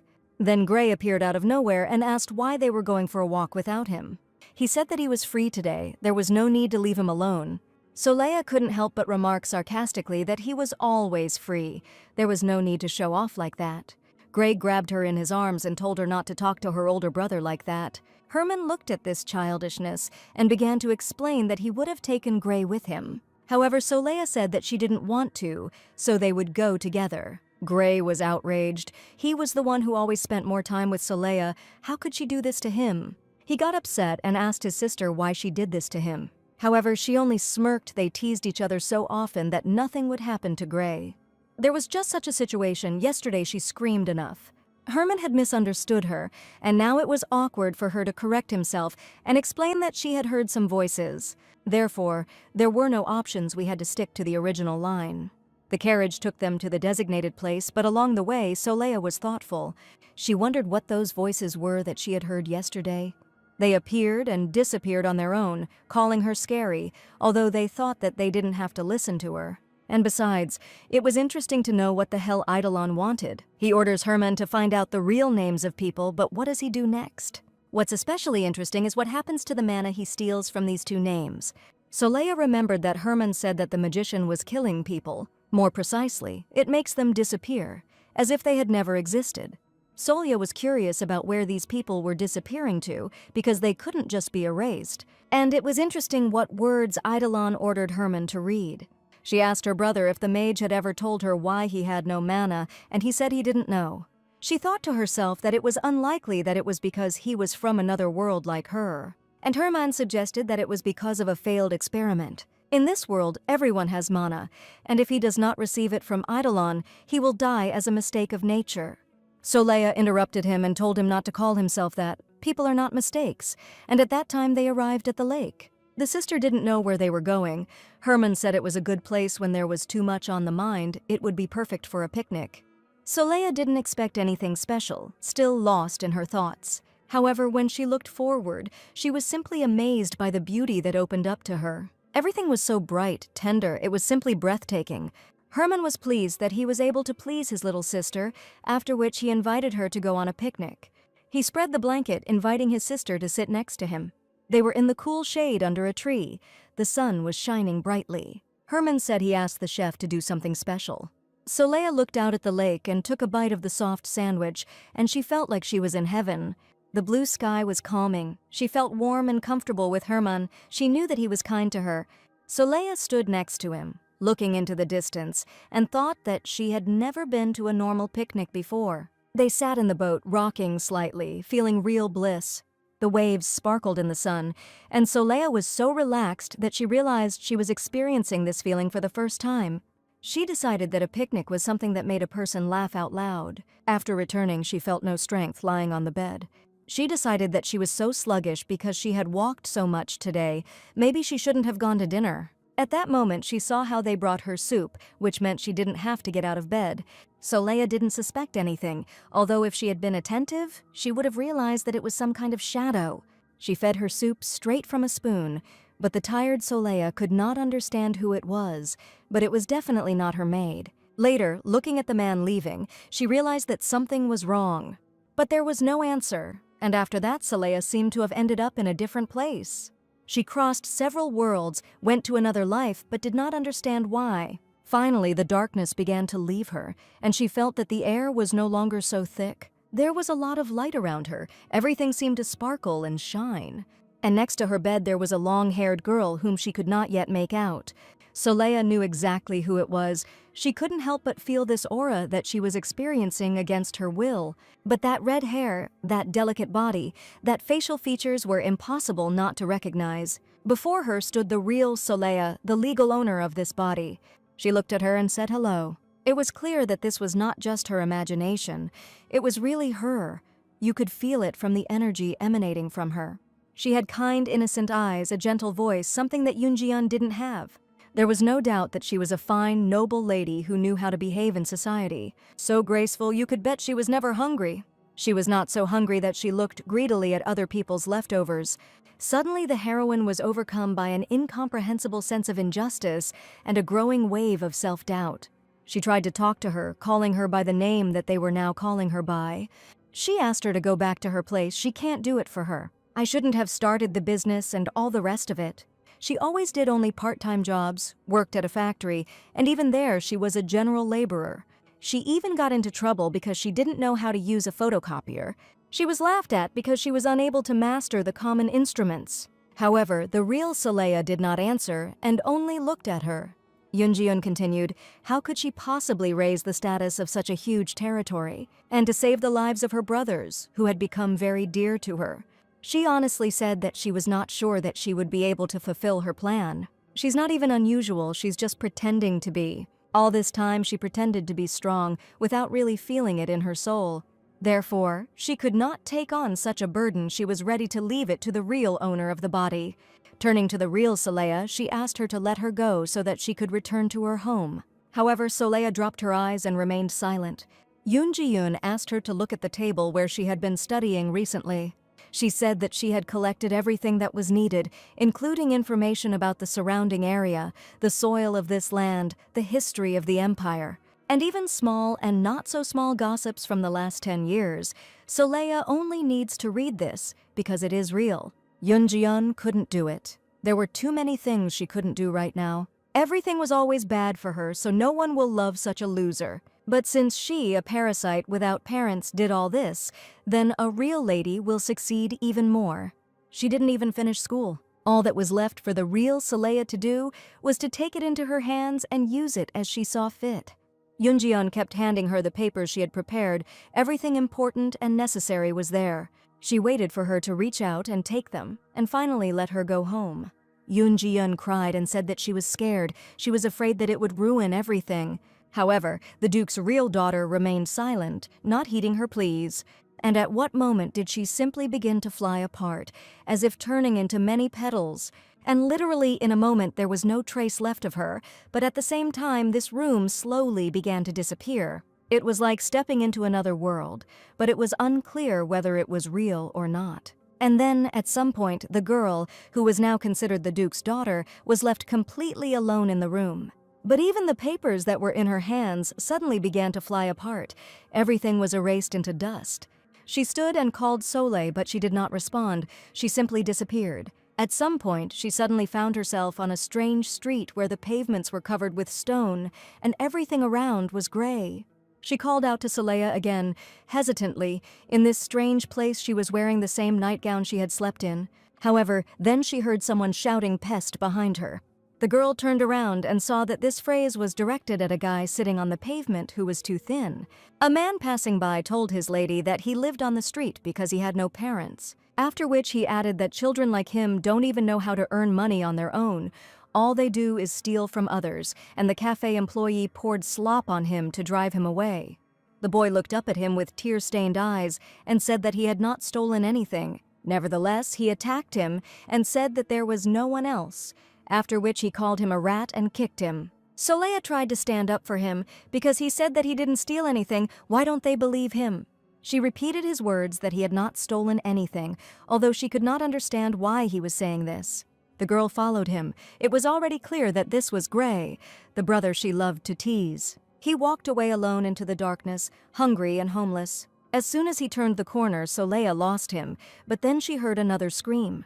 Some man was carrying a pink-haired boy by his hair. He was crying and resisting, saying that it hurt and he didn't want to go. He didn't want to go back to where he was being carried, but no one listened to him. The masked man shouted loudly, "Number 61," and then demanded obedience. Herman, who was so small, was currently just a toy in the laboratory. Soleil screamed for him not to be taken away, but the man grabbed him under the arm and carried him away. The girl screamed that she couldn't save him. She didn't have the strength to do it. She couldn't cope. She herself ran and started calling for help, demanding that they leave him alone. She screamed, but no one heard her. All her calls for help were useless.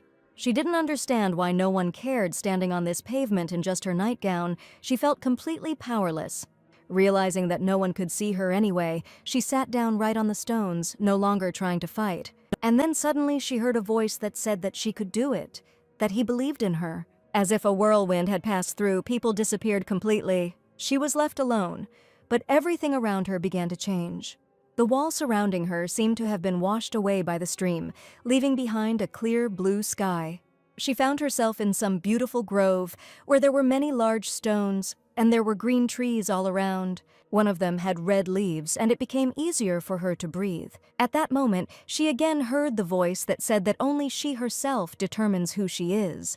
He said that she shouldn't forget about it. It was very important. Soleil didn't understand who it was, why she was hearing it, and what this voice wanted from her. She narrowed her eyes sharply from the bright light, and when she opened them, she saw in front of her a young man in a long coat and with dark hair. Soleil asked him where she was and who he was, and he came closer and closer to her. She felt a strange energy from him, but it was magical, although what kind she could not yet understand. The long-haired man held her. She seemed to fly as if she felt lighter. After that, he brought his hand, from which the light emanated, to her head, and she felt warmth.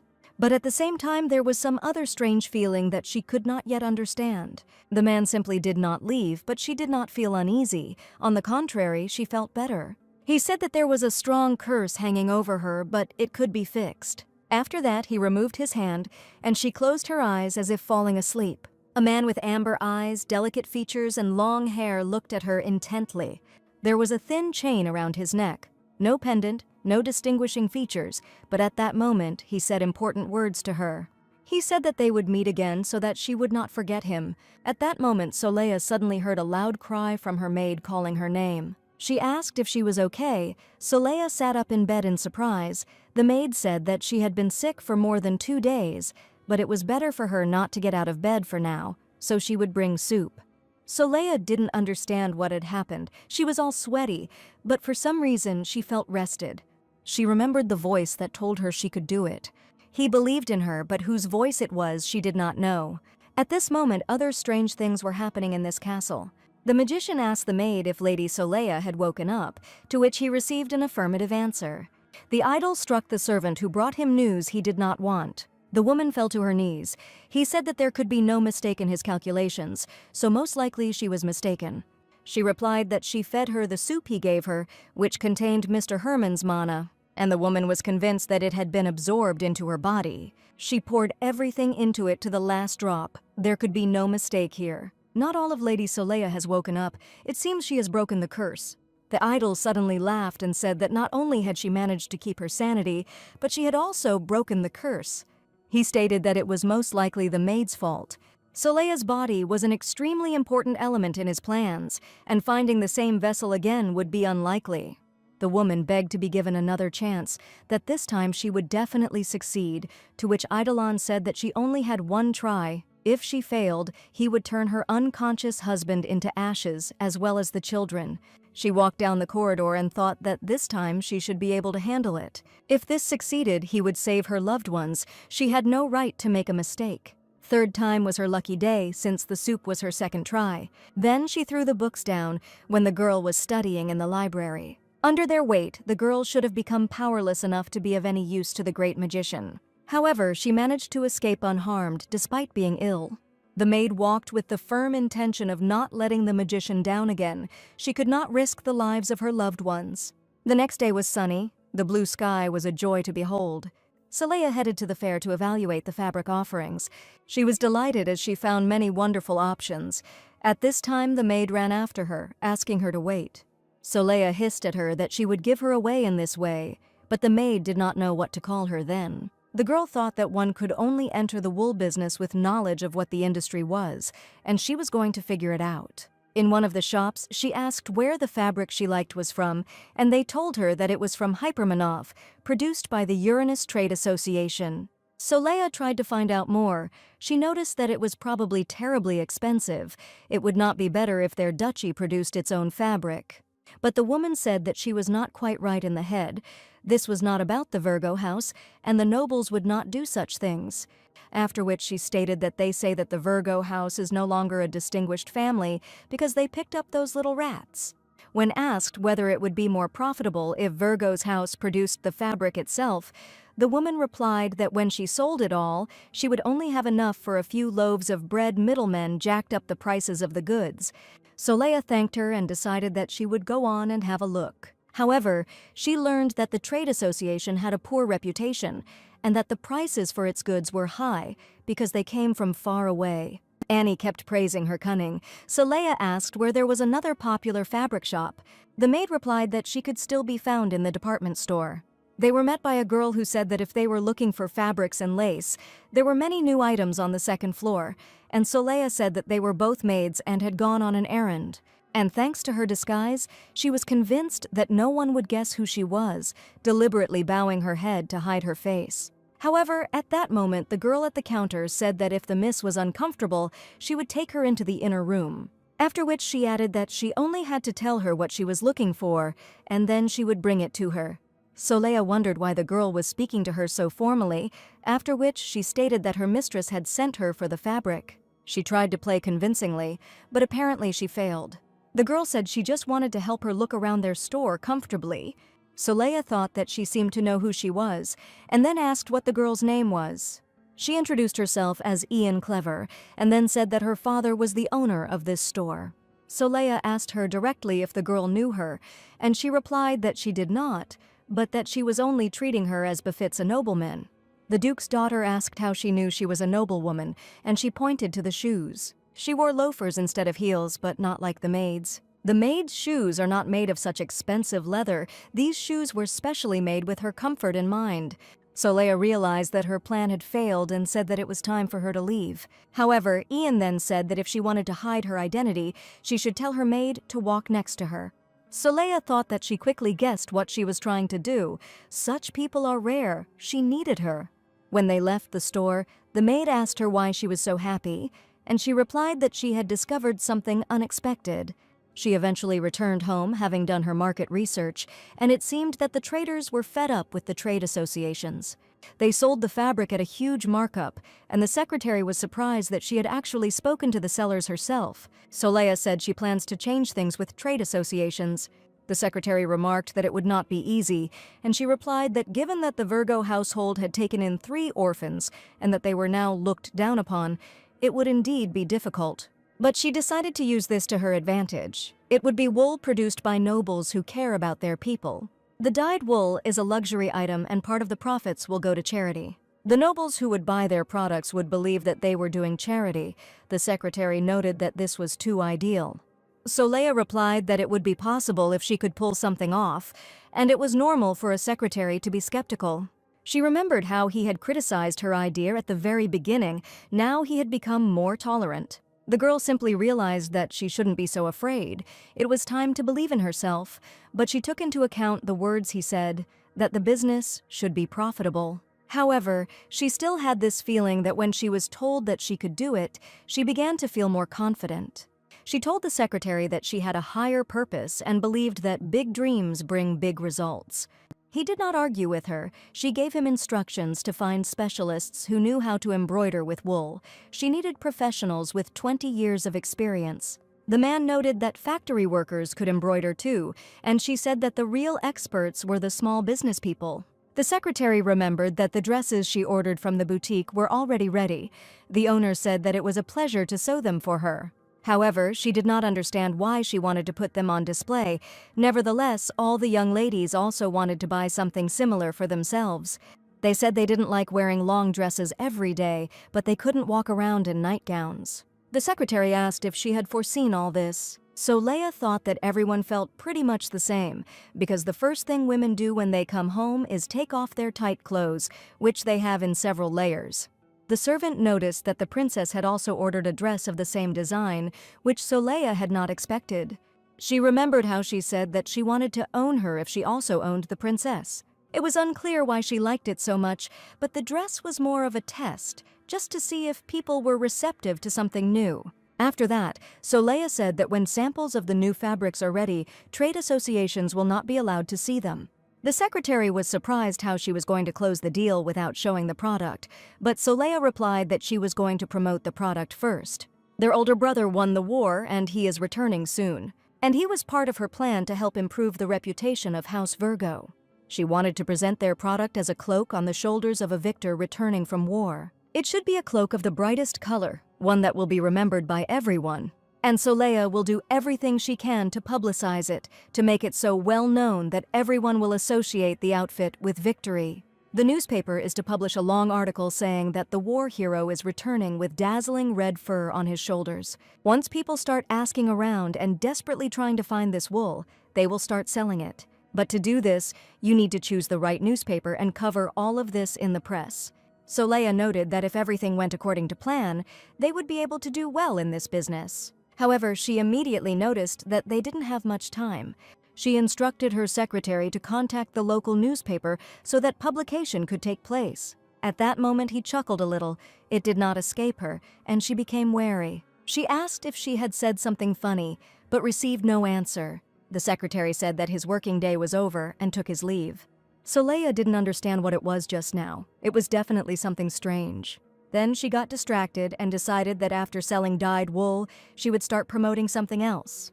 She remembered how pleased her subordinate had been when she had placed him on a wooden bolster, the kind that would come in handy for aristocrats who sat all day. Then she heard a voice that asked how they could be of use to them. She even jumped up from her chair, causing her to fall to the floor. It was unexpected. These voices appeared again. She asked directly why they came back, who they were anyway. They started whispering and were glad that they had scared her, after which they stated that they were waiting for their master to return. They had visited many places. They were waiting for him with a large supply of mana at the ready.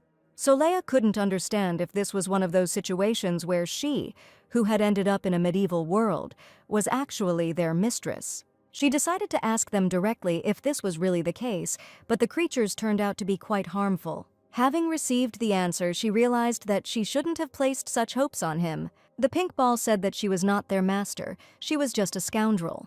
Soleil immediately raised her fists. They said that it was very scary and that it was a villain from a strange place who tried to beat them. The girl asked why she was a scoundrel and why she was from a strange place. How did they know this? They said that she was from another world and they were scared. They missed their owner. Then Soleil asked who he was. The spirits answered that their master was sleeping, he was handsome, noble, he was their master. Soleil thought her head would explode before she asked if they could take turns answering, immediately adding the word please. One of them said that she really was a scoundrel. She said that then they need to clarify something. If these guys are spirits waiting for their master, then why can she hear them? And why doesn't she see their faces? But they answered that only the owner can see their faces and usually no one hears them. Afterwards they added, maybe it's because she's a bottomless vessel, but she has no mana at all. It's scary that there's no limit to how much she can absorb. Soleil was surprised, asking if they meant to say that she was like a shaman who could be possessed by spirits. They didn't know who the shaman was, but they liked the name. They said that she reminded them of their master. They needed to be introduced. Later they suggested that perhaps she meant the word jackal. They loved jackals very much. Soleil was outraged. Apparently she was wrong again, and these creatures would not be able to help her in any way. She clapped her hands 3 times and said, 1, 2, 3, look at me. These creatures seemed to freeze. They asked what it was, after which they noticed that it was very loud, but they liked it. They thought it was a lot of fun. However, Soleil said that from now on she would clap 3 times if she wanted their attention, after which she asked permission to ask them something, which meant that she was a bottomless vessel. So she can suck out mana, but can she use herself to free Gehrman? These weirdos told her that if she wanted to help the pink-haired man like that, he would die. He has a contract with Eidolon. They are also afraid of Eidolon. Soleil realized that even these spirits could not break the contract with this dark magician. Then they could not help her in any way, so she said that they were free. They became worried and said that she would be bored without them, and if she got hurt she would need mana, she could use them. Soleil thought that without mana you die, and she doesn't want to kill anyone to save her life, but the spirits said that she is the only one who can talk to them. They said they would give her all the mana they had, natural mana, but she said she needed to read. The spirits became even more worried and began to lament that they had been bored for so long and had no one else to talk to. They kept distracting her from reading, making it impossible for her to concentrate. Finally, there was silence around her. She decided that they had left. However, they formed around her again, and they looked like little people, only very small. In surprise, she spilled the tea she was drinking now she saw them. They cried and told her to be their mistress, to use their mana, and they would protect her home. The spirits begged her to become their temporary mistress, holding her fingers with their small hands. Realizing that they couldn't be gotten rid of, she asked if they could make 100 of these logs, like Herman had done with his magic. The spirits replied that they could make at least 1,000. Soleil liked this plan. Then she tried something else. She told them to use their power to send her back to her world along with the lottery ticket. But they said that even they don't know what the diary is. They don't have all power. Soleil asked how they read her mind then. They answered that they watched her for several days because they were bored, and she was like an open book. The girl thought that it seemed like they had suddenly become much smarter, but since they couldn't help Herman, then they could tell her one thing. She was incredibly worried about one question, to which she herself could not find the answer.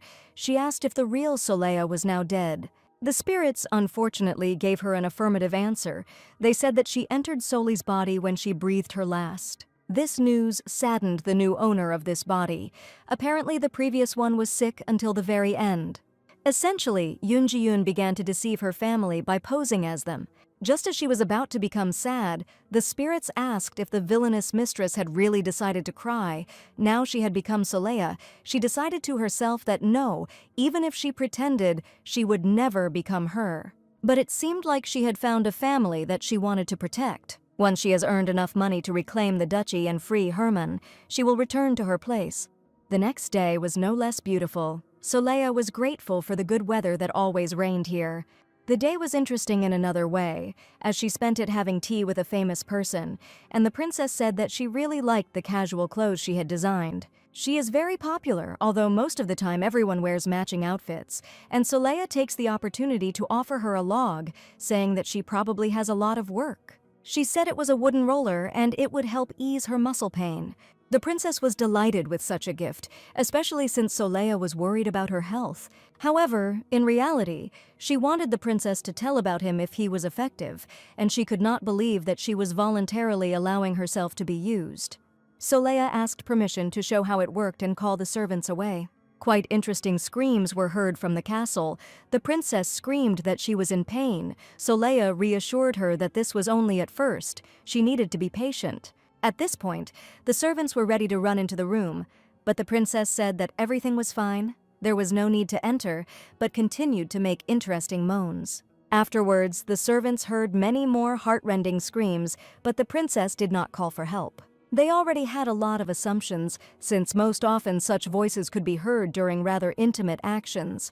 Soli's maid wondered what they were doing there, and her mistress herself, knowing her thoughts, told her to stop reading those books. After this, the wooden rollers were snapped up like hot cakes among the aristocrats. People gathered in the empty hall they had chosen for the sewing workshop. The women standing there wondered why the employers wanted all the embroidery masters to come here. The ad said they were looking for people who could embroider like no one else, with experienced workers preferred. While the girls did not understand who had called them, a man appeared and thanked them for coming. However, the girls said they didn't have time to chat with strangers. They'd rather add another stitch to your work than waste another second here. The man gallantly blocked their way, which scared them a lot, but at the same time said that the door was heavy and he could help them open it. The girls became embarrassed and hesitated. The man in black cries looked rather strange and even threatening. However, there was a young face hidden under the hood, and the girls decided that it was worth listening to the end. At this point, another character appeared. Soleil asked why Gray was trying to scare adults. He replied that he was just trying to help. She said that she would do everything herself and asked to move over. One of the women finally asked why they wanted to see them, and it was time to explain. Soleil snapped her fingers and the show began. It was as if something started to fall from above. The girls stood in shock, not knowing how to react to it. However, it wasn't scary, just the fabric almost fell on them. They were brightly colored, and the eyes were dazzled by the abundance of bright colors. One remarked that she had never seen such luxurious wool in her life, and her opinion was echoed by the others. After such an effective demonstration of their product, it was necessary to explain what was happening. Soleil moved forward. She needed to show everything. She had been preparing for this for a long time. After taking a couple of steps, she gathered her courage, but she had already gone over this in her head more than once. As she walked past the fabric she was pushing aside, she prepared to introduce herself. Finally, she took off her hood and said her name. This shocked the embroiderers, but she said that she called them because she wanted to hire them. The girls were still recovering from the shock of why the Duke's daughter wanted to work with people like them. At that moment, Lady Marielle appeared, whom everyone knew as the owner of the best clothing salon. The women were even more taken aback because this was the lady who ran the Empire's most extravagant boutique. Someone almost fainted, but they held her back and everything went without tragedy. Soleil said there was no need to be so surprised. From now on, they would become a living brand. After which it became clear that they wanted to produce high-quality wool, which would be embroidered by skilled craftswomen, and their business cards would be included with the finished product. When the girls asked why such insignificant women were given such a good opportunity, Gray replied that people should be respected for their abilities, regardless of their background. He added that this is the motto of the Virgo house, so each of the girls can receive recognition for their work. Soleil confirmed his words. The girls said that they would do everything possible, even if it meant selling their souls to the devil. The Duke's daughter was jubilant. Gray and Dawn noticed that she looked like an angry boss despite her kind words. However, upon returning home, a surprise awaited them. Their father scolded them. He asked why they came back so late and why their clothes were so dirty. The thing is that they decided not to tell anyone anything for now, to wait until the business becomes successful. Gray found a way out of the situation and said that Soleil wanted to ride a bike. At first she tried to resist, then she said that she wanted to ride without extra wheels because it looked cool. Herman just grinned. The two of them ran somewhere without him. It looked like they stole someone's bike. It's unlikely there was any crime involved. Soleil tried to calm herself down mentally, reminding herself that she loved Herman, wanted to save him, and this was not the time to quarrel. But as always, she couldn't resist asking how he dared interrupt his father, and it would be better not to force her to remove the wheels from his carriage to use them for a bicycle. Gray chuckled. His father was outraged, and Soleil turned the blame on Herman because he started it. Herman shouted that these two had abandoned him, that they were plotting something without him. This humiliated and insulted him, but Soleil was still not ready to reveal her cards to him. Looking at his daughter, the father thought that over the course of several months she had become definitely brighter and no longer called him Your Grace. A riot ensued, but the Duke decided that it was all good because she got along with her brothers, and Gray decided to take advantage of the situation and see how this quarrel would end. Just when the Duke thought that Soleil had become too bold, he got it from Herman. Finally, he decided that he needed to put her in her place, telling her that she shouldn't talk to her brother like that. At that moment, the house began to be surrounded by strange creatures that looked like fireflies. The next morning, her maid came running into the room to announce that all 1,000 wooden rollers had been sold. The little ones, who had recognized her as their owner, celebrated their victory, while Soleil was just counting the proceeds from the sales. The maid noted that she did not know why everything went so well, whether it was the influence of the crown princess, or the usefulness of the product, or perhaps the charm of a particular merchant. Soleil thought she knew it would be effective. A couple of weeks ago, she made the right choice when the kids were making the logs lighter. She came up with a plan. They couldn't sell Manhwa products under the name of House Virgo because everyone knew they didn't have enough money. She could lie and say that she hired a bunch of magicians, but then Eidolon, the head of the association, might find out. She then decided that she could pretend to have hired one specific magician, although the one she had chosen was very doubtful. She said that he would pretend that he didn't speak the language of the Empire anyway, so he had nothing to fear. Soleil told Dawn to trust her because now he was free and he was also handsome. She said that he needs to be more confident, then everything will work out. When communicating with people, she said that this magician is responsible for production and sales. He was introduced as a resident of the Western continent who sells his goods in different countries.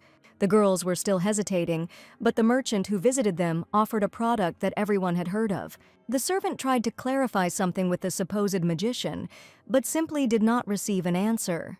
He looked at him with a disdainful look that said, "What do you care?" Soleil taught him to do that when he didn't know what to do. In the end, it always worked. Women bought up the goods, while noting how respectable this magician looked.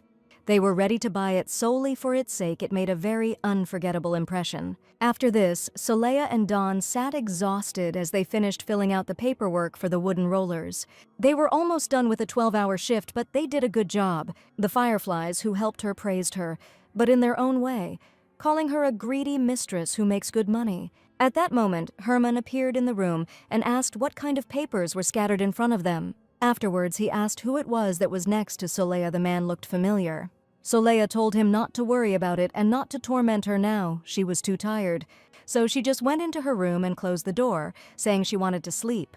There were green lights circling around Herman that Soleil couldn't see. These were not harmless fireflies. This was something more complex. They made his eyes glow green, as if they were controlling him. It was as if something had grabbed hold of Herman's shoulder and wouldn't let go, forcing him to act even when he didn't want to.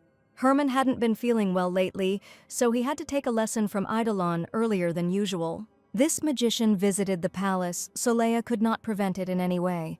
She thought to herself that she couldn't stand this seaweed and would have fired him, but with his excellent reputation, that was impossible. He even drank tea with the Duke, feeling absolutely protected. However, Soleil was sure that something was fishy here, but she couldn't prove it yet. And the Duke's eldest son, Theon, was finally due to arrive at the estate tomorrow.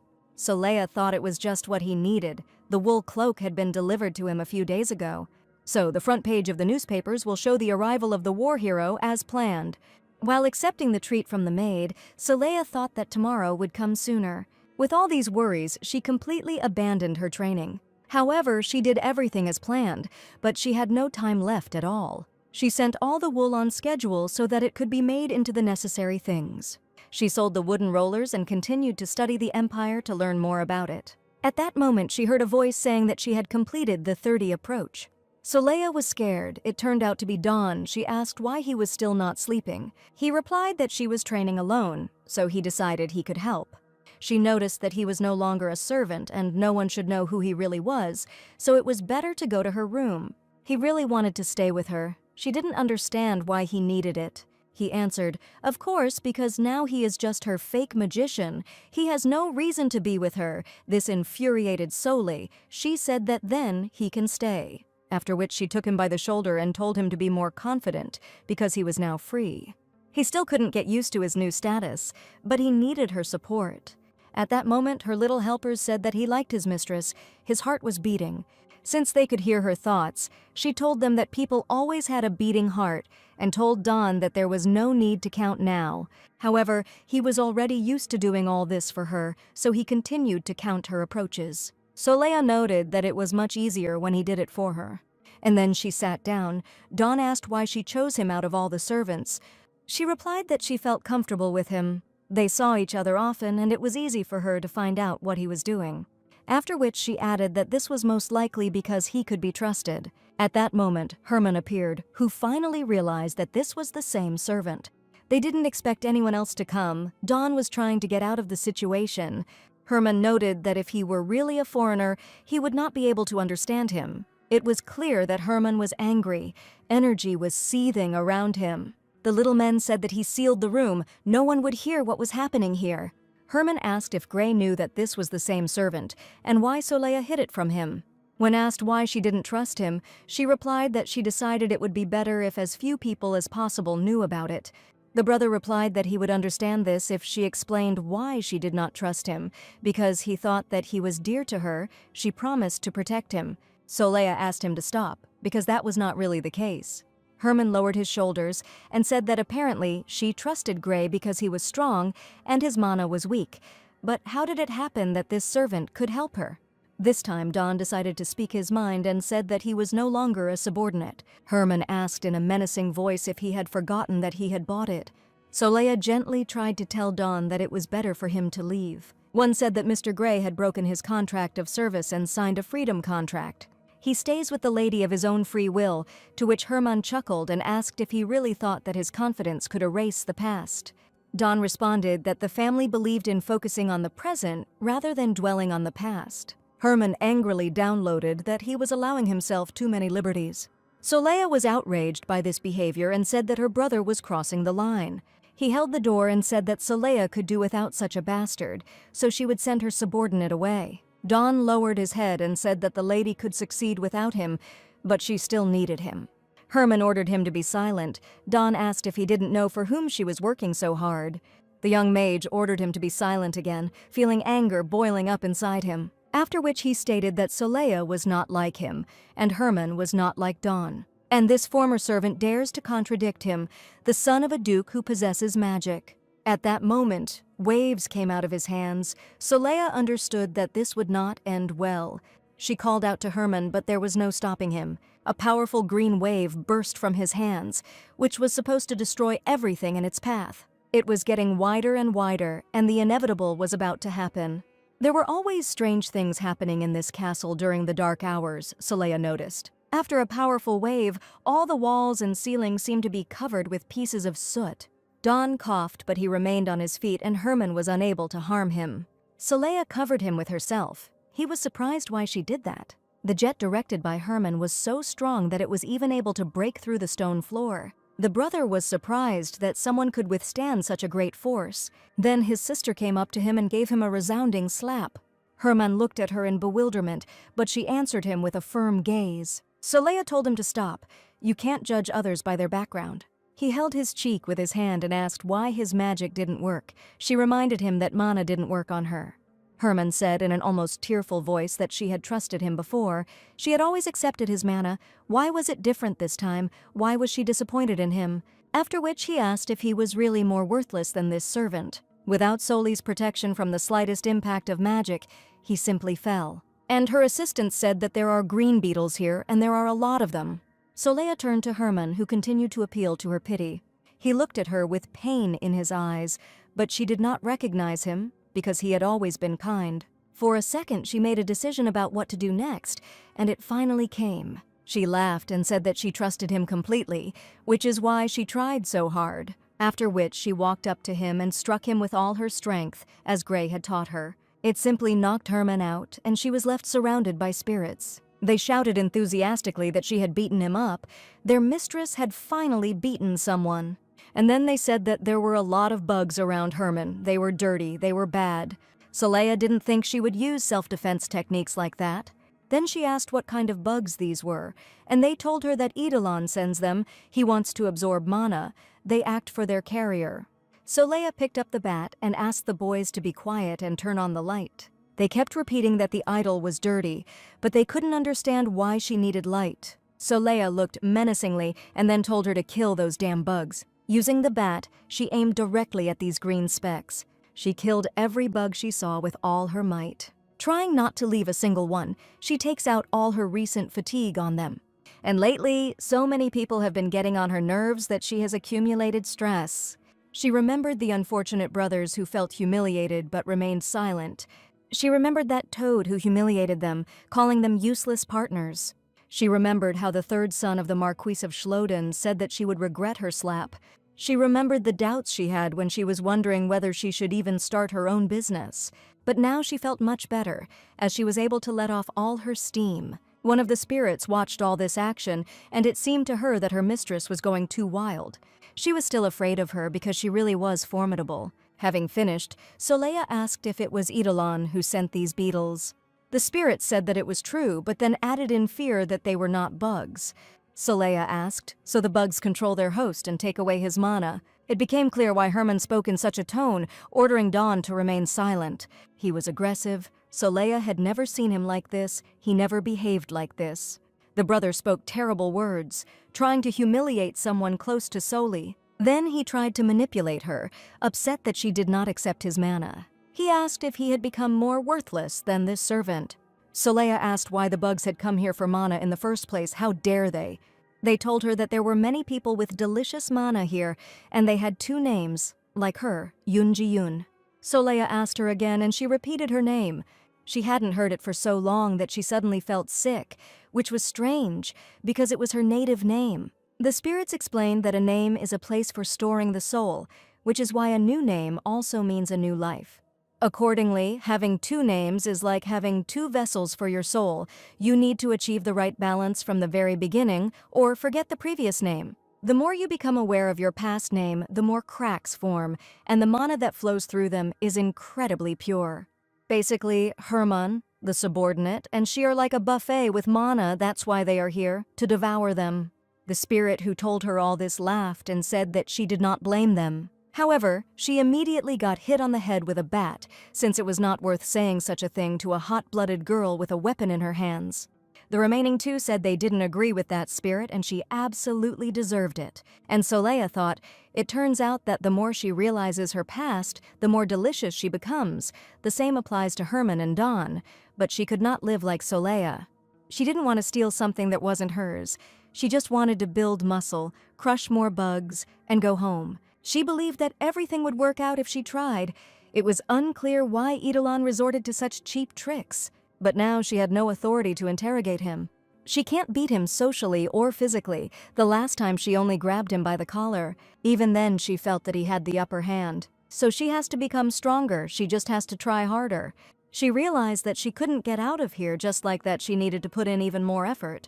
The next day, neither Dawn nor Herman remembered what had happened before their shutdown, but they were subconsciously uncomfortable in each other's presence. The Duke's daughter was worried about this, but there were more important things to do now. Their older brother Theon returned home. Soleil greeted him as her model. She thought how interesting he was, and she wanted even more for him to show this cloak. Soleil wondered if he reminded her of the rude but handsome bully Gray, or has a soft, gentle soul, like Herman, whom she loved anyway. Thinking about it, she suggested that he was more like his father, as brave and cheerful as the Duke, who was never discouraged. She was too busy to look at his photo in the newspaper, but when he finally dismounted, she greeted him joyfully. Soleil was not afraid of him at all, being confident that she would become friends with him, as with the rest of her brothers. However, he did not respond to her greeting. He did not say anything to her. He simply walked past, ignoring her, leaving her completely discouraged. But he approached his father, greeted him, and he congratulated him on his return. Soleil thought maybe he didn't hear her. That was strange. He was surrounded by his brothers, who congratulated him on the end of the war, and she felt like she had some kind of déjà vu. She touched his shoulder to get his attention, and finally he turned around. Theon greeted her, calling her Lady Soleil, and she stood there, unsure of what to do next. She thought that he would take care of her like the other brothers, but apparently this was not the case. Soleil stood there, not knowing what to say next, and the conversation never got off the ground. The next day, while studying in the park, she asked her maid if she was on bad terms with her older brother. She replied that before she was inconspicuous and hardly spoke to him, but there was no hostility between them. At this time, the nightly order of Theon passed by. Soleil decided that she would ask them everything, but when she asked if everything was okay with her brother, she received a strange answer. At first, the warriors simply looked at each other, then answered positively. Soleil didn't understand why they were so tense, but then one of them couldn't take it anymore. He said he was on the battlefield, although how could the great heiress of the duchy know that? Soleil asked why he was being rude, and he answered whether she expected too much from someone who had been among the corpses, and why she was worried about their captain in general. Then he noticed that she was trying to act as if she cared, but she said that for the captain's sake it would be better if he kept his mouth shut. Who knows, she might even cut off his head when she became a duchess. The warrior noticed that at last her ladyship showed her true face. While the captain was on the battlefield, she did not send him a single letter because she was seriously ill, but as soon as the war ended, she miraculously recovered. But she sent him a cloak to promote her business. All the newspapers wrote about it, so it turns out that first, she threw him into the epicenter of danger. And then she decided to put it on display for the sake of her business, and now she's even asking how the captain is doing. The boy told her to give up all this pretense because the longer the war dragged on, the more their captain's mind weakened. After some time, he stopped distinguishing between his own and others, and whenever he heard the clang of swords, he headed towards the enemy line. And he killed anyone who came his way, no matter if they were his own or his enemies. He asked what the lady wanted to hear, but Soleil did not utter a word. At that moment, another of the warriors asked her for forgiveness and stopped the guy, saying that they had just returned from a long battle, after which he was glad that her ladyship was already better. Then he expressed the hope that she could find in her generous heart the strength to forgive people like them. After that they left. Soleil remained in silence. Annie asked her if she was okay. She was worried about her condition. However, Soleil knew that she couldn't deny it. Everything this guy said was true. She didn't pay attention to Theon. She didn't care about this war, just because this place sometimes felt like a computer game with good graphics. Even though it was a nice day outside, Soleil didn't leave her room. She lay in her room and thought about what she had learned recently. The name is a place to store the soul, the spirits told her. That is, now she has two names, but the memory of the past destroys her present. She needs to get the balance right or forget the past, otherwise the mana will leak through the cracks. Soleil couldn't understand, since her past name was her real name, why she should forget it. She was Yoon Ji-yoon, not Soleil. She couldn't become Soleil simply because she already had her own destiny. The spirits around her became worried and asked why she was not studying. One of them replied that it was all because of those nights. Another said it was her huge brother Bear's fault. They couldn't believe he just walked by. They also called him a goat, but Soleil said she didn't need to be consoled. The spirit still asked how he could treat their temporary mistress like that, and still not be able to distinguish between his own and others. One of them suggested that he simply had poor eyesight, that there was nothing wrong with his brain, and that he just couldn't see. Soleil asked again, and one of the spirits noticed that her brother was constantly squinting, probably from old age. The second spirit answered that indeed, he looks very old. That was unlikely to be true, Soleil thought, asking them not to jump to conclusions. Then she asked again if he was really squinting, they weren't imagining it. She remembered her brother and realized that he did this every time he looked at her. The puzzle in my head began to come together. Let's think about it. In the Middle Ages, the visually impaired were simply equated with the blind, and no one even thought about improving their condition. There is even a famous Korean fairy tale about a blind man, Mr. Sim Hak Kyu. Glasses were still a rarity here, but they still existed. They had already appeared in those days. They just weren't offered to everyone. Soleil thought again, trying to remember and reconstruct the puzzles in her head. Her brother only reacted when she touched him. It was then that he deigned to greet her, but maybe he simply didn't see her and didn't recognize her. She recalled being told that the captain's mind had weakened. After some time, he stopped distinguishing between his own and others, but maybe he just didn't really see them.